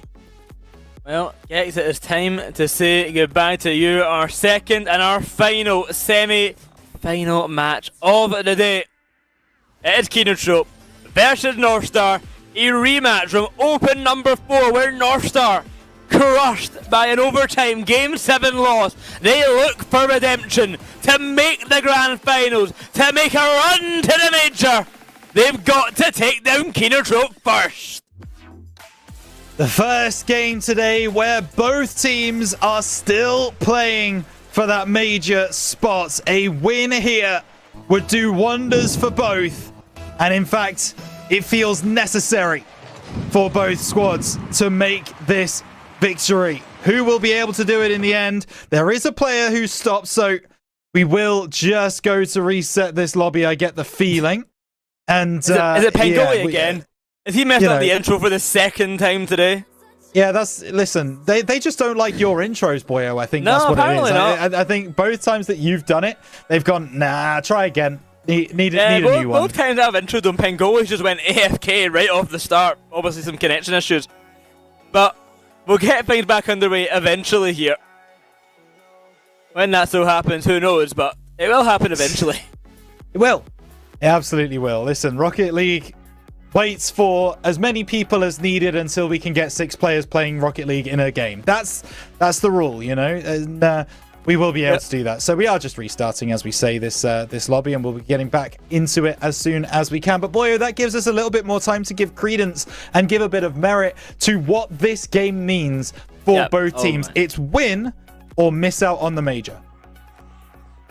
So for Kenotrope, if they lose, the major is no longer in their hands. They either lose the major spot to TSM, or they go to that tiebreaker and have to fight another bracket against these two teams to make it. If North Star loses here, they are out of major contention, and it is up between Kenotrope and TSM in that grand final. The only way that North Star can make the major is to win out today, and then win the tiebreaker against Kenotrope and TSM straight after. So they basically have to beat Kenotrope and TSM twice to make the major. Not an easy job in Apac, certainly. But I thought, by the same token, we were talking about this earlier. Each of these teams believe that a different one of these teams are their biggest contenders. So Kenotrope aren't too concerned about North Star. They're more concerned about TSM. TSM aren't too concerned about Kenotrope. They're more concerned about North Star. And North Star aren't too concerned about TSM. They're more concerned about Kenotrope. So the rock, paper, scissors of the situation means that like we're in a really interesting position in this specific final 3 as to who's going to go on to that major. And if North Star do win this game, Boyo, they're going to believe that the easier game awaits them in the grand final. Well, this is a team that they have yet to beat. It is the chip on their shoulder, the team that took them down in that Game 7 OT back in Open number 4. They are the targets here for North Star Gaming over on the side of Keenertrope. Keenertrope, they just find this another stop in the road. There's another obstacle in their way, which they will pass. As we get ready for game number 1, in just a moment now, is that fight for the grand final. That fight to have a chance at making the major, not even to guarantee it yet, just to have a chance at it. And that's all you need sometimes. Just that chance, just that opportunity. That's what North Star are chasing right now. Keenertrope as well, to a degree, certainly. You know, they need to win this game in order to keep major contention in their hands. Otherwise, you will see them turn into the biggest North Star fan base that you've ever seen in your entire life. But the pressure starts now, I would suggest, Boyo. I don't think North Star against 3 Cats would have felt as much pressure as they do in this game right here. 100%. They are under a new amount of pressure this time around. As we get in to our... Well, I think we're about to get into our first game here. We're still stuck in our faces for now. Not sure what's quite going on. There we go. We are into our first game of the series. To make the grand final, it's North Star against Keenertrope. Here we go. Keenertrope trying to break out down this right-hand side. Bump on the last player, but Taha will recover, send it long. Furlash, interception over to that right-hand side. That's going to invite Maxu into the play. A man possessed yesterday, looking to continue that form today. Pengoli makes a save on the goal line. It is our first we have saw of Keenertrope all day long. Our 4th match. They're looking to let us see them again in the grand finals, show up against TSM and fight for survival. But first they've got to get past North Star. Pengoli early on the attack. They'll get beaten out by Cashier. Furlash is chasing Taha for the demo, and it is sent away and long downfield. Well played by Max. Just collecting possession out of the corner, and now sending it long down the left side. He has run out of boost, which means that North Star will be able to collect possession, but Furlash is right there on the scene as well. Actually, no one really back for Keenertrope. Pengoli still takes his time, and Cash will be able to deal with it. So a very cagey start to this game. Neither team wanting to overextend. Big flick upfield from Matsu, going to be caught by Pengoli. Chasing upfield on this ball. Bullied off of it by Furlash. It falls to Taha. Bumped out of position, can't get a follow-up touch. It's a big demo from Cash there. Will recover, will get the shot, and will get the first goal of the game. Important here from Cash. The demo is brilliant, but then the ability, as you say, to recover, turn the corner, and just nestle that ball into the bottom right-hand corner. Keenertrope, a bit of a go-ahead, but it works out beautifully. And North Star now have a goal to try and find. They will try and do so right off the kickoff. Taha intercepted by Maxu immediately. Josh beaten to the ball there. Pengoli left a bit awkward at the back line. Furlash has cleared out to the side, trying to find the pass over to Maxu. It will be intercepted by Taha as he tries to push that ball further upfield. Here's Pengoli. Now to Taha. Josh is not in position to play on this. He's going to wait on back, finally getting involved. Half the game just about gone on back. Chances coming for North Star Gaming finally, but it will be saved away. Well, and now Pengoli, backboard double, beautiful! That's what the Australian can bring you. North Star Gaming, back level, off of the bag of some Pengoli magic. It's what we expect to see from Pengoli. He is the mechanics of this North Star team. Shows up when it matters, gets a great goal. Half the game still to go, and we are back to even. How long for? That's the question. Cash, right-hand side. What a pop off the reset. Chance for the pass. Double commit on the goal line, but North Star still do clear away. Josh, high in the sky. Intercepted. Cash to collect. Can he answer what Pengoli did just a moment ago? No, he'll actually be intercepted by the aforementioned player. Now Taha trying to break downfield, but he's intercepted. Maxi off that right wall. Big challenge. Max once again, just trying to get beyond. Josh waited for boost. It was the right decision in the end. 2 minutes to go. Around the corner, the ball will roll. Josh slips it past one, but over to Cash it will be found. Into centre, good shot by Matthew, but a better save by Pengoli. Taha takes it high. Clear, not found. Josh looking for the clearance out. It is still being denied. Stuck in the North Star half. Finally, a moment to breathe. Josh with a redirect into the back of the net. It's North Star with a lead.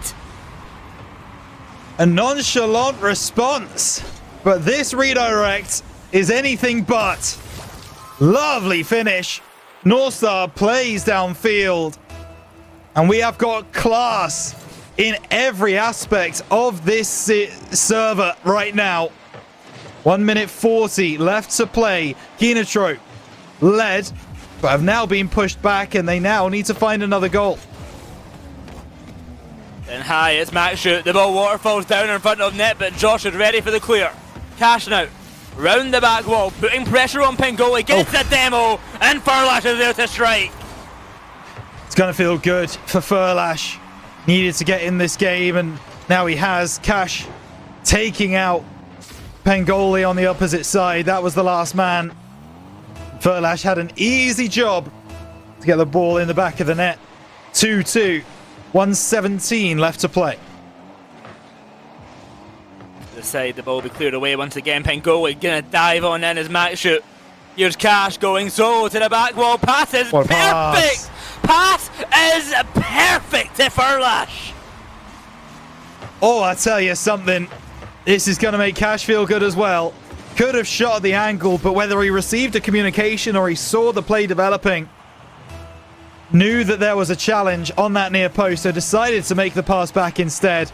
The higher percentage play found, and Kenotrope 2-1 down, now find themselves 3-2 up. They might find themselves 3-3. No, not this time. Match beat the incoming attacker. Kenotrope have their lead reinstated. Now it's North Star needing to fight in the attack. Pengoli upfield finds a demo. Josh gonna look for more but can't get a connection. Cash avoids the bump, but with Tahad pass on out, finally gets that demo on Cash, takes it out of the play. Josh to the back wall. Pengoli cannot recover in time. It is straight back into Cash's control. He gets the reset. He goes for the match. They cannot get a goal out of it, but it will stall for time. Yeah, he will. Now the ball off that right side. Maxi with a big 50 victory. Into the middle. Wins another 50. The 50 machine right now. Oh my goodness, so close from Josh to get the redirect. That's in. But that That's pitch in. is going to go home. And that will be Kenotrope taking game number 1 in this semi-final. Hell, after a very close game 1, it crumbles at the last 10 seconds. Kenotrope get a 4th, and extend their lead to 2, securing this game, surely. You would think so. Oh, maybe not. Maxi will still be able to send it away. As the clock ticks down, that will lock it in. An opportunity not to be found. Doesn't really make too much of a difference from Cash at the end there. Kenotrope take game number 1. Lots to think about for North Star. 2-1 up in the game, but they could not hang on because that man there, the MVP, Cash, just a little bit too much. Yes, the star factor brought into Kenotrope to get them to the major. He drops 5 saves, 1 goal and 2 assists. He was doing the most that he could on the pitch, and he got Kenotrope that first game win. And now you just wonder what North Star are thinking in that VC right now. It was a game that was going their way for so long. They found that goal from Pengoli, which was absolutely incredible. And this cannot be understated, how good that is from Josh. But after that, things just started going wrong for them, and Kenotrope really found their rhythm. Good. Especially this pass. Just disgusting. It's so incredible. That's a tough game lost there. North Star were in the driver's seat to start things off. Now as we get into game number 2, they have to start from afresh and see if they can once again challenge this Kenotrope team. And we are once again remaking lobby. So, of course we are. Welcome to APAC. Welcome to That's APAC. the way it goes. But yeah, listen, again, with a game like this, I don't mind taking a little bit longer to have the discussion, Boyo, right? Because it really does feel like this game is matching the gravitas and the level that we explained that it would beforehand.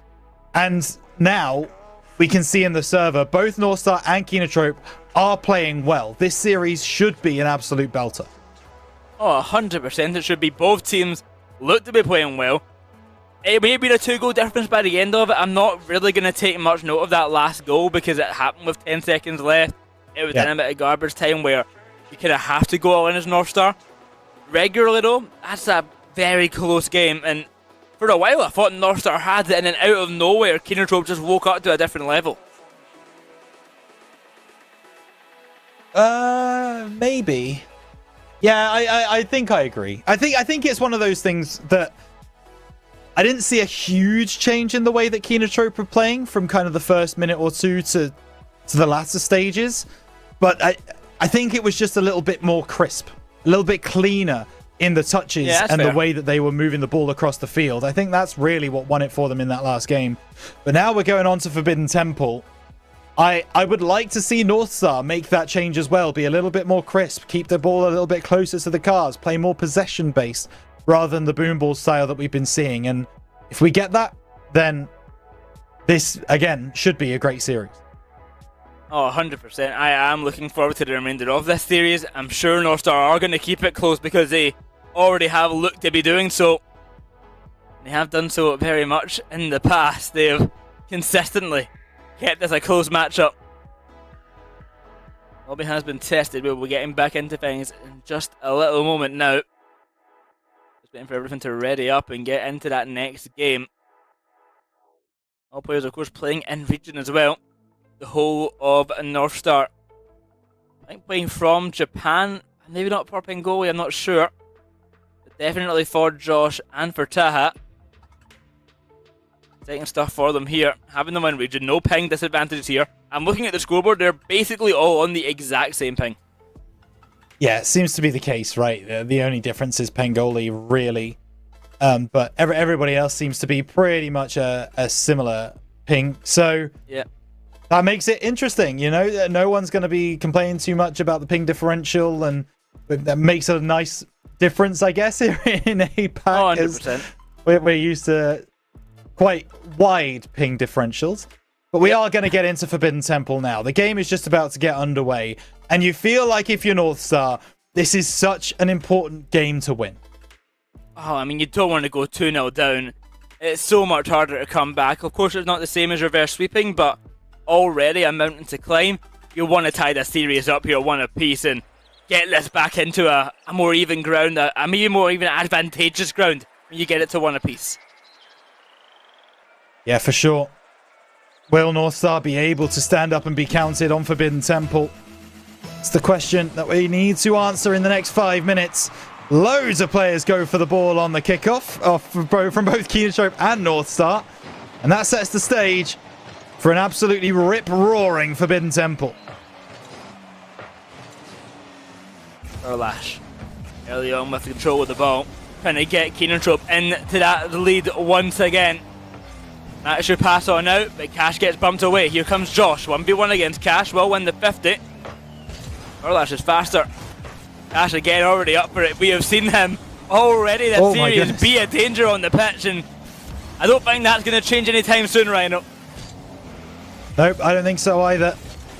Taha off the left-hand side, looking for the pass middle. Cash will bring it away, sees two in front of him, just takes it simply over to the left-hand side, given so much space. Can you really give the cannon that much room to breathe? They can in the end. And now, welcome to Apac. Welcome to Apac. We have another pause. Who knows what happens this time? Who knows? Bad to us. Yay. I'm excited for this series. Yeah, you wanted to see our faces, right? I was looking forward to this series, but we keep getting this blooming pause nonsense because people can't stay connected to a game. Yeah, just one of those things. Oh, apparently, you know what? Apparently, it's not connection issues this time. Oh, controller issues, yeah. There are controller issues. You're only meant to break your controller after the game has finished, guys. How long have we been telling you this? I know, it's not good enough. Not good enough at all. No, but you will get that sorted eventually. Who knows when we'll get back in. Just welcome to the show, and it's already been a long day. Let's make it even longer. Got a semi-final and a grand final to go. Why not just chill out for a bit? Don't even bother watching EU later on because we're going to run past it. Yeah, we are. Yeah, we've got so much more Rocket League to play. I think Sam's this evening as well. We're just going to go right the way Past through. that as well, yeah. Yeah, absolutely. Yeah, there's no other Rocket League on today. I promise you that. No, I feel like we've done the breakdown now, boyo. So now we're just kind of watching what's going to happen. I mean, how many of these players do you actually think have a spare controller ready to go? Out of curiosity, how many? I'm gonna hope that most of them do here, because or else they might be going at the keyboard and mouse if the controller's fully broken.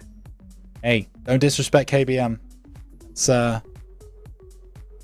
actually no, it's fair enough. KBM is not the way to play this game. I don't think it'll be the play if you are a controller main and go into KBM. I know some APAC players. I know LCT is probably the most prominent KBM player in APAC, but he's not made it this far in quite some time now. So maybe it is the sign of KBM not being good enough. Yeah, that's it. Yeah, that's why LCT not making it to main event means KBM is bad. Yeah, absolutely. Yep, that's locked in. Let's talk about the major, boyo. Let's talk about the major. We are on the cusp of the major. The final spots will be decided today. Another major event in France just feels right, doesn't it? Based on the fan base that are over there in France. Oh, 100%. I mean, in Paris as well, it is going to be an excellent event, and I mean, the reason why all these players are fighting so hard for it is going to mean so much for them. To get that French crowd, that Paris crowd there, with the French casters as well, it is going to be a fantastic event. It is. You'll want to be there. Still tickets available if you fancy going over to Paris at the end of May. 22nd, 23rd, and 24th of May in Paris. You won't want to miss it. As one of these two teams could be there, boyo. Kenotrope or North Star, or it will eventually be the side of TSM to get there as the APAC representative. Also, I need to apologize to Risk. He is also KBM. Found that out. Oh, is he? Which is actually more impressive than anything. Also explains, haven't made top 4. KBM once again. Not good enough to make it to the grand finals and the semi-finals. Sorry, Risk. KBM is so back. Thank you, Risk. KBM is back, thanks to Risk. Is that our theory? We might be getting back in. I think everyone is in the lobby again. I'm not going to try and get really excited here. But I'm going to spoiler. Pengoli is the one who broke his controller or whatever, had an issue with his controller. I believe he is back in the lobby. We might actually get back into the game. But, I mean, no hope here. Here we go. Oh, never mind. We made it. We made it. No goals means no need to reset. Just a kickoff. And Pengoli now moving forwards. Max Hughes to challenge into the midfield. It's going to be Cash, who just gets absolutely wiped out by North Star, but it might not matter. Still an opportunity, top left corner. Pengoli saves. There's Pengoli now. The pass out over to Josh. Up by Cash. And a pass on down to Furlash. Quickly rising up the side wall. He's got Matthew waiting centre. He's going to go solo. Shot to net will barely be saved in time by Taha. Yeah, but this pass forwards could be everything. Off the crossbar, opportunity goes wide. North Star's first real attack, first real opportunity goes begging. And now Cash down the other end to try and punish. Pass to the back post. Furlash gets under it. Going to send that ball long upfield. Nice shoot in the corner, fighting his way out to get that ball. A bit more of a comfortable position, but that will not come just yet. North Star continue the offensive pressure. Josh into centre, in comes Taha. Just going to be saved in time, sent to the backboard, sent high. Josh is up for it once more, and he's going to the corner looking for a pass to centre. Taha fakes it out, and Josh stays on the ball. It's the Josh show right now with this ball. Maxu takes the ball off of Pengoli. Taha with an opportunity. Maxu sends it long. Pengoli has to get back in time and does. Looking for a redirect down the line. It will be collected here by Cash. Moving forwards. He's got 2 to beat. Gets past Josh. Won't quite get past the second man, Taha. Now, Kenotrope still trying to fight. Looking for a fake there that doesn't come through. Josh down the line to Pengoli. Cash gets in the way. Furlash beating the incoming Taha. It's a wide open net left by North Star. They put everything into that attack and they get punished. Yeah, that is going to do it. Furlash on the left-hand side of the goal. Keenatrope take the lead. And how important is that going to feel for Keenatrope, getting at least something to hold on to? At all. Here might have lost Rhino. Not too sure if he's alive and well. Maybe just disappointed about that goal dripping on in there against the North Star side. They leave a wide open net. Taha going to pass that one off to Josh. No success to the corner now. It's Josh. Near corner going to be saved away by Cash. Now down the other end, it's chance for Furlash. Still, nothing to be found. Here's Josh. Here away to the side, it's Furlash rising high.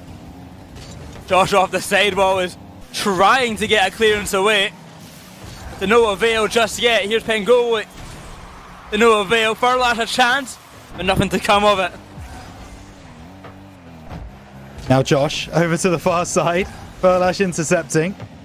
Will be an opportunity as Josh into the middle. Cleared away by Furlash. And will be collected by Taha. Into the air. Taking it forwards. Cash with a big interception into the corner. And now Maxu trying to go low. Not finding the answer. Keenatrope playing really disciplined, but they actually might have lost that opportunity now. Shot not on target. Cleared away. I was going to say they are trying to leave one or two back in position to make the save if necessary. Cash collects on the backboard and tries to clear it. Lead off to the side. Josh can't make the connection. Taha can, but Furlash already being up for that ball. There'll be no advancement made on the play. 30 seconds now, and if this is the way that North Star dropped this game, it'll be a disappointing one. It was a goal that they should not have been conceding, but they cannot get a chance of their own. 20 seconds now. And Taha with 0 boots will send it long to Pengoli, but he's got nothing in the tank either. Here comes Josh, beaten by Matishu. 10 seconds now, the clock will tick on down. A 1-goal game for game number 2. And it's not looking good here for North Star Gaming. They could not develop the attack enough to really get anything going. No, they couldn't. And that should, you would think, trigger the timeout for North Star. Just look at the shots. That's all you really need to know. It's, 11 shots on the side of Keenatrope to the 4 from North Star. The attack just simply not there. And as I rightly mentioned, the timeout is being taken by North Star. But my concern here, Boyo, is if they come back after this timeout and do not win game 3, what happens then? I think it's over at that point. I think it's just fully over. Taha even in that game getting 7 saves. Doesn't help though, because they still got outshot 11 shots to 4. He had to make all those saves because they weren't getting any chances. That 1 goal went in and they couldn't do anything about it. North Star Gaming have called the timeout and they have got to sort this offense out. They have. And but they've got to sort out all areas of the field, Boyo, in my estimation. True. You know, the offense not being there is actually a product of the defense and the midfield not being as strong as it has been in the past for North Star. They're not able to make those early challenges, or they certainly haven't been at least being successful in those 50s in the midfield, which has left them open on the back lines, which has given Keenatrope a real opportunity to take a lot of shots. They've got to try and work a way to get down the field, and the most important thing once they get down the field, take a shot. Nothing too fancy. Just make sure to get shots on net, and that will force the Keenatrope players to move away from where they are and where they should be. Well, will the coaching be enough? Will this little break help carry on the side of North Star Gaming? Can he bring them back into gear? Has to do it. They drop this game, it spells a disaster for the team. They have to do a best of 7 reverse sweep. A difficult ask. Keenatrope in that driver's seat. Loving this. Not particularly challenged, especially in game 2. Game 1 had its closeness, but they still came out on top. He continue like this, he'll be feeling very confident going into that grand final. They will for sure. Here we go. Utopia Coliseum. North Star have to make their stand here, but a crazy pinch off the kickoff. It's going to lead to North Star trying to bring this back downfield. Maxu rises high. Backboard double. No. Met by Pengoli. And North Star clear their lines. Good chance for Furlash now. Shot saved early on by Pengoli.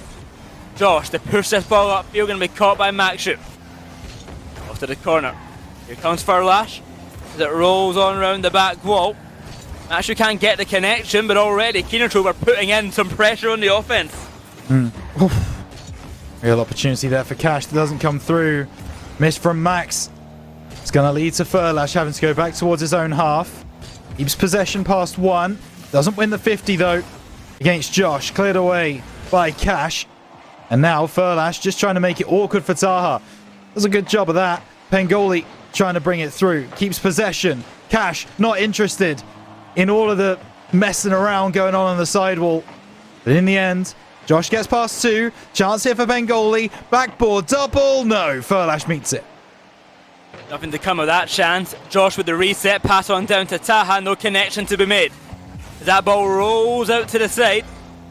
On the way back to Pengoli's control. Josh is up to catch it in the midfield, but not much to be done from it. Taha upfield to Pengoli.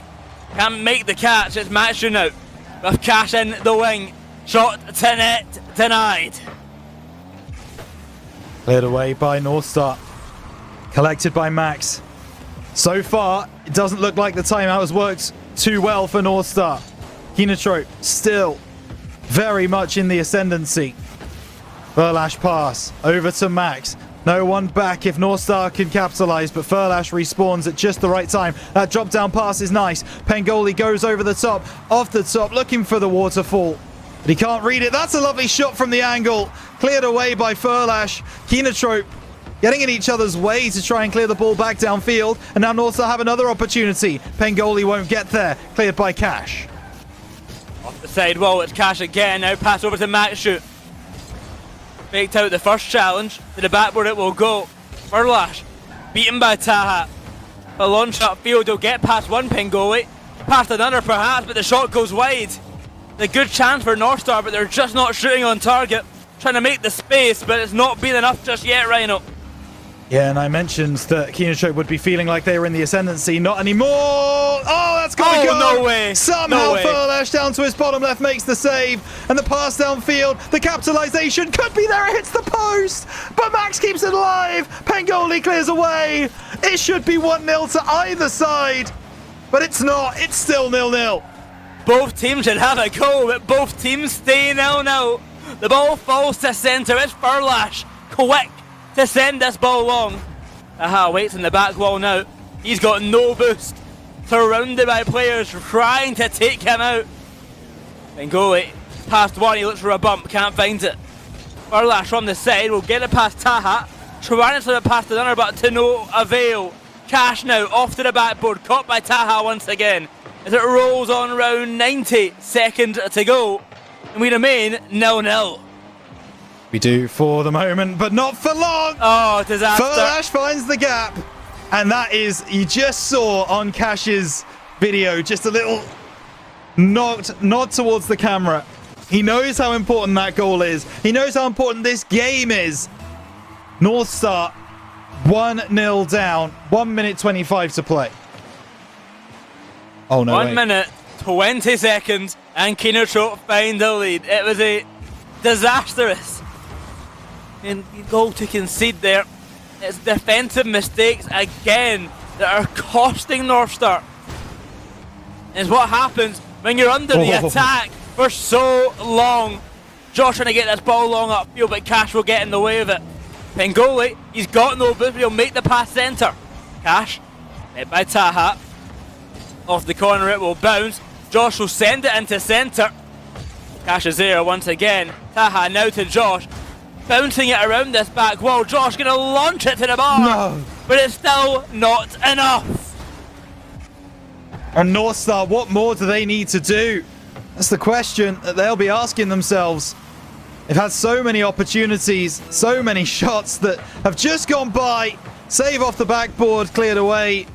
If Kenotrope get another goal here, that really would be the dagger in the hearts of Northstar, not just for this game, but for the series and their major hopes as a whole.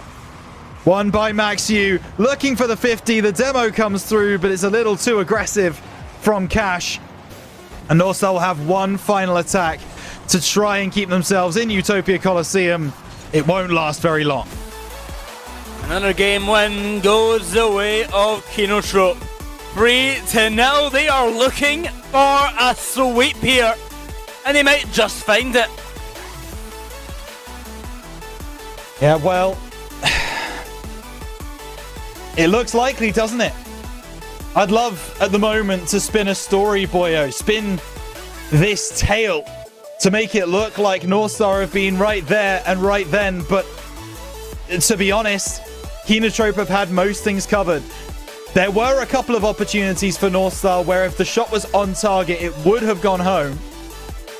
But to be honest, they've just not looked like the clinical side that we know that they can be. That star team that beat TSM back in Open 4. They have not been able to replicate that form so far today. You know it's not looking good for Northstar when we're talking about if the shots went on target. True. They haven't, and that's the issue for them right now. The shots have not been on target. The best chances they've had have just barely missed on out. And now as we go to game number 4, it could spell disaster for them. It is match point against them. They need a best of 7 reverse sweep to make their way to the grand finals. And Kenotrope, they just need one more game. Difficult but not impossible. The best of 7 reverse. What the hell is that start to this game? Who knows? You know what? They both just, yeah, sure. Get your grievances out. Why not? Get the demos going from early on. Flash off the left-hand side, looking for an opportunity. Wins a couple of 50s as well. Clearance comes through from Josh, though. That's over to Furlash off the stealing it. Well, Bound's going to leave the ball for Cash. Early shot off the bar, and it's an own goal. Yeah, I think so. I don't know if the shot would have bounced in off the crossbar. Doesn't look likely.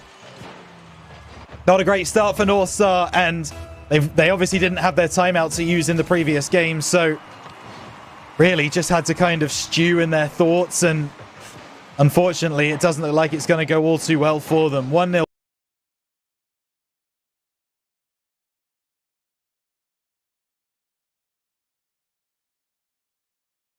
In this game.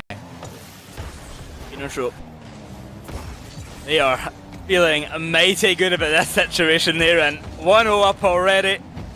In game number 4. 1 game away from making the grand finals to try and make that major spot. I mean, it's all looking perfect for them.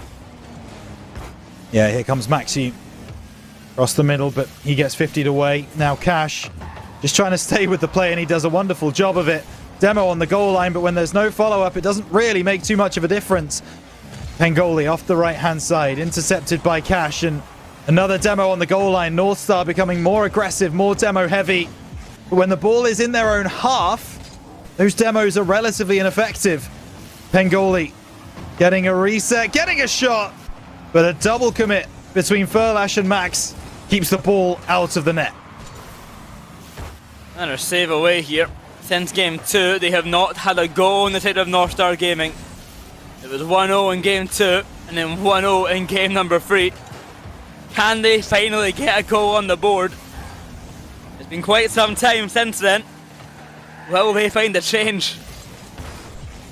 That's a really good point to make. Oh my goodness, that was another opportunity, but Furlash back in a really good position. Trying to send it long. Josh looking for a teammate. Might have found one too. Taha backboard. Oh, it's real calamitous defending at the moment for Kenotrope, and Pengoli takes advantage. And that's really important. That's going to lift the spirits of Northstar more than you believe. First goal in a good couple of games now. It's what they've been needing, but now they need more Does this open up the floodgates? Does this allow more goals to dive on through by the side of North Star Gaming? Or will this be all they get? Urlash going to try and make it the latter. With a launch up field denied by Josh. He'll be sent to the corner once again. The offense continuing for North Star Gaming. Hunting for goal number 2. Here we go. Pengoli over the top.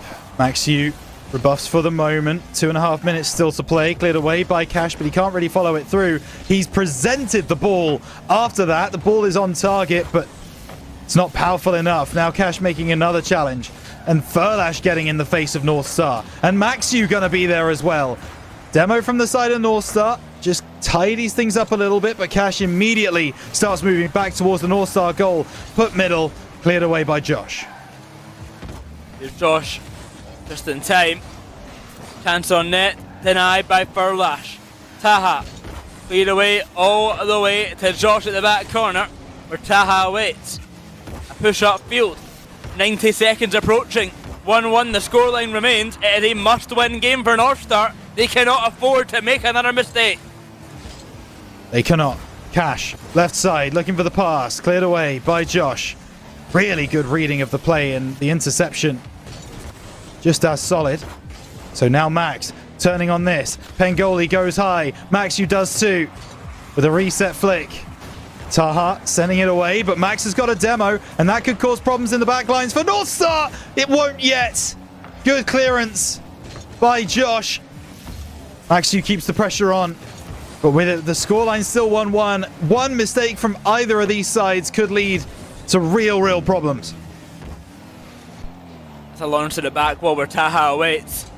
1 minute on the clock. He fakes out the oncoming attacker. Oh. Shot towards net. Not going to find the back of it. Barely saved in time by Josh. In the second down, we might have an overtime on our hand if it keeps up like this, Rhino. Either way, I'm sure Keenertrope would not mind. No, I don't think so. The longer this game goes on, the more likely you feel North Star are to make a mistake, because pressure really is on them. Keenertrope have got 3 games to play with. They don't need to win this one particularly. They might still, though. No, Pengoli on the goal line makes the stop. But there's a chance. Oh my goodness, who's back? Oh my goodness, it's not on target. Max Yu. Chance to finish the job there and then. And it goes to the wayside. Keenertrope's pressure, their aggression, has not paid off for them just yet. And it looks like it will be OT unless Max Yu does something magic here. It's not going to happen. A wise man from OCE called Tulendino once said to me, the longer the overtime goes, the harder it is for the underdog. So North Star need to score now, and that they do. It takes 2 seconds of overtime, and I believe that is a scoregami for Will if he's still doing that. 2 seconds later, and a goal found for North Star Gaming.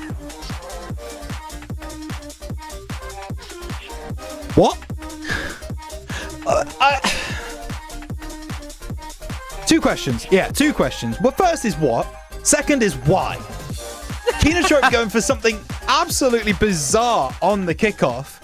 Whether it wasn't communicated or what have you, I am baffled. I am absolutely baffled. But nonetheless, Pengoli scores, North Star win, and now we will be going into game number 5. So Keenertrope missed their first opportunity to take the series in a sweep. So that won't be happening anymore. North Star's reverse sweep, well, it's now begun, boyo.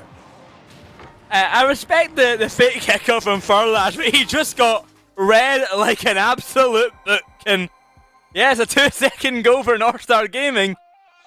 Why not? Why not?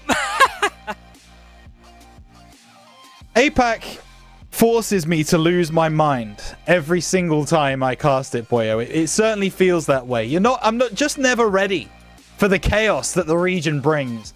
And that's exactly what we've got. So Parc de Paris up next, where Keenertrope will be looking to see out the series. 3-1 up, 1 win away from going through into the grand final to play for their major and world's spot. But standing in their way is a North Star that are now somewhat revitalized. Oh my goodness. It was 1 second this time. It was only 1 second this time. What? Just stop faking the kickoff, guys. Just stop doing Just it. go for the hit the ball. kickoff. Just hit the ball. Just hit the ball. Like, there's no point anymore. Who cares, man? I don't care about your stupid little kickoff scratch. Hit the bloody ball! Oh, there's another opportunity here. No, Pengoli no, turning the corner. Go flicking away. it high. The bump on the goal line is perfect. And it's Go away. 1-1 with 10 seconds away. gone. Who bloody cares anymore about this game? It's a bunch of rubbish. It's 10 seconds in, it's one apiece. We're starting again. We're starting again, Yeah, guys. you know what? I'd be down. Yeah, let's just wheel it. Let's go again.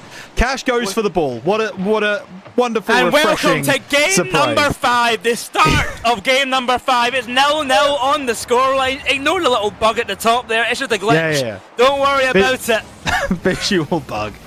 Yeah, it's fine. There's a chance here as Pengoli goes through, but Furlash, even with limited resource, is able to make the save. That touch is a little heavy.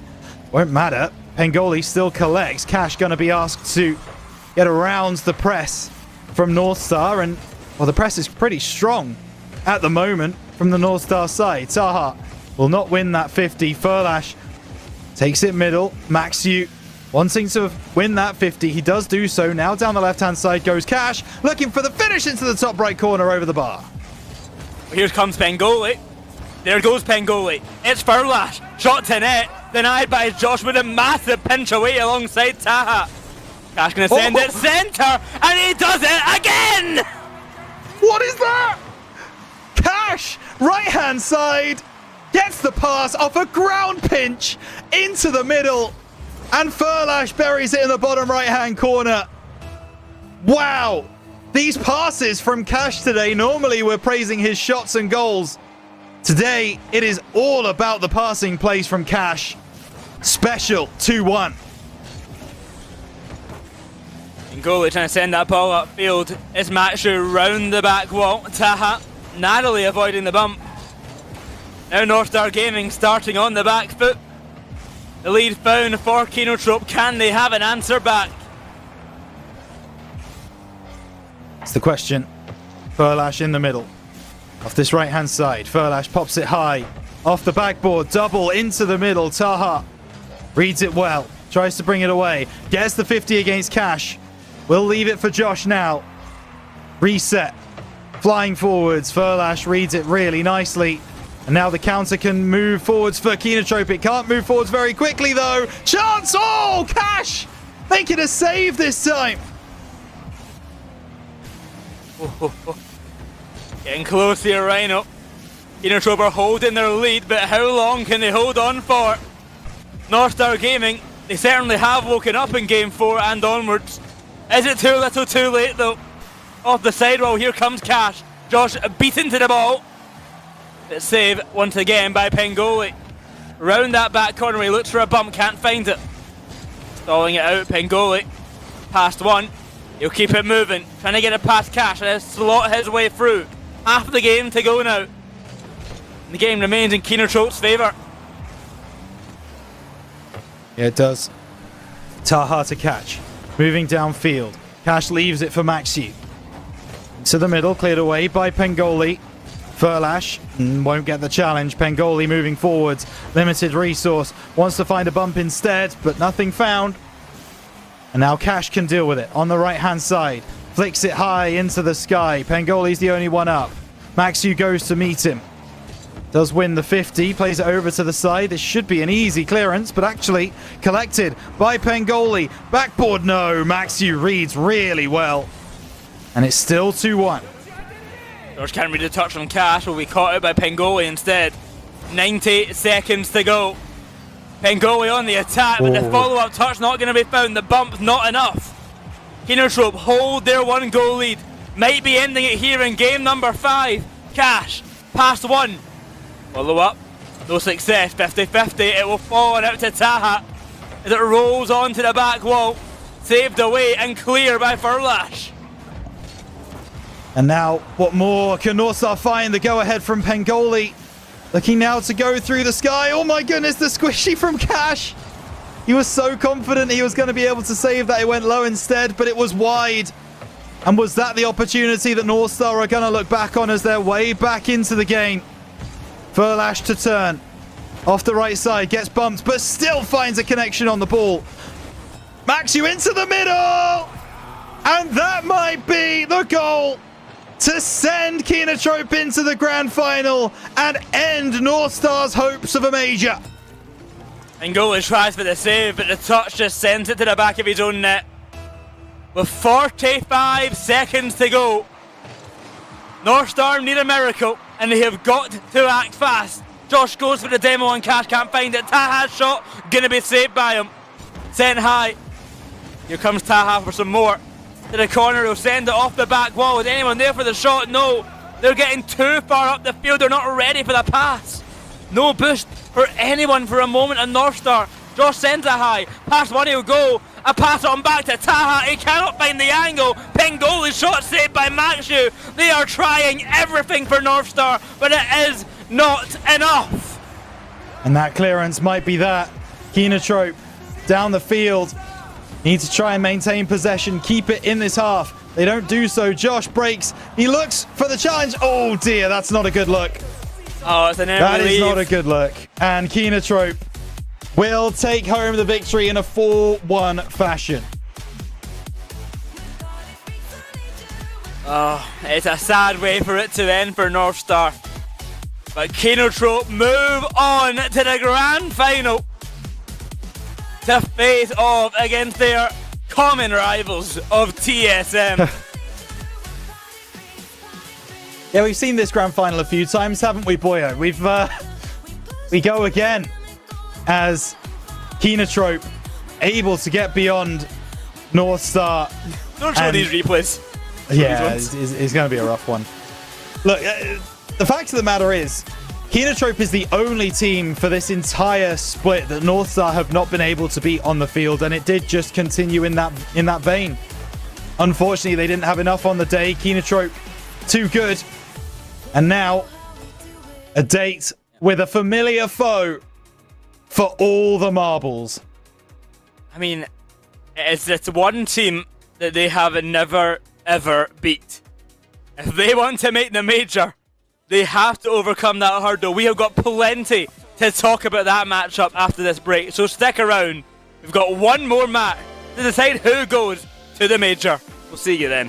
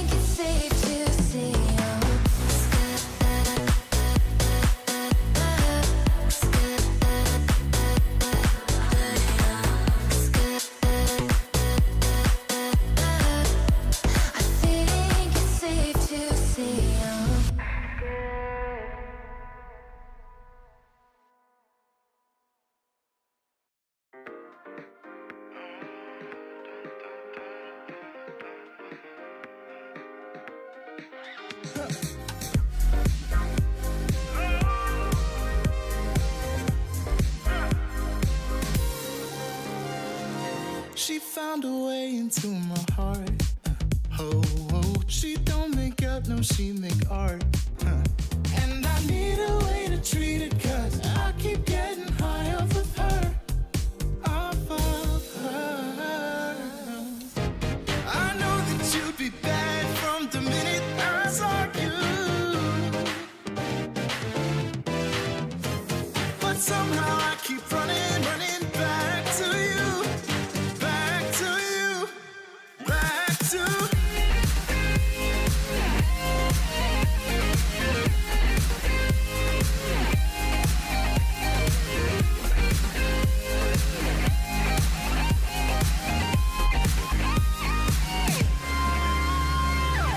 long nights can get me feeling lonely. Hey. And hearing music that can make me smile. But the way I feel with her cannot be explained. But one thing still remains on my mind. I know that you'd be bad from the minute I saw you. But somehow I keep running, running back to you. Back to you.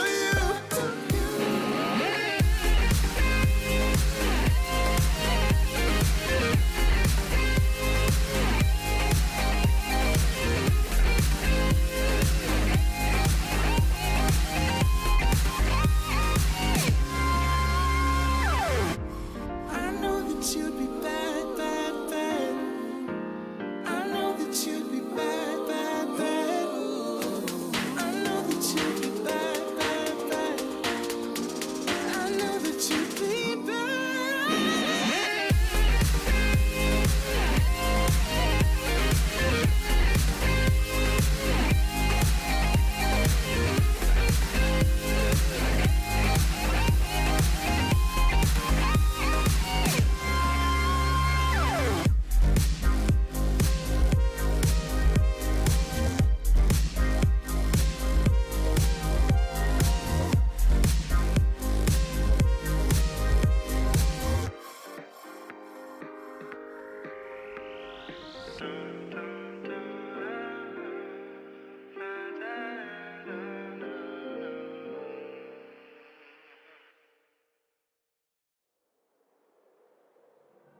Running around like dollars in the wind, bending over backwards just to let you in. I told you that one day ain't never enough. You tell me I hate you, I still call you up. If we don't got trust, we can never have love. I was putting in the hours, I was. But you were calling me a liar, liar, liar, liar, liar. Yeah, I've been putting in the hours, I was. And it's coming down to now and now and now and now and never. I was putting in the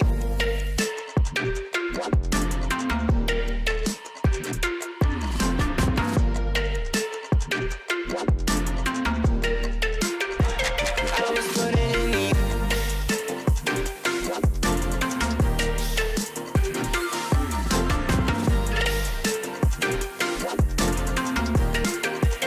I was putting in the hours. I'm sick of fighting the things that you said. I don't wanna burn all our bridges ahead. I'm tired of going to bed when you left me on red just to turn up the noise in my head. I told you that one day ain't never enough. You tell me I hate you, I still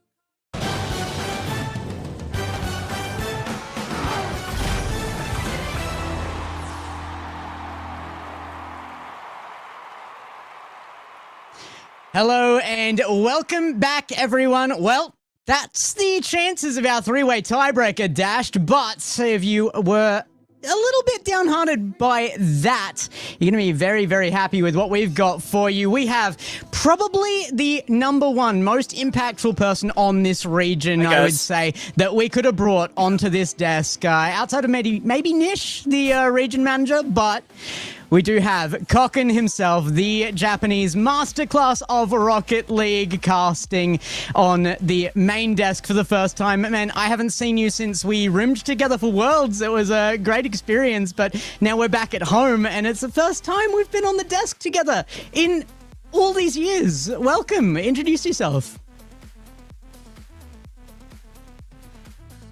I can debut with English streams, so how are you? I think they're good. Yeah.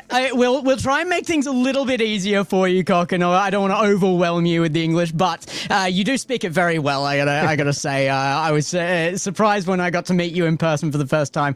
We had no issues when we were over there, so we'll keep it going here on the desk as well. But all right, we got to get into it though, because that last one, I mean, there is stuff to be taken away, but it just didn't seem like it was North Star's day to have it. And Kinotrope are going to be very happy about that because they looked fantastic, and this is their last chance. Oh, they looked so good in that series. I mean, I thought North Star would have done a better showing there, but they just could not keep up. Now coming against TSM, I think they have got a really good chance. Yeah, you would think so. The preparation games looked very, very different for both TSM and Kinotrope. Let's put it that way. TSM had a little bit of fun in their semi-final. They were playing a little bit loose and goose, but Kinotrope, they had to lock in. They had to make sure that every single moment, every single inch of the pitch was fought for, and that's exactly what they did. So Kinotrope probably a little bit warmer going into this grand final.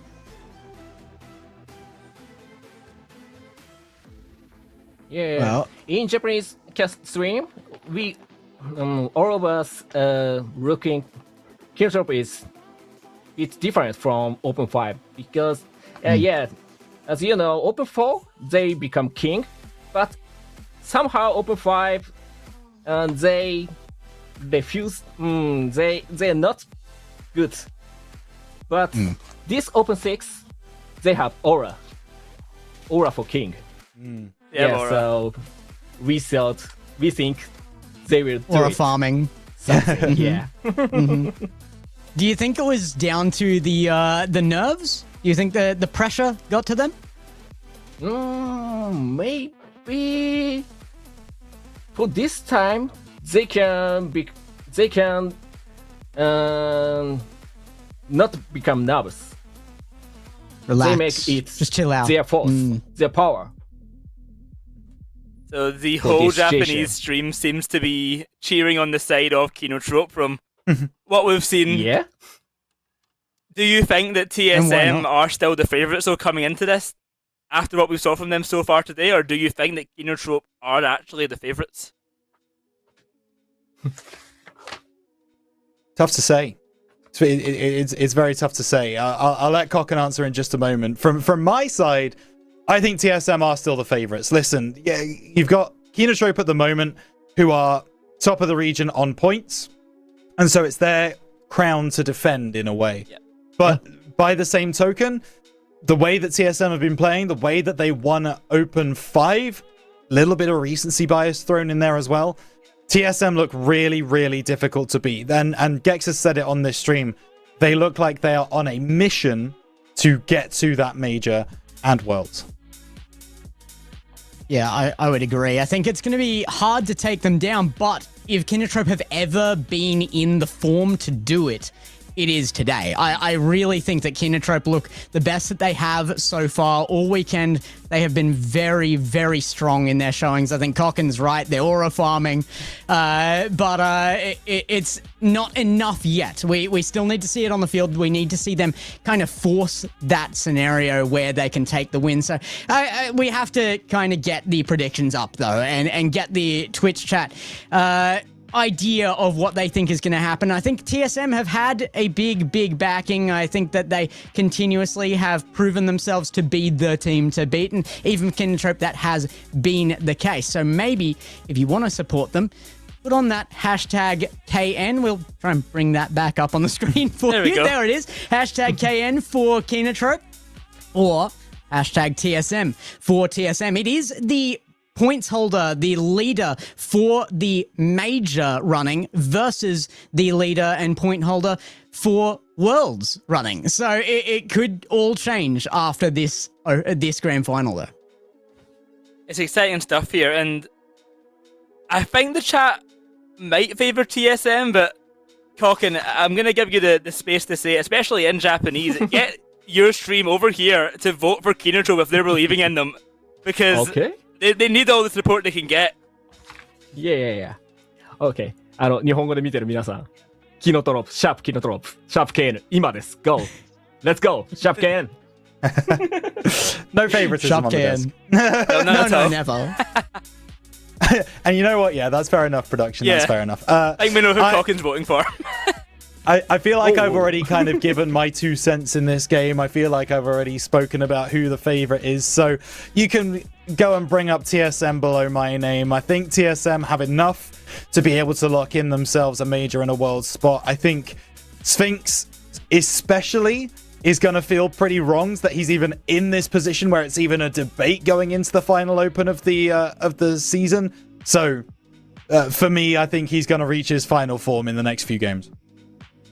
There is one thing I have learned from all my time in Apac and actually talking to Cocken in the past, it is for me not to predict a Japanese organisation or team because he will threaten me for the rest of my life.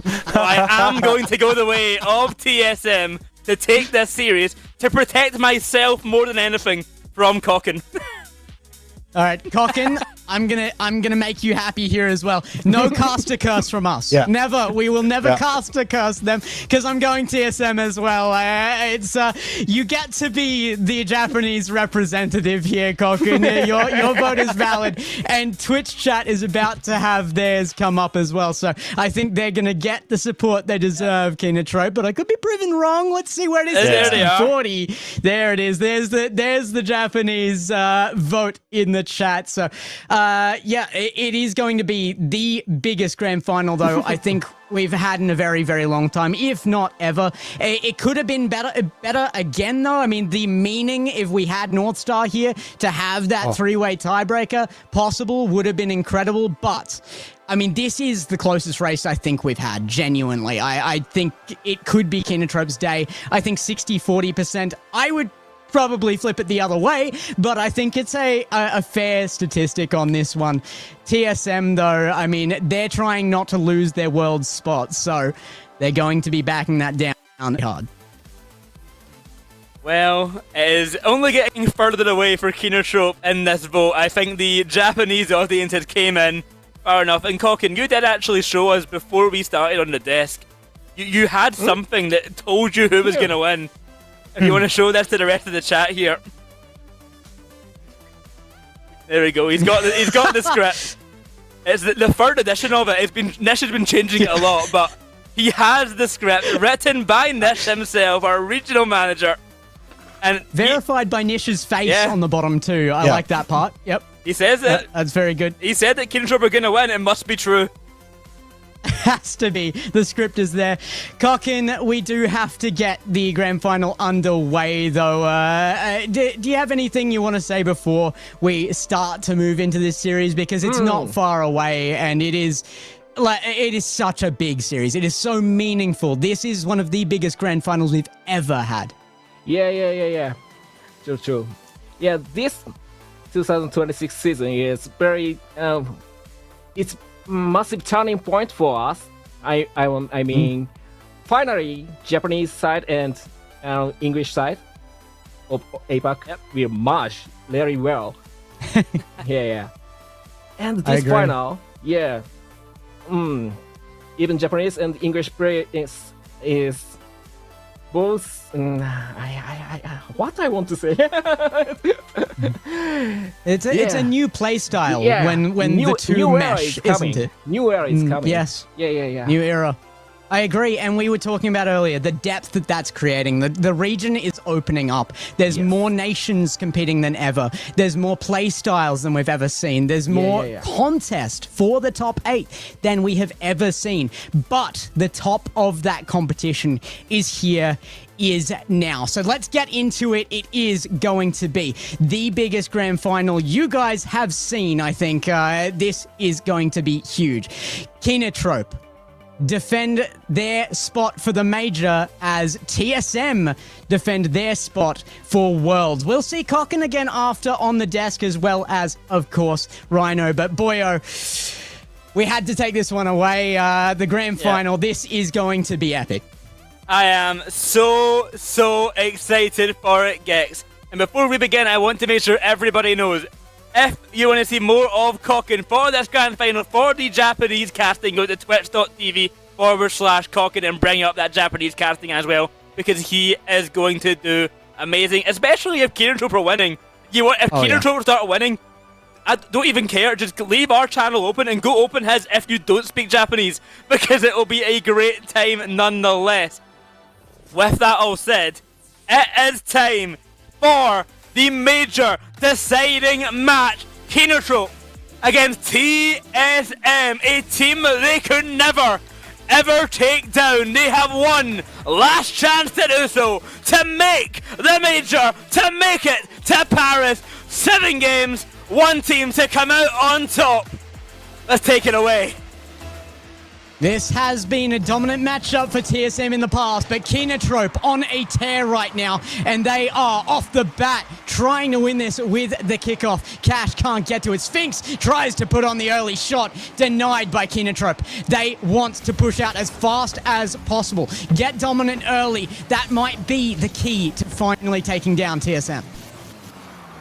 Kinotrope, they have tried so many times to take down this super team of TSM, and every single time they have fallen short, sometimes in Game 7, sometimes in a 4-0 sweep, but it has never ever been enough. If they want to make the major, something they have had their eyes set on for so long, this has to change today. It is the last chance for that to change. Furlash is going to have to double back on this one as well. Kinotrope now pushing into big plays as they move out of their half, but TSM are ready for it. Catalysm gets it away to Sphinx, who gets the boost as well. A beat on the field, but no placement for the shot. TSM will be wanting more than that, and still hunting for it. They get back the offense, and away it finally goes. Kinotrope gets it to Maxu, looking for Cash. The pass across, lacking. Furlash going to take control. That ball rises high. Sphinx gets the reset, trying to get that ball away. Cash diving on down for the shot, no success. Kevin, quick clear out. Going to be caught by Machu. A time will come from Sphinx eventually, but not until Machu got that touch on out. Catalysm with no boost is going to just fall slowly to the ground. All of TSM, starved for a moment, has to rush on back, get some boost in the tank to try and make a play happen. Good touch by Catalysm here, and maybe the demo run through net looked good, but couldn't find the player, just barely off on the backboard. Delayed his return to defense and still gets there in time. Big push by Cash. Back to Catalysm, who pushes it on towards the net. Kevin down, can't find a third for the shot. Out to the corner, the ball will go. Furlash bumped out the way. Shot to net, denied by Furlash. Here comes Catalysm again to Sphinx. Oh! It's a brilliant first goal for TSM. TSM, I mean, if anybody wanted this the most, it had to be TSM. They took it into this season wanting the major representation spot, wanting the world spot. You can see Sphinx, the enthusiasm from the bottom of that camera side there. TSM, they want more. It's not enough here, and they know it. Kinotrope could pounce at any moment. It's the biggest match of their season. They've tried many a time, and they start off in the back foot. Half the game gone on by, and it is a 1-0 beginning for TSM. Remember that Kinotrope just came off of a dominant series against North Star Gaming, their next biggest rivals, the only team to take down TSM, so they do have what it takes. But is it going to show up today? Kevin's going to have to go back on that one. Sphinx into the corner, tries to read it out. It's a miss there. A lot of space. How? How has that gone wrong? Kevin slams it off the crossbar. A second chance for TSM, not going to be found just yet. To the backboard, to the crossbar, to the back of the net. Finally, Catalysm gets goal number 2. Look at Sphinx. He is revved up here as well. Sphinx leaves it. The comms are there. Catalysm hammers it home. TSM, they were dominant the last time this match happened in the grand final. Can they be again? Keenatrip, they have to conquer the nerves. Here comes Catalysm. Straight off the kickoff, it's going to go high. Burlash avoids the bump, but Sphinx comes in diving for goal number 3. And Cash doesn't look happy. You have to expect that Keenatrope wanted more than this as their entry into the series, but it is only game 1. They're going to have to remember that. A minute 43 on the clock. If they can get the ball rolling here, there's still barely time for even a game win, let alone just pushing this into the second game. Here comes Cash. Into centre, he'll take it. Trying to find a goal back, but Burlash shut down by Sphinx. The match with the ball will fall, trying to build an attack for Keenatrope. With every touch they take, TSM has a response. I think unfortunately also Furlash succumbing to his own positioning just too far forward to actually receive the pass easily. Came off the backboard almost behind him. Now Maxu is going to go long across that. Does put the threat on, makes Catalysm jump. Chances still here for Keenatrope. Sphinx out to the midfield. Now Furlash in. Can they get a good 50 off of Sphinx? Yes. Cash away to Maxu. The shot on and still with time. Keenatrope put their first away. A goal found for Keenatrope. As they claw back at this game, they have a minute to find 2 more goals. A hard ask right there. Again, the kickoff win goes in Keenatrope's favour here, though. The pass back to be banged forward. Cash looking for the angle. Almost found it, too. Defense available for TSM. Take quick care of that, but the timer starting to look very dangerous for Keenatrope here in game 1. They will need to move fast. Sphinx with the pop goes high over 1. Out to the corner, the ball will fall. Sphinx denied as Burlash waits at the side. Over to Cash now. Receival not found in the midfield. Sphinx going to send this ball away, run the clock down. Only 20 seconds now. Still 2 goals needed for TSM, for Keenatrope, sorry. This game will be over for them. Unless they find something here. But that will not be happening. Game number 1 will go the way of TSM as they take down Keenatrope. It was a quite dominant affair to begin. Yeah, I can just see the nerves right now, boyo. Keenatrope, they're not looking like the team that played that last series, and they should be the more warm team here, but TSM, they come in, they show exactly what they're made of in game 1, they find each other, they find the openings, they create the openings, more importantly, and Keenatrope, they just only had that one answer. It was a good one, but it seemed to be the only one even plausible to them throughout that game 1. Well, it's a great beginning, and it comes a lot from the Wonder Kid Sphinx.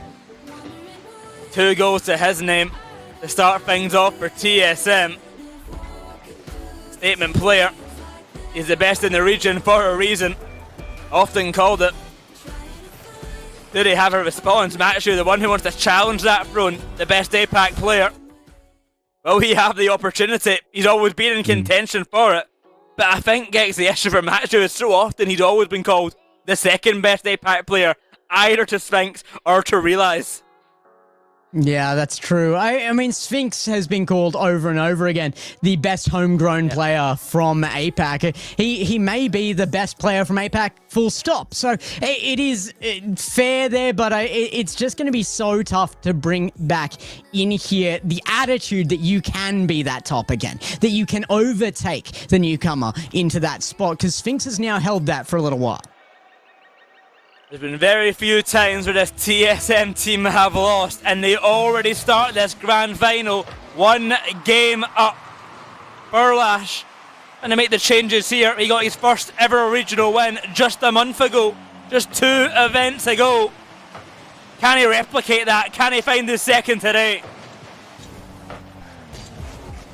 Still chances here off this kickoff as well. It's been a good win, and the bump there from Kevin. Oh my goodness! It sent him into the back of the net. Furlash will get goal one. Keenatrope, they needed this for confidence, and this has to generate it. Kevin was pumped directly into Sphinx, and TSM go flying out away from the What ball. a funny looking goal there. Kevin snipes Sphinx out of the air. Not by his own choice, but a goal will be found back anyway. It all means absolutely nothing because the game's tied back up. Sphinx, yeah, immediately back on this, and Catalysm sending this home. I mean, you look across at last season as well, and the matchup there with Sosa in the roster instead of Kevin, and it really is reminiscent of that same team. They've got a very different play style, though. I think offensively, at the very least, TSM have looked even stronger than that team ever did, and by some margin, but it has to be on defense as well, and they've been able to hold. Here comes the offense again, though. Catalysm underneath the ball just stops this one dead with the first touch. Reset, and over Maxiu. That's a masterclass. It's brilliantly done for TSM. 2-1, they find the lead once again. The fake kickoff strategies are coming out. These teams love a kickoff strat. Will it be enough to change the tide? I do not know, but I respect the effort nonetheless. Furlash can't get to that one. It's a bit of a jump and hope scenario, but it's going to stay centered. Sphinx receives it as a pass. Reset found down to Kevin. Is there a beat? No, a 50 found by Cash, but nobody to take advantage. Catalysm tries to absolutely catapult that forward, and it's back to the defensive line for TSM. Shot towards net. Going to be easily saved away by the TSM defense. Keenatrope need to go a step further today. If they want to take down TSM, if they want to make the major, they have got to go a step further than they ever have before. Game 1 wasn't the good start for it, and Game 2, not the continuation they were hoping for. TSM continue to find each other here as well. It's really, really going to be tough for Keenatrope if they can't match that level of team play.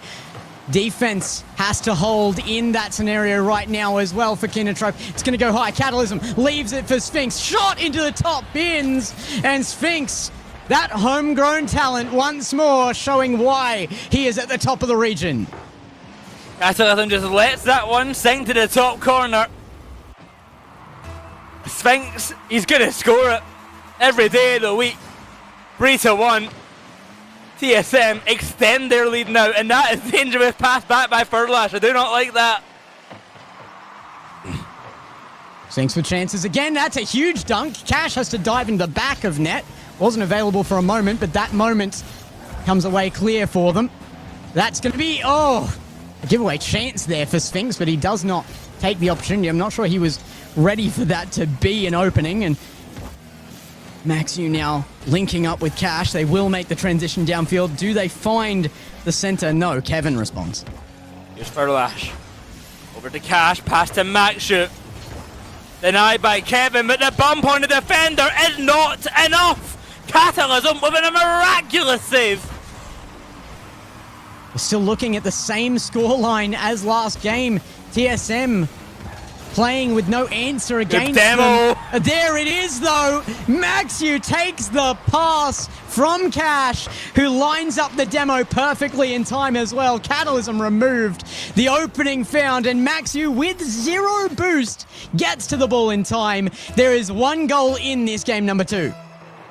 That was a brilliant demo to open up some space and bring Keenatrope back within our reach of this one. A bump on the backboard makes it even 3-3.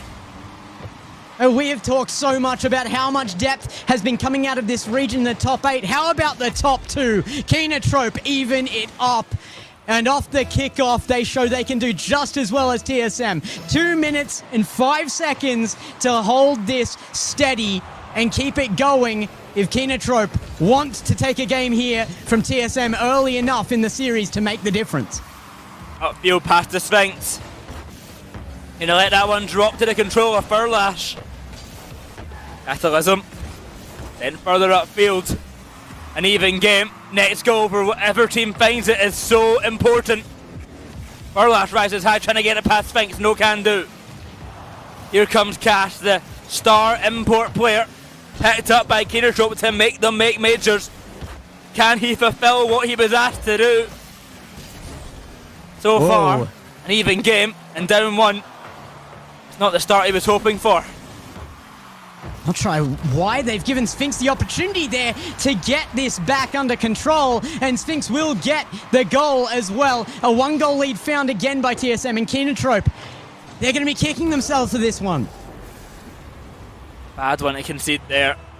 They've left the net wide open, undefended for a moment. 4-3 in favour of TSM, and I feel like every goal that Keenertrope score, they have to work so hard to find it, and they now have to do it again, and that's just to make it to overtime. As Cash upfields, he's got no boost, but Match, you can get a pass to Furlash. Kemo takes him out with the demo, but no chance there. Catalyst with his pre-jump the pass, and he's already going for a shot. Here comes Cash though, down the other end, and he got a teammate to help him out.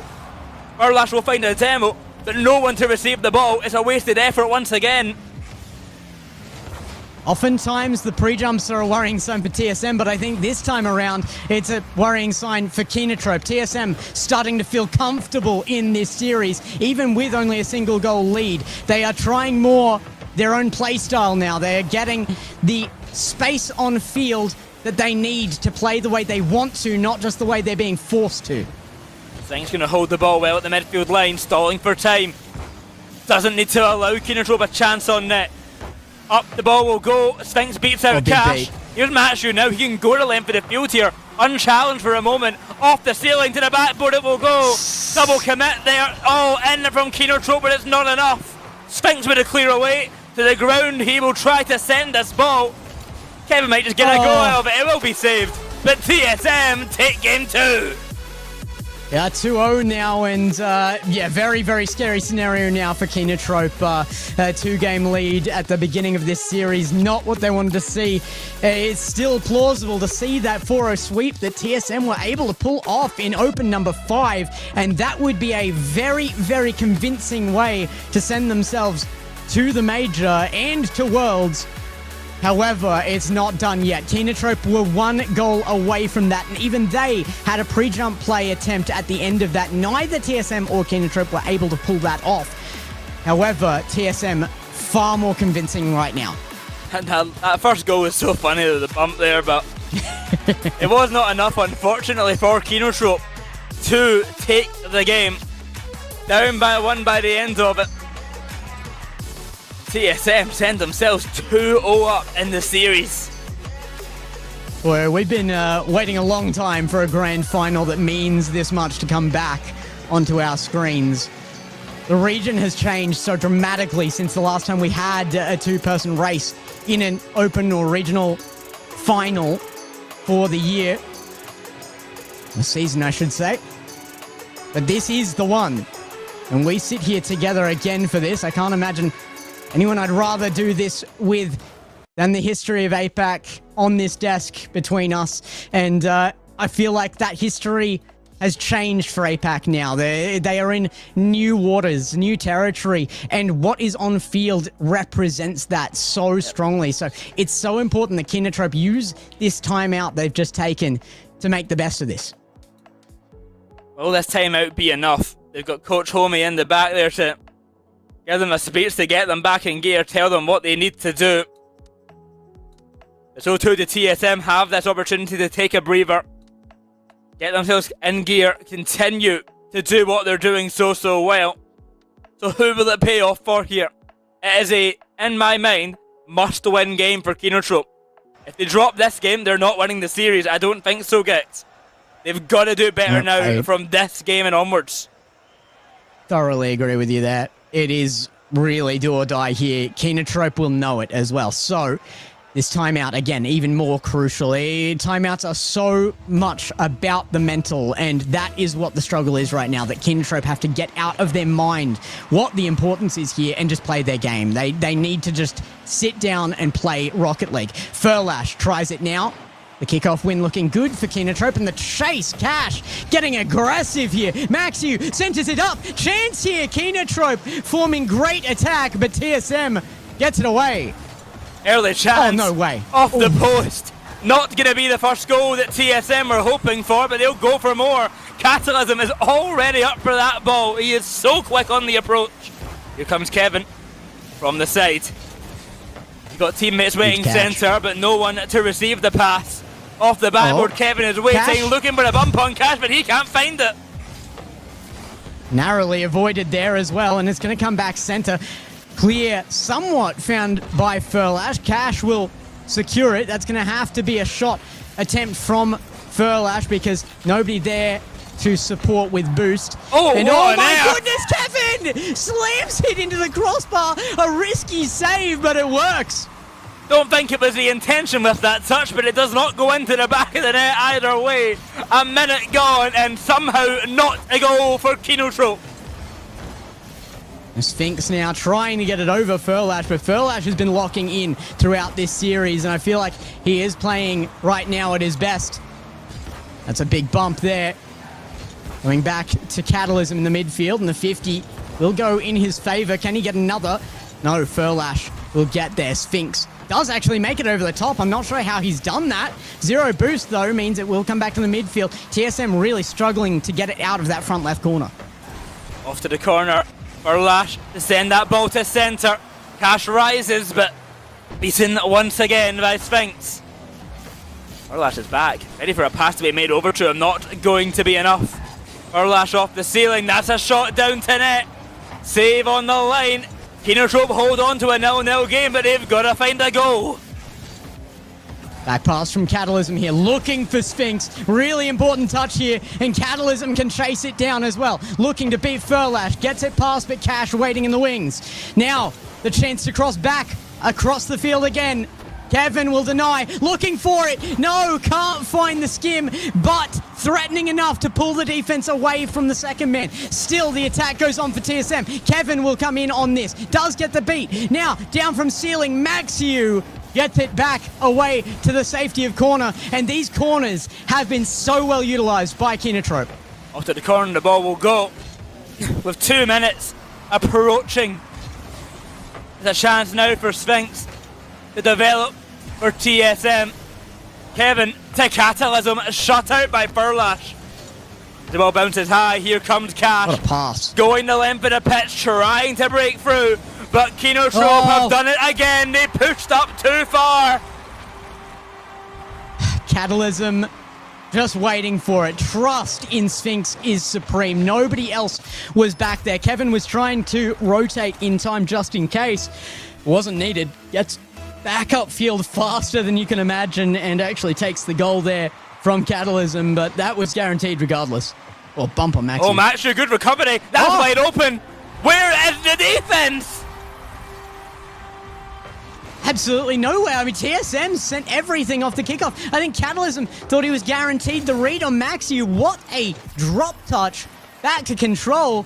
Maxiu just takes the ball across field and puts it into an open net. Fantastically done by Maxiu to bring this game back to even. The TSM lead certainly did not last long. I said before, it is a must-win game for Kinotrope. I stand by that opinion. 90 seconds, and Kevin is up. Kevin. The spell disaster! Oh, we've seen them score those before, but not to be this time around. Kinotrope still holding themselves in a winnable position here. Like you said, absolutely crucial. I cannot see a reverse sweep scenario for Kinotrope, but they can make it back from here if they take a win. Furlash 50-8. It's going to be a scramble to defense. Maxi with full boost though. Looking for the drop down. That's an awkward double commit. Furlash doesn't have a lot of boost to work with. Now Kevin to take control into corner. The pinch goes high. Kevin out of boost. It will have to be Catalysm to commit. That's a pass back. It's over Sphinx though, who will recollect and reset the offense. Things are getting dicey in Kinotrope's defense. We saw the double commits coming out. They will not get punished for it, luckily for them. And now a counter-attack. Can they find anything? Maxiu denied, and Kevin bullying Furlash off this ball. Okay, it's such a close game. They need this win on Kinotrope's side. It's so hard to find, though. I mean, the defense has been great, but they're barely getting out of their corners before TSM turns it around for yet another attack. And they have to get out of that scenario. They have to get on a front foot, and that is not how it happens. TSM lead the ball forward, just pulling the players along like the ring on the nose of a bull. And Catalysm takes the final touch to put a 1-goal lead to TSM. It is once again a situation where they overextend and get punished. The game is even. They do not need to have everyone upfield like that, but they're so desperate to take a leading position that they're putting everything on the line. The game in lead for TSM. Oh, chance. Mashu to try the ball to stay up for one more moment. Caught by Catalysm. A clear away. Cash will catch to send it up the sidewall. All the way back to Furlash. He can't keep it up. It's TSM to match point. And they keep the sweep chance alive. TSM are playing phenomenally. I don't feel like they have ever faced this level of challenge from Kinotrope before. Kinotrope, they won't be happy with how they're playing, but it is excellent. They're never happy enough with what they've done, but that's because they're not taking wins. They're one step away from it, Boyo. I feel like it is a threshold that is only uncrossable as long as it remains that way mentally. Kinotrope just cannot break the barrier in their minds. 3-0 for TSM. One more game win. And they are going to Paris, they are going to the Major, they are going to Worlds. They get everything secured for them with one more game.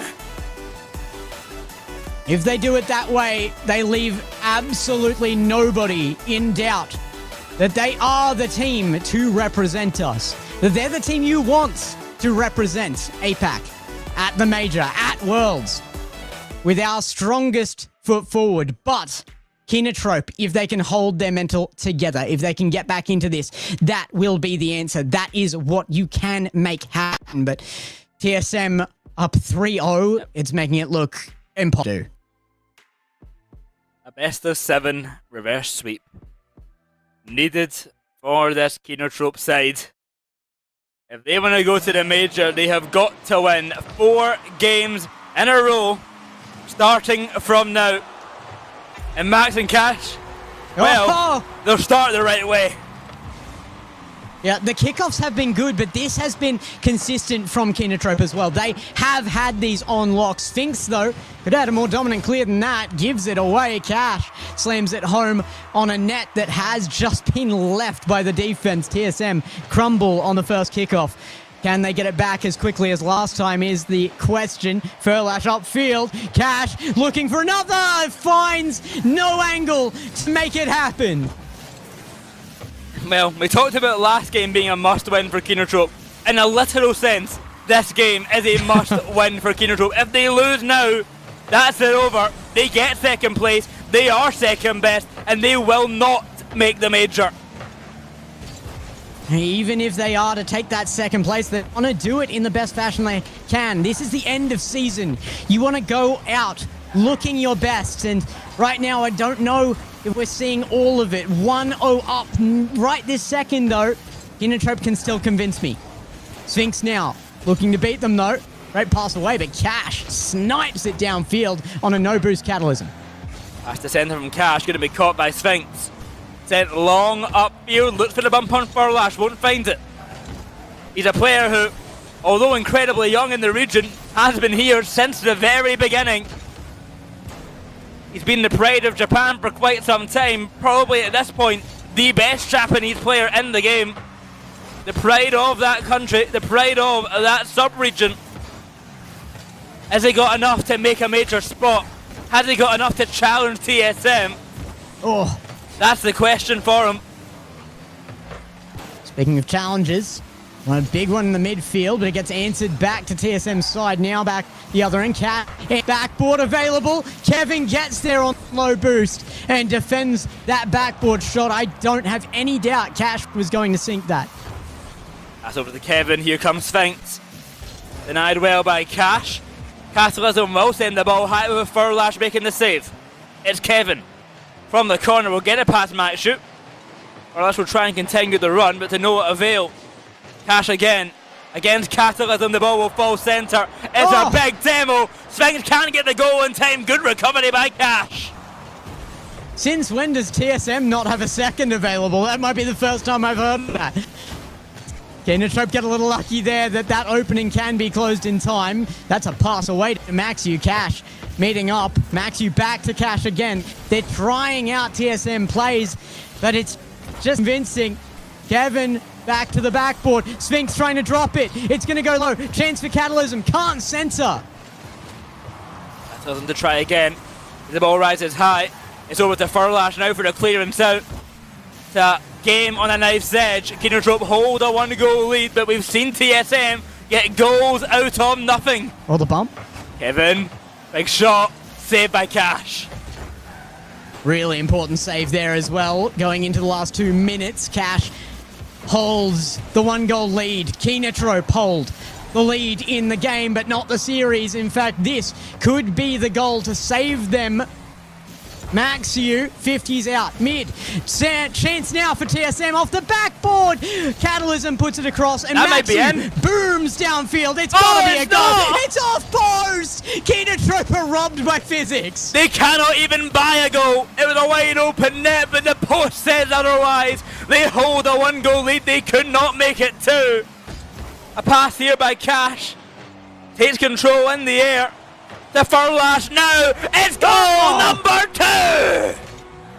I mean, this goal was not sold, but they certainly can buy one. Cash, look at this pass off, and bang from Furlash. Finds the placement above Catalysm in the net and beats out both defenders. This is a brilliant passing play. Kinatrope looking happy and might get another. Sphinx blocks the pinch kickoff. Passes there over to Furlash. Kevin to centre. Catalysm to the backboard. Waterfall down. Denied by Cash. The journey seems to be beginning with a pass off to the backboard. Now a 3rd goal may be coming, but Cash does not have the boost for the connection. Comes across as well. Catalysm has plenty of control, but not the boost. Maxiu will get a clear, but it's straight to Sphinx. Cash with a crucial touch. Maxiu continues it forward. Cash looking for the bump. Catalysm trying desperately to get out of the way. Does turn in time. Awarded the save, and I think 2 were there for it. Now, what a catch from Furlash, and exactly what was needed there to keep TSM from shooting immediately. Off to the back wall. Time ticks on down. TSM, they're sending everything to net to win this in a sweep, but it will not be so easy. Up is Cash, and Matthew chasing the defenders away. Furlash to launch that ball to net, saved by Sphinx this time around. But as the clock ticks down, Gex, Kinatrope stay alive. Whoa. No time left on the clock, and as you say, life is what they gain for it, but no advantage yet. They do have the ball rolling in their favor, though. Can they continue it for another game, or maybe into the best-of-7 reverse sweep? It is a rare scenario, and certainly against TSM, but Kinatrope, it might be doable. It might be doable. It is a long road still to go. 3 more games to win. Only 1 needed for TSM. But Cash starting to wake up a little bit more. We're starting to see him shine. Him and Matthew getting that 1st goal, and then Furlash getting in for the 2nd. It's funny, the thing about reverse sweeps, they never seem possible until they're exactly what you have to do. Kinatrope dug really deep on that game. They will not be going out empty-handed. However, they don't have to go out at all, and they're going to be looking for the reverse sweep. The chance is there. They've opened it up. The gates are right in front of them, but like you said, it's a long road up to those gates. So can they make it through is the question. They have life. They have hope. And like I said, they have the ball rolling in their favor. So they've got to capitalize on the momentum they've got right now. They've got to continue to be locked in on the mental. They can take advantage of the scenario they've created for themselves. The game number 5. A fitting map for our major qualification series. Off to Paris. One last time for one of these teams. Just the beginning for the other. Cash, can he stamp his ticket back to Europe? back to where he came from. Oh, Visit Max. home, visit Paris. Oh, he's got a lot of work to do for Kinotrope. I'm just waiting for the moment that Maxiu just like locks in, gets those incredible plays that we know Maxiu under desperation can just come up with. He has always been the lock-on player of his roster, and when they need it the most, he performs. Cash, though, has been the player to watch so far. Maxiu to the backboard. It's going to be a big clear from Sphinx as he forces it off the backboard with a little more power than expected from Kinotrope. Our last good 50 will fall to Sphinx. A bump on Catalysm is disastrous for TSM. It's NRG in the corner. Very similar scenario, in fact, but Maxiu slams it home. This is not Rocket League, is what TSM scream.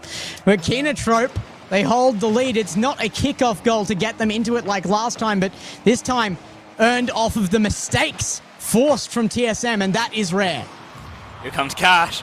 Back into center. He's going to reset. He's got another goal! They want this. They want this so much. They are hungry. They are starving for wins. It has been so few that they have found all season long against TSM. Never a series. And now, 2-0 up. They push game 2 in the opening. 2-0. It's not going to be so easy for TSM. Macho gets a demo on the keeper, but Sphinx has control. A clear away out to Cash. In comes Catalysm with a pinch up high. Kevin cannot receive, but Macho certainly can. Oh. It's a shot to net. It's a bump And a again. third goal for Furlash now. TSM, they're panicking. Look at this. The send from Sphinx. But Catalysm bumps him out of the way. The ball was away. And TSM, they succeed another one. 3-0 against them, and Kinotrope look very happy about it. You've got to be at this point. They are generating so much momentum for themselves. Can they keep it going? Over the crossbar. Kevin can't find the answer. Can they do any more? Back all the way in open number 1. Project Delacruz, now TSM, won the first 3 games and then lost the last 2. They went to game 6 and they won it there. Will it be a repeat of that? Can Kinotrope go even further on this reverse sweep journey? They're already on a brilliant track to do so. I mean, you can be happy alone that it wasn't a sweep like last time, but it's looking far from it now. Kinotrope looking not only in with a chance here, in game number 5 here, looking dominant, and their second win inbound if they can keep holding to this. However, half a game left. Maxiu trying to make it an even further gap to bridge for TSM. There is so much time still on this clock. Kinotrope got 3 goals in about a minute and a half. There's still 2.5 minutes to go where TSM can start to strike. Catalysm back with a vengeance on the offense. Help the Sphinx. Chance. Not going to find it. Is locked away. Furlash with 0 will get another saving touch there, but oh my goodness! Sphinx! What is the speed on this? No, that's disgusting. 123k an hour ground pinch. From there, he jumped from wall. What is happening? What on earth is going on? It's a goal for TSM. To claw back at this one. 2 goals the difference now. Kinotrope don't get too comfortable in the upper hand. Oh. Rare they don't score that one as well. TSM still not looking confident in themselves right now. Whereas Kinotrope's starting to look a little bit scared as well again. They have to lock in. It is the moment to be able to choke, but they have been holding the goal line well. 1 through is not enough to take the dominance Kinotrope have generated out of this game. 100 seconds. To get this to game number 6, to get this to Neo Tokyo. It's all Kinotrope need to do. Hold on for 90 seconds. Push that ball upfield and get an attack going. Find the 4th goal, why don't you, Cash? Whoa! I think he will as well. You called him up for it and he listened. He answered in the form of absolute brilliance. Look at this redirect. And the placement. No blocking that one. I don't care where you were in goal, TSM. 4-1. A minute 20. The game seems certain to be going the way of Keenertrope now. We have a series on our hands, Gex. We are going to game 6 almost assuredly. Still chances here. We know that if any team can make the comeback in this time frame, it is TSM, but I would agree that Keenertrope just looked too confident right this second, and that one has to be the nail in the coffin. Furlash going the distance off the back of Maxiu here. What a pickup, what a dribble, and what a placement off the post. 5-1 with a minute to go. Well, let me tell you, we are definitely going to game 6. Is it possible? Is the reverse sweep possible? We got number 6 here. Oh! Is it possible, Gex? Could they do it? Keenertrope say yes. They're saying yes so hard that they want a Brazil here in game number 5. So 6 is confirmed for sure, but there's still a minute of play left on the clock. Keenertrope have looked so good here that it is actually going to take a monumental effort to mentally come back from this. This will help TSM though. They lock themselves away from the 7-1 scenario at the very least. And a great kickoff found. They have not been at the advantage on kickoffs this series, so that's a good correction. Now, no Brazil's going to be happening in this game as TSM get a goal back. 6-2 now for the Keenertrope side. If somehow Keenertrope lost this game, it would be the biggest loss of all time. I don't think it's going to happen, but I mean, TSM will certainly try and make it a reality. But there's assuredly zero way that TSM win this game. Surely zero chance. Surely zero opportunity whatsoever that TSM could win this game from here. No!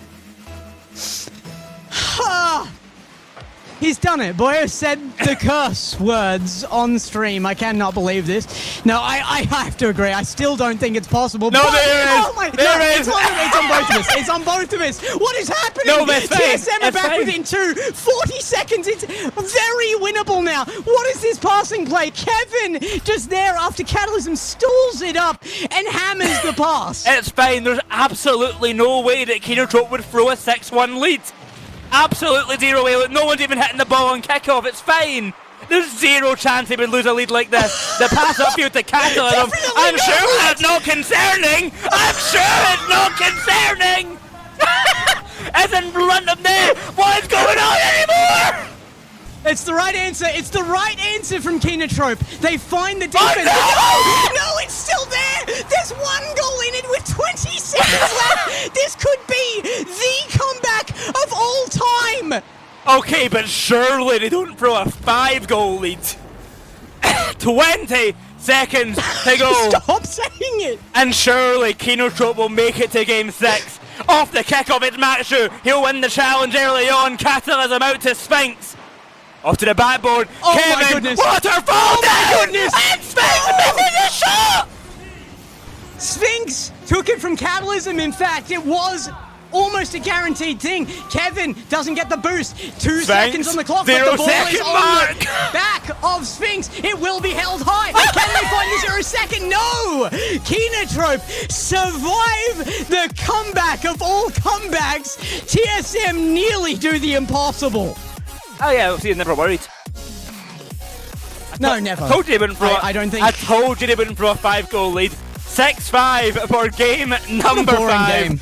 TSM could not do enough to make that game theirs, and Keenertrope hold on.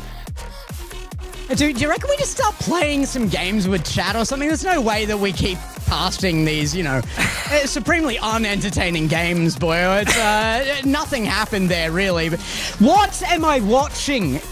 TSM, though, I mean, as awesome as this is to go another game from Keenertrope, TSM locked something different in there, and they just pushed it to an unbelievable limit.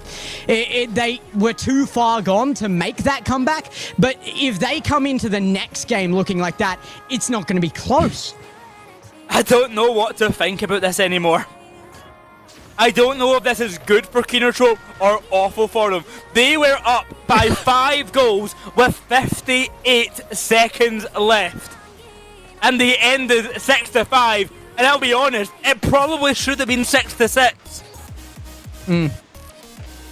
if Sphinx had just left that last shot to Catalysm, but you could see that they were panicking as well. I mean, they were pulling absolutely every play they had out of the book.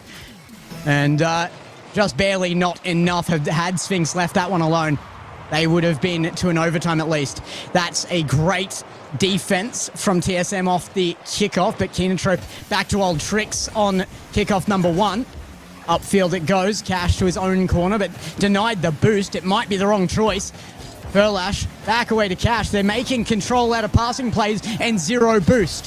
Where is the defense? What has just happened? Where is everybody? What is going on? Maxu back in time. No timeout call for TSM. They feel confident after the end of that game that they still are within a chance. If this goes to game 7, they have that in their back pocket at least, but that's a big if, Gex. Keenatrope, can they go the distance? Can they make it to Champions Field? Judging by that commit, Catalysm thinks so.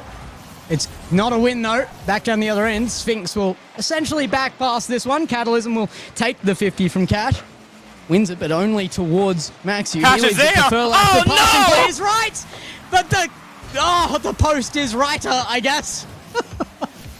Off the post, it bounces away. Furlash to Maxu.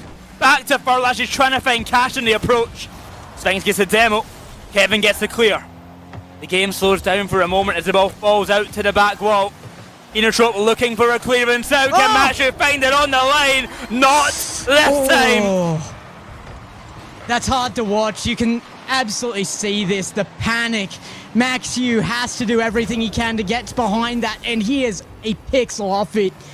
1 degree further left, and that comes off the post. There was an attempt to secure from TSM as well, but that had gone too far left. I do think that the save was just barely available, but the ask is just too tough. Another shot on target. Cash will lead it away. Round the back wall, it will roll. Maxu with the clearance away. Catalysm struggling to take control of this ball, but he'll finally get out, but not far enough away, not out of danger just yet. Keenatrope were dominant in that last game. They controlled it through and through. Struggling to find that control just yet. Here comes Cash. Looking to send a shot to net, no success. 3 minutes to go. Keenatrope need a goal back. Ooh. Kevin can't find a touch there, and it does mean Keenatrope get their lead forward. Maxu has no boost, sends it high off the ceiling.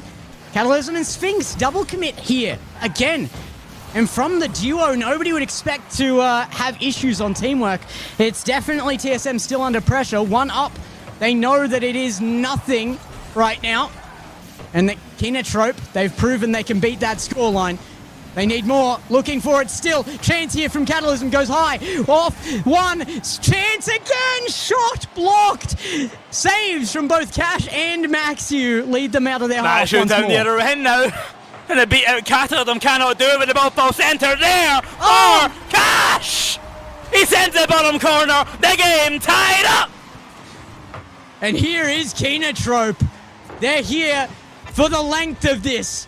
They want a game 7. It looked so unlikely in the first 3, but TSM, they choke up a little here, and Keenatrope immediately get a grip on the series that they have not let go so far. It looked close in the last one, and it might be again. TSM, they get 1. Kevin strikes, but this is another team play. Look at the passing. Oh, Catalysm, the pass on down. Cash tries to intercept, and Maxu just out of position to make that save. 2 minutes, and TSM are back in the lead. This looks like a world-class matchup right now, and you would absolutely be fighting a losing battle to convince me otherwise.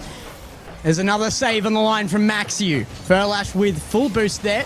Waits for the ball to come back to him off his first defensive touch. Bumped into a clear. It's only a small one, though. This is very scrappy. TSM get control of it out of that scrap. And yeah, it is in front of their net. Sphinx can't get the chance at shot. Bumped into position by Catalysm to get that touch. It is Sphinx. Leaving that ball for Kevin now. Sphinx again off the sidewall.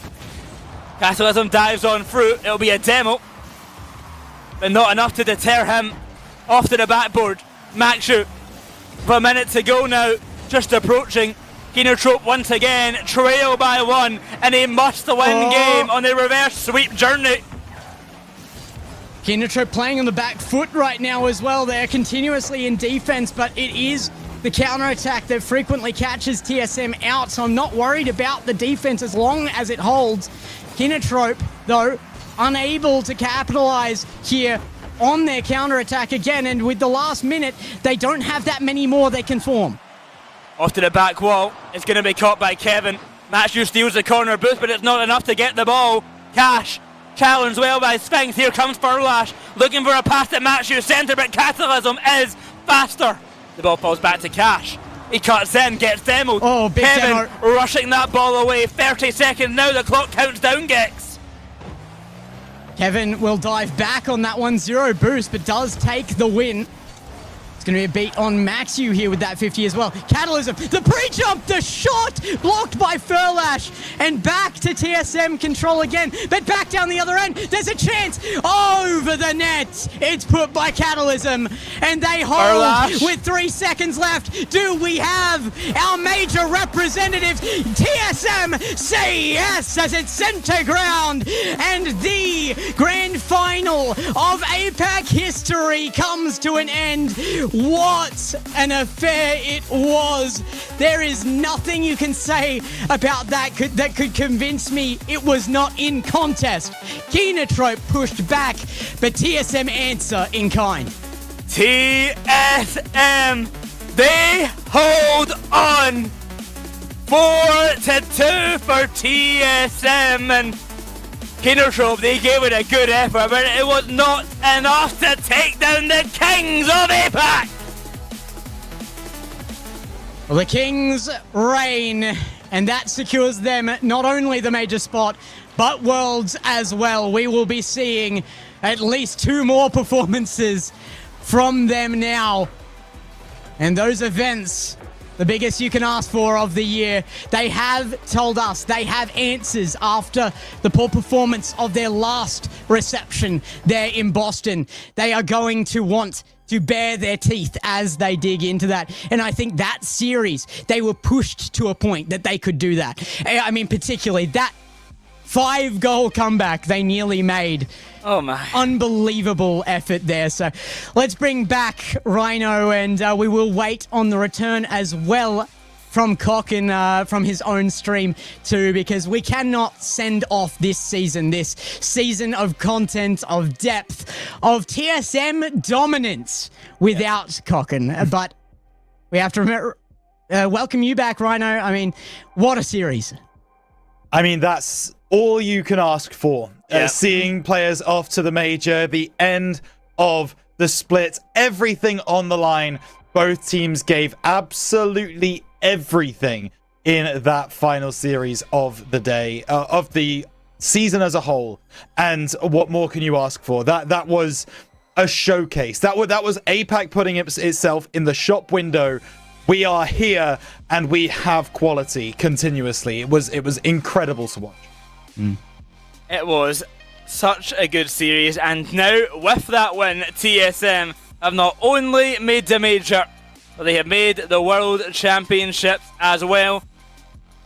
Fully qualified for everything, the top team in APAC. And now they're just going to see what they can do otherwise.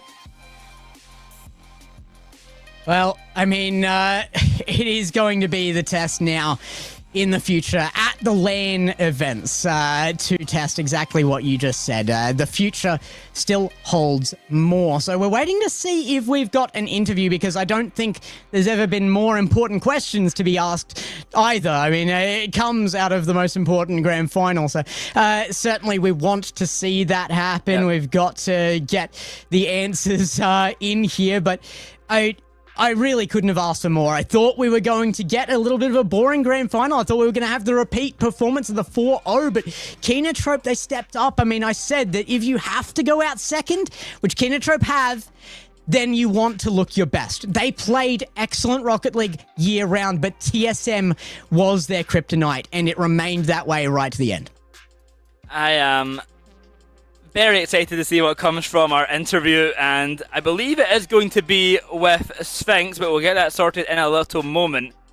I got to give commiserations there to that Kenotrope side. They gave us an excellent series. I was worried it was going to be another sweep coming off of that last event, but they came back fighting and they gave us an excellent series. Oh, there are so many words that we could use to describe the quality of that grand final. And excellent certainly is one of them. Chaotic is another. That's APAC chaos at its most brilliant. I'm surprised you two still have your voices left after that one, to be honest with you, because that was so much fun to watch end to end. And TSM take the victory. They do get the win, but yeah, I think Boyo said it right there. Kenotrope worked hard right the way from minute one. They looked as if they were gonna push TSM to a game 7. It was really close. Yep. If that first goal goes in where Cash just hits the base of that right post, if that goes home, we could be talking about something completely different right now. We might not even be talking here at all at this particular moment. So that's where we're at. But yeah, credit to TSM for sure. Yeah, I think that largely came down as well to just the fact that TSM started trusting their biggest advantage. They started trusting their offense, you know, and it wasn't the kind of overcommittal offense that we might have expected to see earlier in the season from them. They were able to find their linking plays while still covering the clears, covering the passes from the opponents. They did not underestimate Kenotrope, and that is to Kenotrope's credit. That they forced the respect. Towards the end of this season, there was no option for TSM, and certainly not in that grand final. So, look, we are just about ready for this interview now, and I'm so happy that it's Sphinx. We talk about him enough, but the homegrown legend, it is going to be Sphinx coming on to the desk. So, look, we are absolutely ready for that one, and I'm sure you guys are just absolutely raring to get your questions going. So let's start it. Welcome in, Sphinx. Oh my goodness, I can't imagine what the quality of your throat is like after that one. I would have been screaming. I was screaming several times, many times. How are you feeling right now? And what does this win mean to you? Not the best.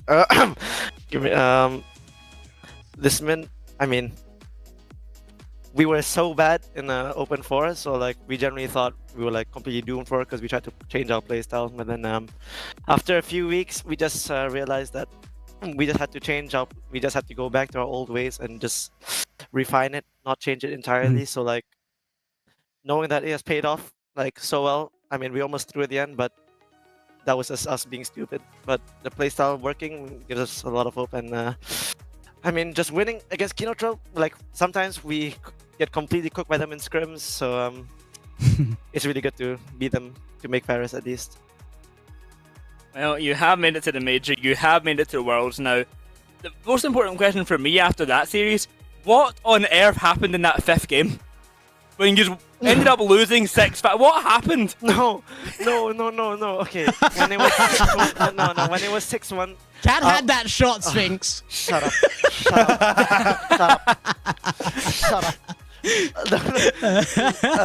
When it was 6-1, we were just like, okay, let's just talk about it, and let's not even calm anymore. Let's just talk about what happened, what went wrong, and then we just played the game. And then for some reason, we just scored 5 goals in a row. And for some reason, for some reason, when we scored the 4th goal, we were like, oh, guys, we should probably lock back in. Yeah. And then that final play, I mean, I generally thought we were going to lose after that play. Like, even God didn't want us to win after that. I just completely landed on the ball.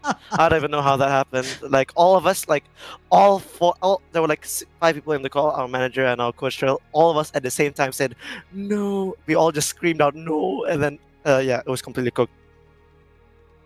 Yeah, I mean, it was an incredible game to watch. It was an incredible series to watch. My question is a little bit wider, Sphinx. Obviously, you guys came off the back of a Boston major that didn't quite go your way, looking to right the wrongs in Paris. What have the conversations been for TSM behind the scenes, and what do you plan to do differently when you go and tackle the major in Paris? I mean, I think we just have to refine our playstyle. I mean, we watched back the replays and we were actually not doing that badly until we did some stupid pre-jumps where we just had to cut them down. Well, honestly, we think we could do well at this Paris major. Well, I said that, but we said that about the Boston, and we completely bombed out. So I can't really say the same. But we've tried really hard. All I can say is like we've done replay analysis almost every day, and we try to refine our playstyle every single day. So maybe we can try to take a game or two, or maybe even make top 8 at Paris if we're lucky. I don't want to stress your voice too much more, so we'll be quick. Probably one more question from each of us here. But first of all, thank you for answering my first one at all. I had to call dibs on asking you the "what does this mean to you" question after your answer in the interview. I was like, not this Boston. again. I was already frustrated. I wanted to Your leave. favorite question, I know. I wanted to leave. But no, did Sphinx, it anymore. it is good to have you here. I had to give you a little bit of trouble for it. But I mean, we always seem to get you. Last thing, you are the homegrown talent of the region. Is there pressure on you individually when you get overseas to perform as the APAC player right now? I mean, I feel the pressure to perform in my own region. So like when we lost in North Star, like I was like, guys, what happened, guys? So I was like, oh my god, voice crack. But like overseas, when it comes to majors, I mean, I don't feel pressure at all because like in the end of the day, we're still APAC. We're still like complete dope Underdogs. So like, yeah. So like, we don't feel any pressure. We just go into the major.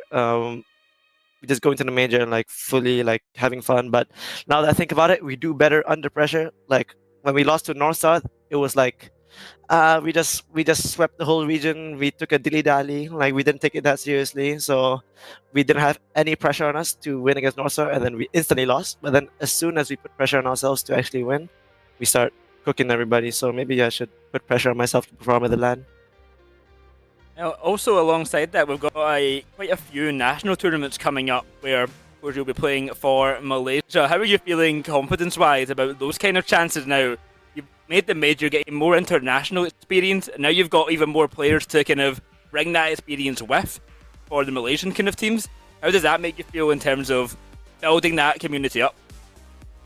Well, for Malaysia, I only have 2 teammates to play with. Like realistically speaking, there's only Blue and Misty, so we can just try our hardest. Like I'm probably gonna start scrimming with them almost every day, try to get better, because trying to represent my country like really well. I mean, even at FIFA E, we took a game of Australia, so there is like still potential to do something better, and like even against other nations like Belgium or like I don't know, just any nation, like we felt like there was still a chance. And for my teammates who have never been to a LAN, for them to experience playing against like the top teams in the world, they were like, these guys aren't that good, they're still very beatable, they're not untouchable. So like after their first international event, maybe we can try do something better for this event, if we can even make it to the event.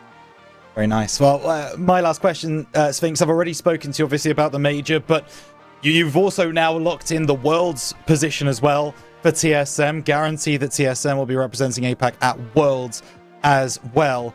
I guess, talk to me a little bit about the team feeling right now. You obviously feel like you can perform well at the Paris Major, but how close do you think that the APAC kind of average is getting towards the EUs, the NAs, the SAMs of the world? Is that level rising here in this region?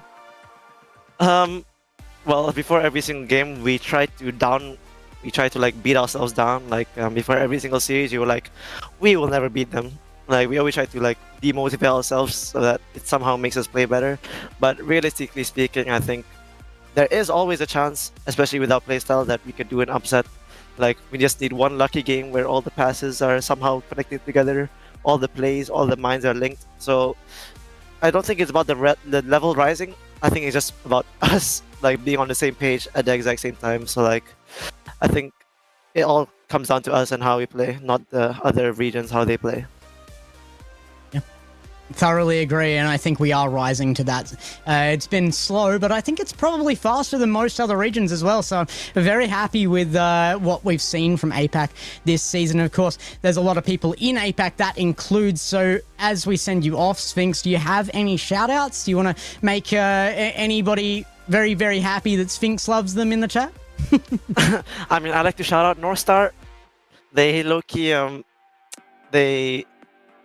took us off our high horse. Like without them, I think we generally would have dilly-dallied the whole split and tried not to improve, and like we would not try to strive better at the major. But as soon as we lost to North Star, we were like, okay, we have to get better.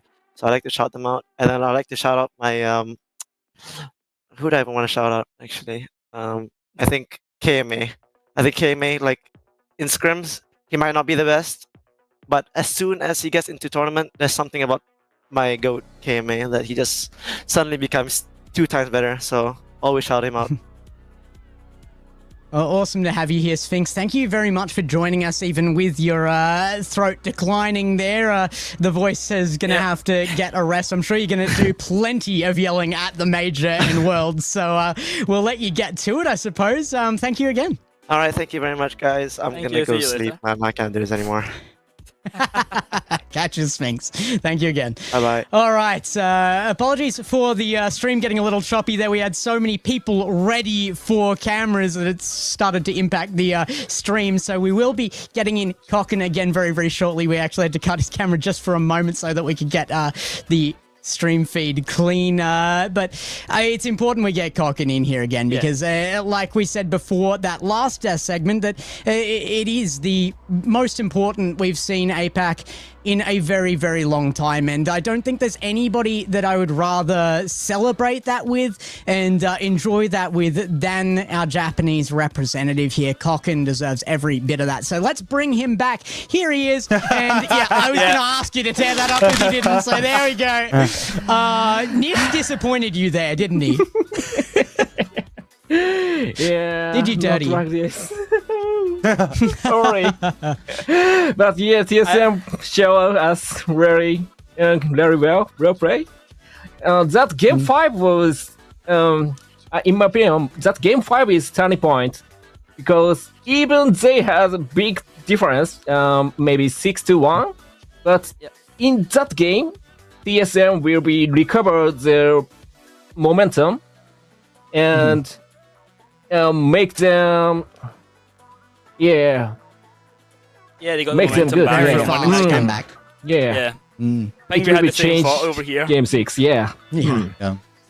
Yeah, very much the same. But boy, I mean, you had very much that thought as well. As I still blame you. You kept saying that it couldn't happen, so I was screaming. I'm sorry that he did that to you, Cocken. You can blame Boyo. He did manage to nearly curse your team, regardless. So back to the hate train for Boyo from Cocken. But for now, not even me, not even only me. Not only you. Every Japanese viewers hate you. Excellent. So most of the English fan base and the Japanese one too. All right, we've got it under control here, boy. We might not see you next season. We'll see. Apparently not. I kid. But you might not want to join us if this keeps up. But all right, we have to close up this though. Let's take a look at that scoreboard. That last time, the day that we had. Let's take a look at the runs of these teams, the playoff bracket for our final open of the year, of the season, I should say. And TSM comes up on top, but not without a fight. Kinotrope looked so good in every single match they played this weekend. They did look so good, especially against North Star. Even against TSM, they came in, and those games 4 and game 5, they really had a shot. I also want to give a shout out. I think it is absolutely criminal that this is the first time we have seen Nagatomo Ninjas in the playoffs. I wish we saw them here earlier. They showed how good they could be. See if them and DreamStation could learn the word consistency. Oh, how beautiful APAC would be, and having these amazing top teams contending even more. But yeah, I cannot wait to see what those players do in the future because they were so good today. I think you've actually hit something on the head there a little bit, Boyo. Is that it really does feel like every single open, I don't think this is true because there's a couple of regulars like Jungle Juicers in there as well.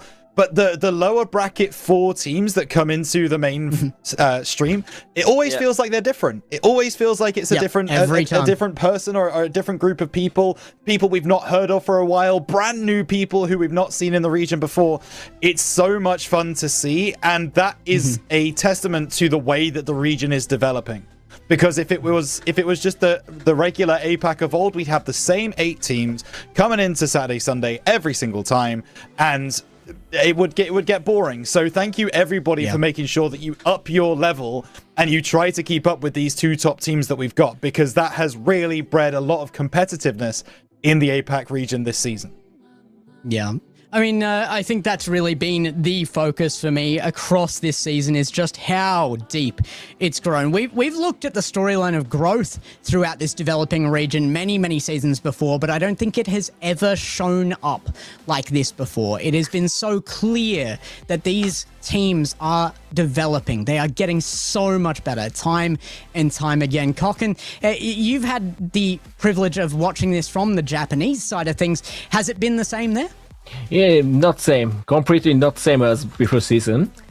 Yeah, this season we finally broke the wall between APAC North and South. Yeah. I really enjoyed to watch the players like Lunatic, J-Box, Squad, and Echo. They are playing with foreign countries players, and they will show another possibility for Japanese players. Yeah, that was very good.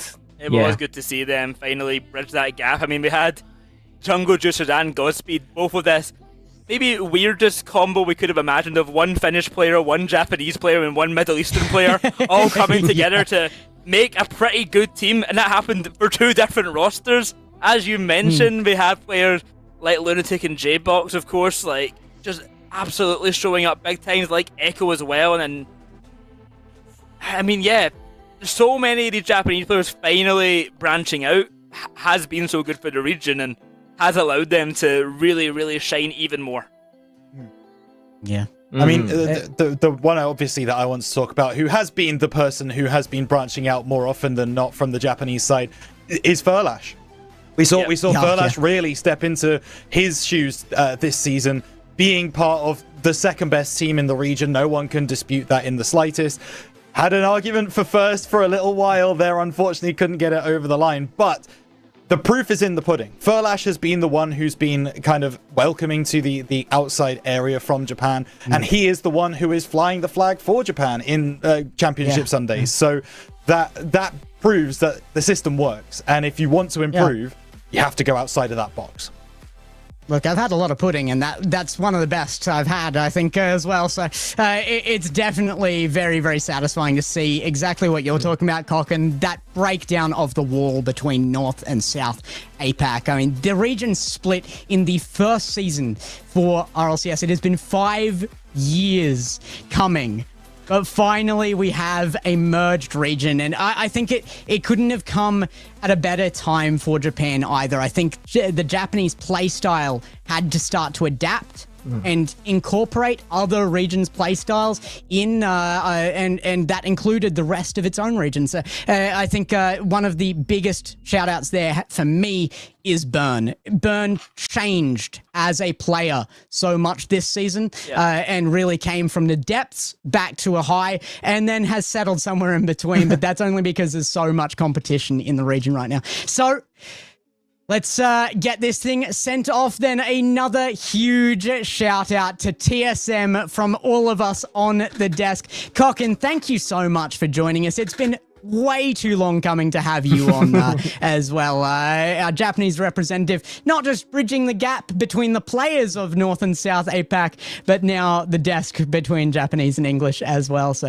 I'm sure it won't be the last time we've seen you, but if you want to support us, definitely check out Kokken. I don't feel like he gets enough love from the English side of things. He is doing absolutely amazing work. This last split, I have to say, the Japanese broadcast was not an official thing. I'm trying to work on that. We desperately want that to be a thing again.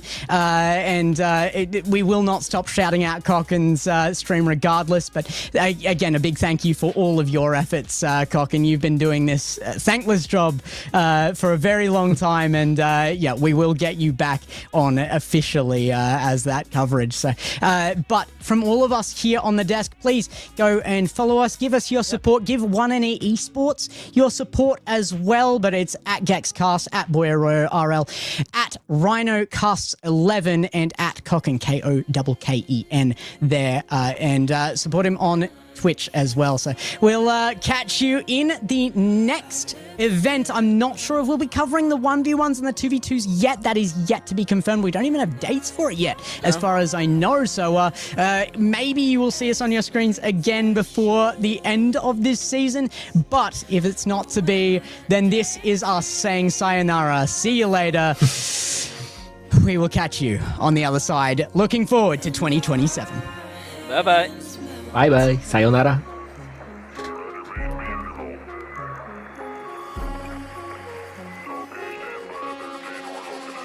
It started out as cheesy, but I had deeper meaning when I touched your chest. Now I don't know how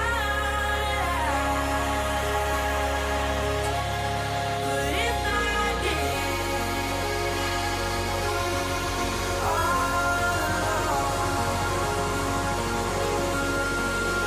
And I don't have any wishes. When I kiss it, our lips fit well. And I don't have expectations.